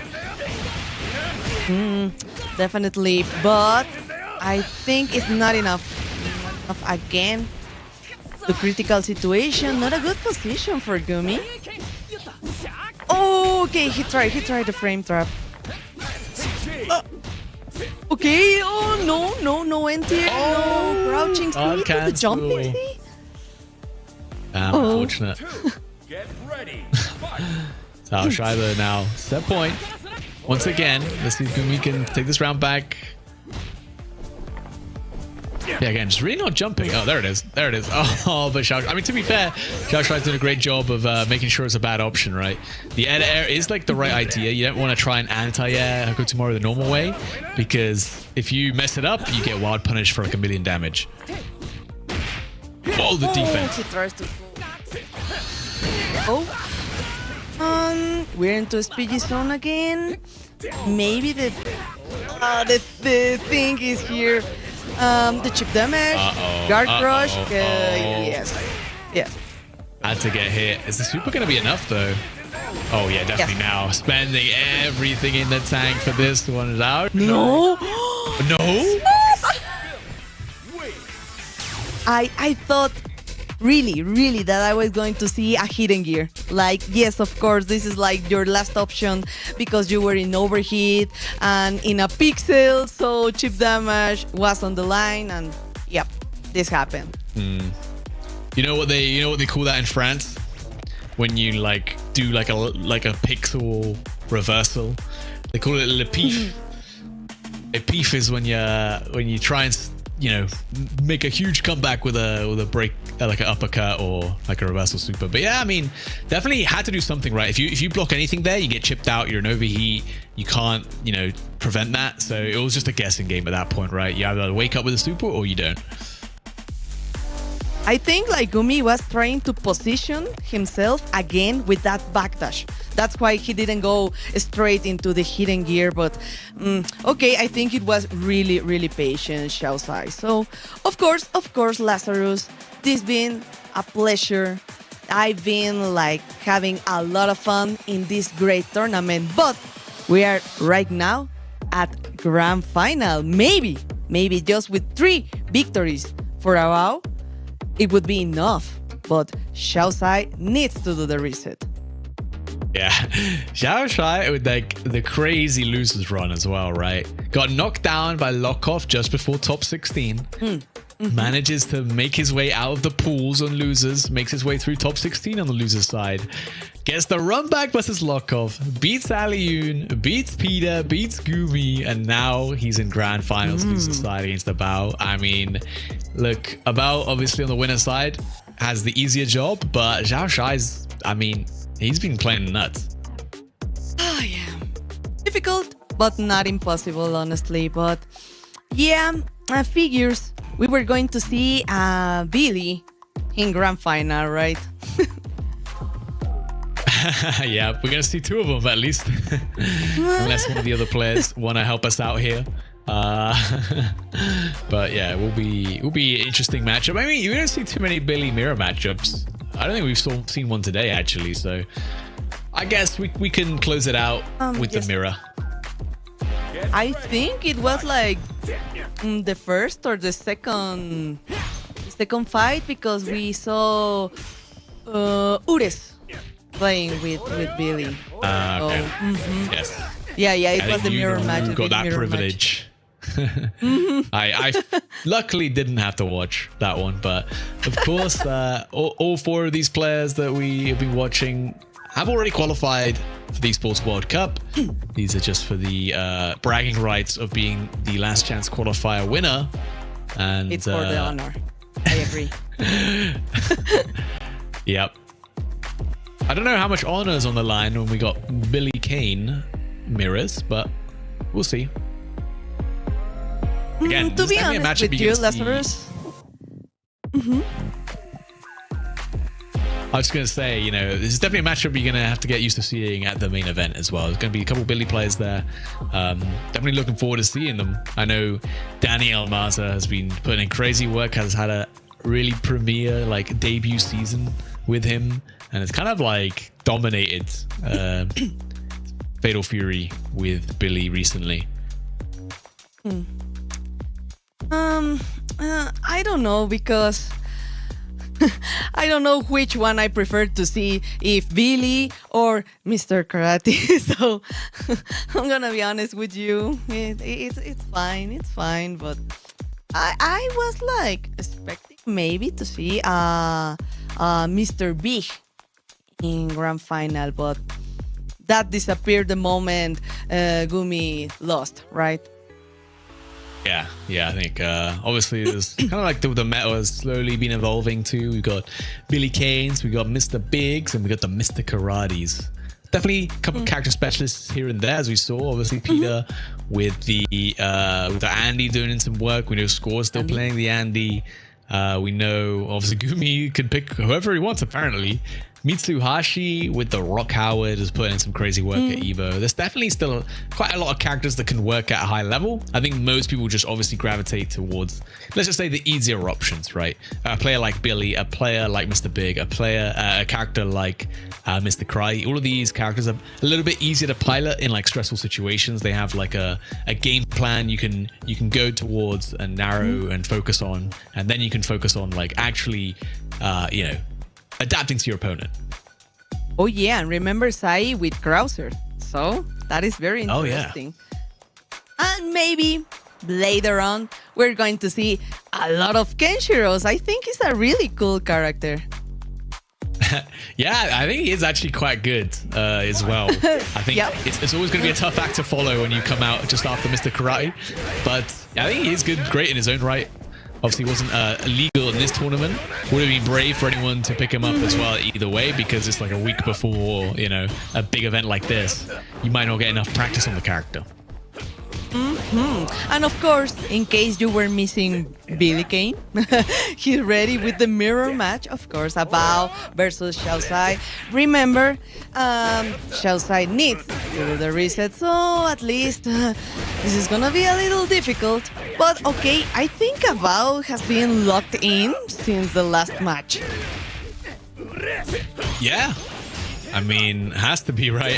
Zhao Shai's made a hell of a loser's run, so he's already definitely in a flow state.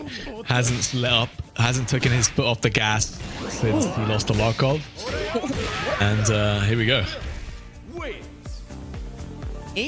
Still, the resources are intact, so don't worry. We still have the first match, the first round to adapt to the opponent. So let's go. Hard knockdown.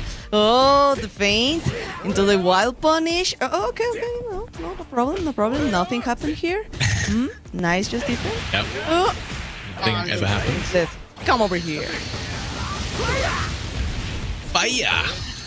You know, I realized at some point. Oh, that just depends. We did playing a slow mo right now. Nice stuff. You can't match that one either. You have to time it. Clean stuff from a bow. But yeah, at some point we swapped to the Japanese voice acting. Actually, I just realized that.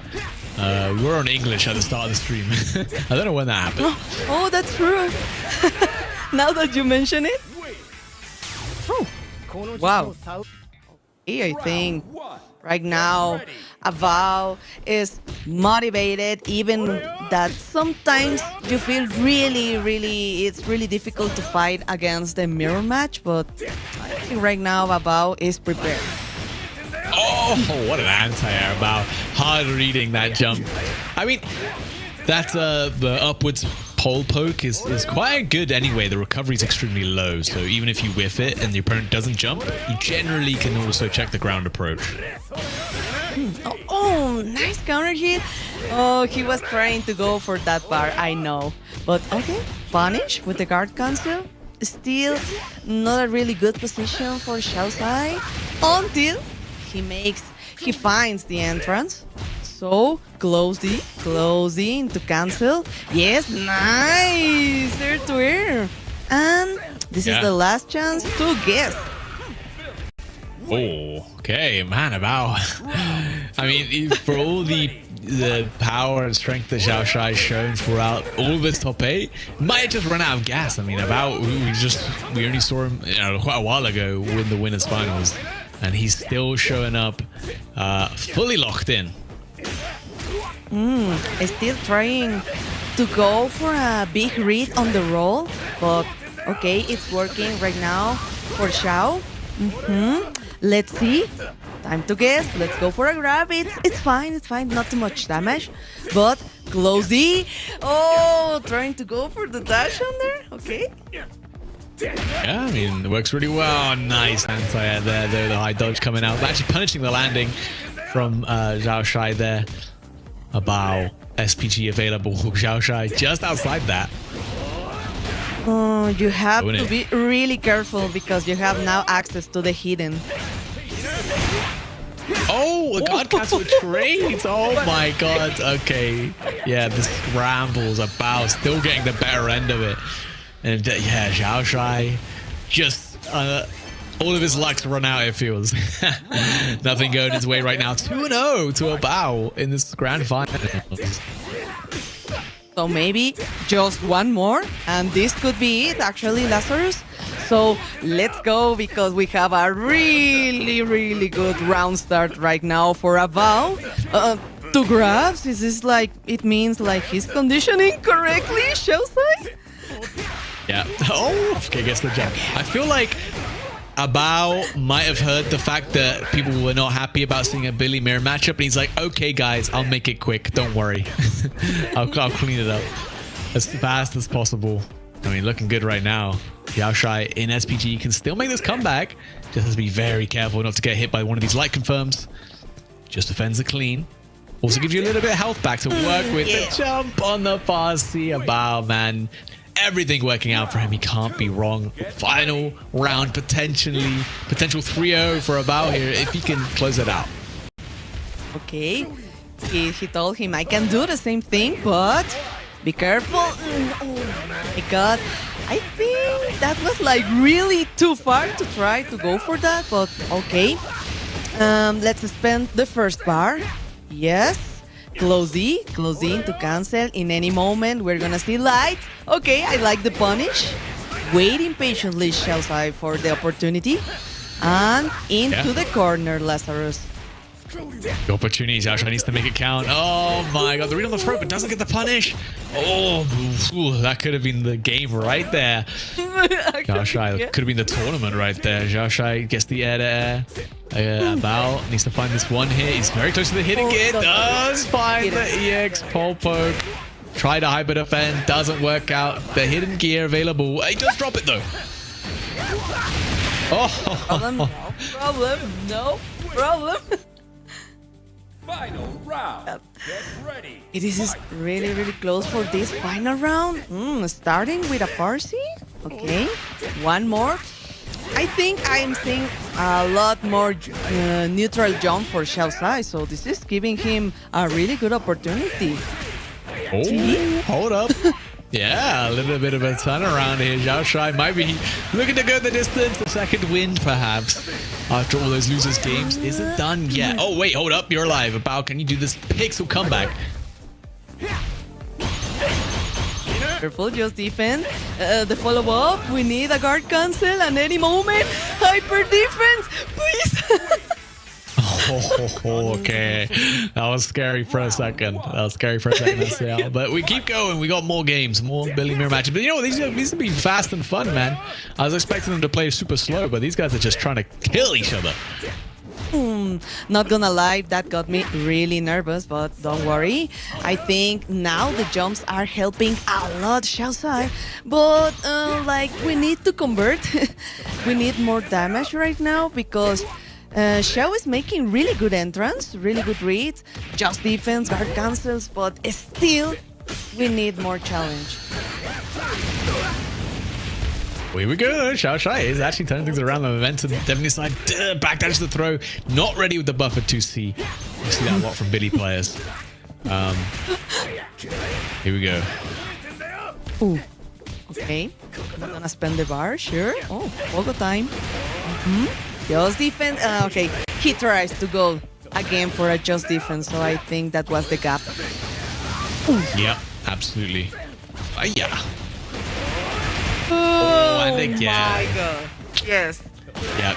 You're trying to wait for the follow-up, right? The follow-up poke into the EX cancel, but sometimes the Billy players will do that Rev XL cancel on the first 3 hits and kind of bait out the timing for the hyper defend. Oh, again. He's been doing a lot of great air-to-air. But okay, this is the moment. Let's go, spin the bar, the close D.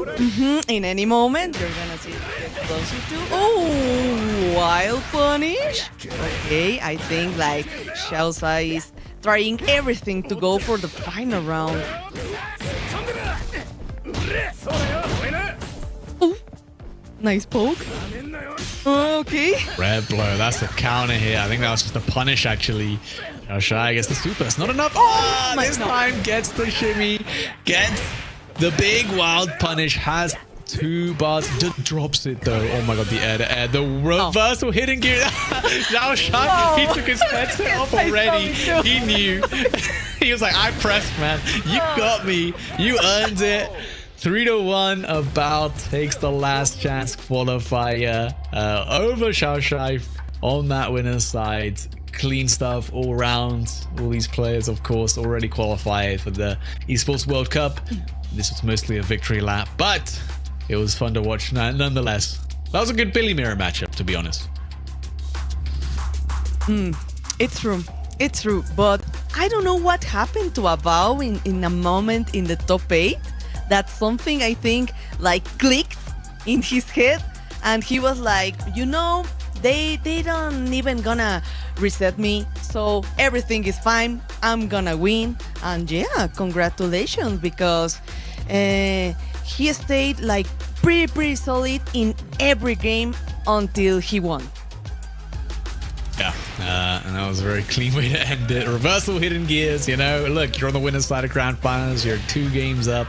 Yeah, you can do whatever you want at that point. So, of course, yes, Abao. These guys are happy enough. Both qualified for EWC, as well as, of course, Peter and Gumi, who we saw earlier in this top 4 of the top 8.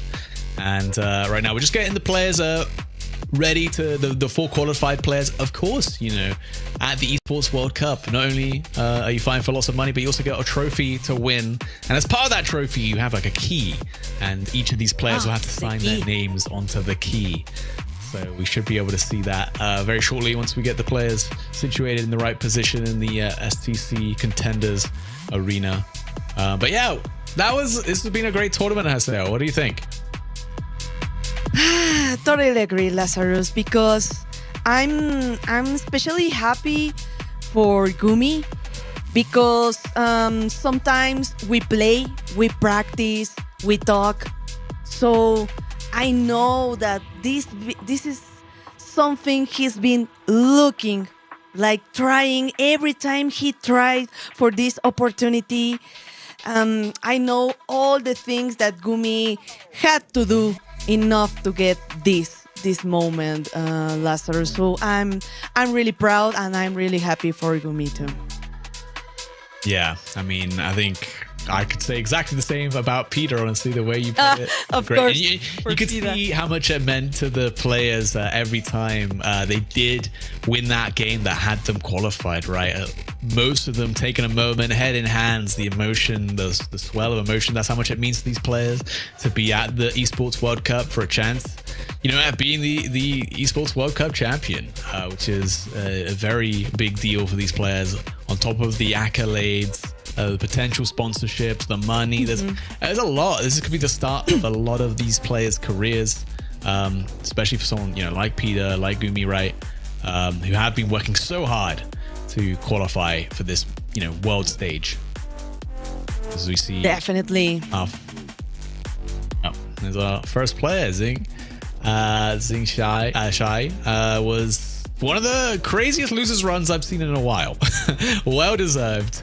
All the way from pools in the loser side, winning I don't know how many games to get to the grand finals. I could count them right now, but we got more interesting things to talk about as we get the other players onto the stage. I guess not the stage, the backdrop. Not sure what to call it.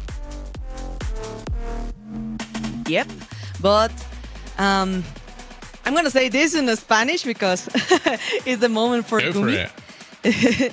La verdad es Hey. que, chicos, sí ha sido tremendo el esfuerzo que ha sido para Gumi en este momento poder conseguir este punto donde él puede firmar la llave, porque como saben, la próxima semana efectivamente ya vamos a tener el evento. Así que justamente felicidades. ¡Viva México! Porque también excelente para Lokov, que también figuró en el top 8. Pero pues este es el momento. So you can see it on Gumi's face, like, I don't know, he wants to like cry. Oh, yeah, it's a big moment for a lot of these players. You know, I actually have to say I'm half Spanish, so that was all good. That was great. I love that. Thank you, now Lazarus. Peter. That's okay. Yeah, we got Peter coming up from Czech Republic. I mean, it's not a nation represented very often in any sports, in any esports either. But not only is he ENC qualified, he is now EWC qualified with his key to the main event on Wednesday. You got 3 days to prepare, Peter. You better prepare well. Oh yeah, simply one of the best of the Andes across the world. So really congratulations to Peter. And of course, here it goes. This is the moment too for, of course, Xiaosai, Abao, Gumi. So they really deserve it, Lazarus. Yeah, definitely. And of course, Abao was the winner of the last chance qualifier. Nothing but bragging rights for him, of course. But that's, you know, your EWC spot secured. And now you're a bit of a more of a threat to everyone else in your pool. Everyone's going to be a little bit more worried about you in the main event, knowing that, hey, you managed to beat down 89 other competitors today to win the LCQ in a very dominant style with the Billy Kane, Mr. Kane. And yeah, we'll see him on Wednesday. Oh yeah, are you excited? Are you ready, Lazarus? I'm ready. You know, actually, I've got my flight tomorrow to Paris to help out. I'll be working in the shadows, doing some production stuff. But yeah, so I pretty much need to pack after this and get ready for my flight. Oh my God, I'm jealous because I wanted to go too, but you know, it's kind of expensive It's far sometimes. for you, and yeah, for me it's luckily about an hour and a half flight, so it's a little bit more comfortable. A lot better than last year in Saudi. Of course, it's like a 6-hour flight, man. At least even more for a lot of other people. I think Paris is a great location for the Esports World Cup, very central, and they had the facilities for it. I can't wait to see what they've done with the stage. I think that's going to be really exciting as we see all 4 players who will make it to the main event to next week on Wednesday. Gumi, Pida, Abao, and Xiao Shai. Oh, love it, because I've always like, congratulations to Pita. But I think like something really characteristically for Gumi is that he does a lot of poker face, because you don't see like a lot of him smiling or like celebrating. But okay. We're almost off the end of the stream, Lazarus, because right now we are gonna see the standings, and of course, in the first place, Avao, then Xiaosai, Gumi, Pida, but be careful because Aliune, Jungwoo, Sai, Lokov, and of course, everyone, this is the moment to see the rank. Yeah, and this is a big opportunity, good to see, I should say, because these are the players that got paid out, basically, right? From 17th place, you got, $1,250, nothing to sneeze at, right? If you got to 13th place, those players there, like Freza, Sugahiko, Arasu, ET, those players got $2,000.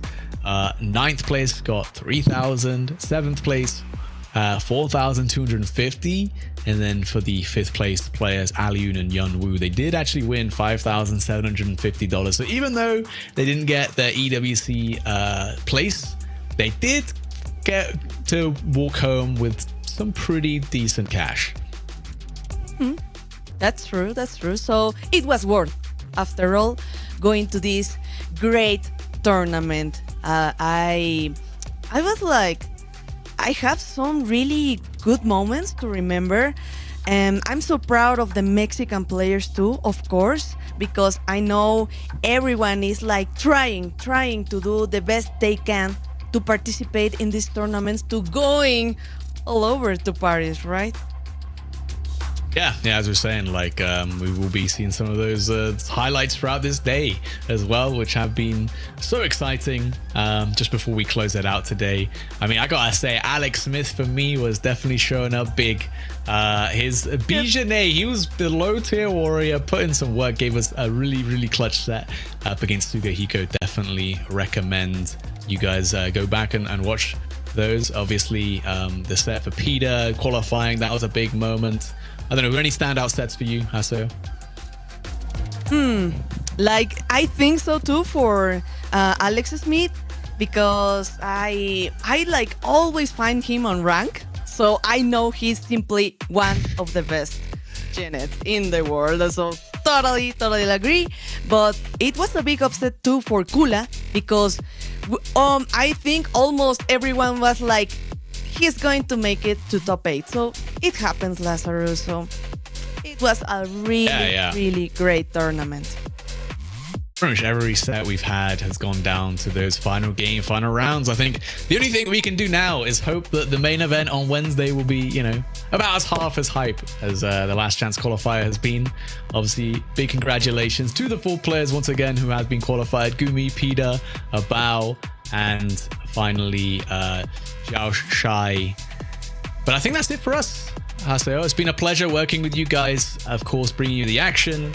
We're going to take a small break while we recharge for the next few days, and we'll be back with the main event come Wednesday. So we'll see you guys then.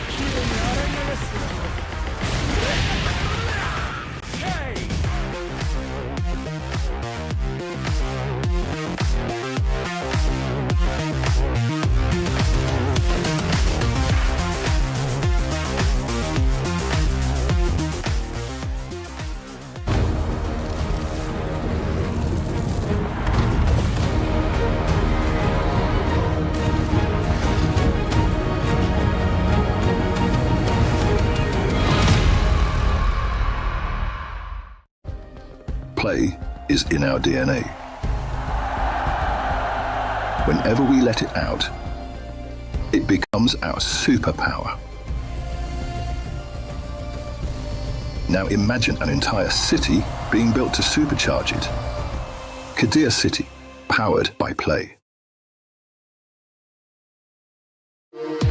We were there. For every click, every clutch, every respawn. We were there for the years of grind. And we're here. Now. The proud founding partner of EWC. Powering the biggest event in gaming. Shoulder to shoulder with the world's best. Making history. Greatness deserves a stage. Lenovo Legion. Reach your impossible.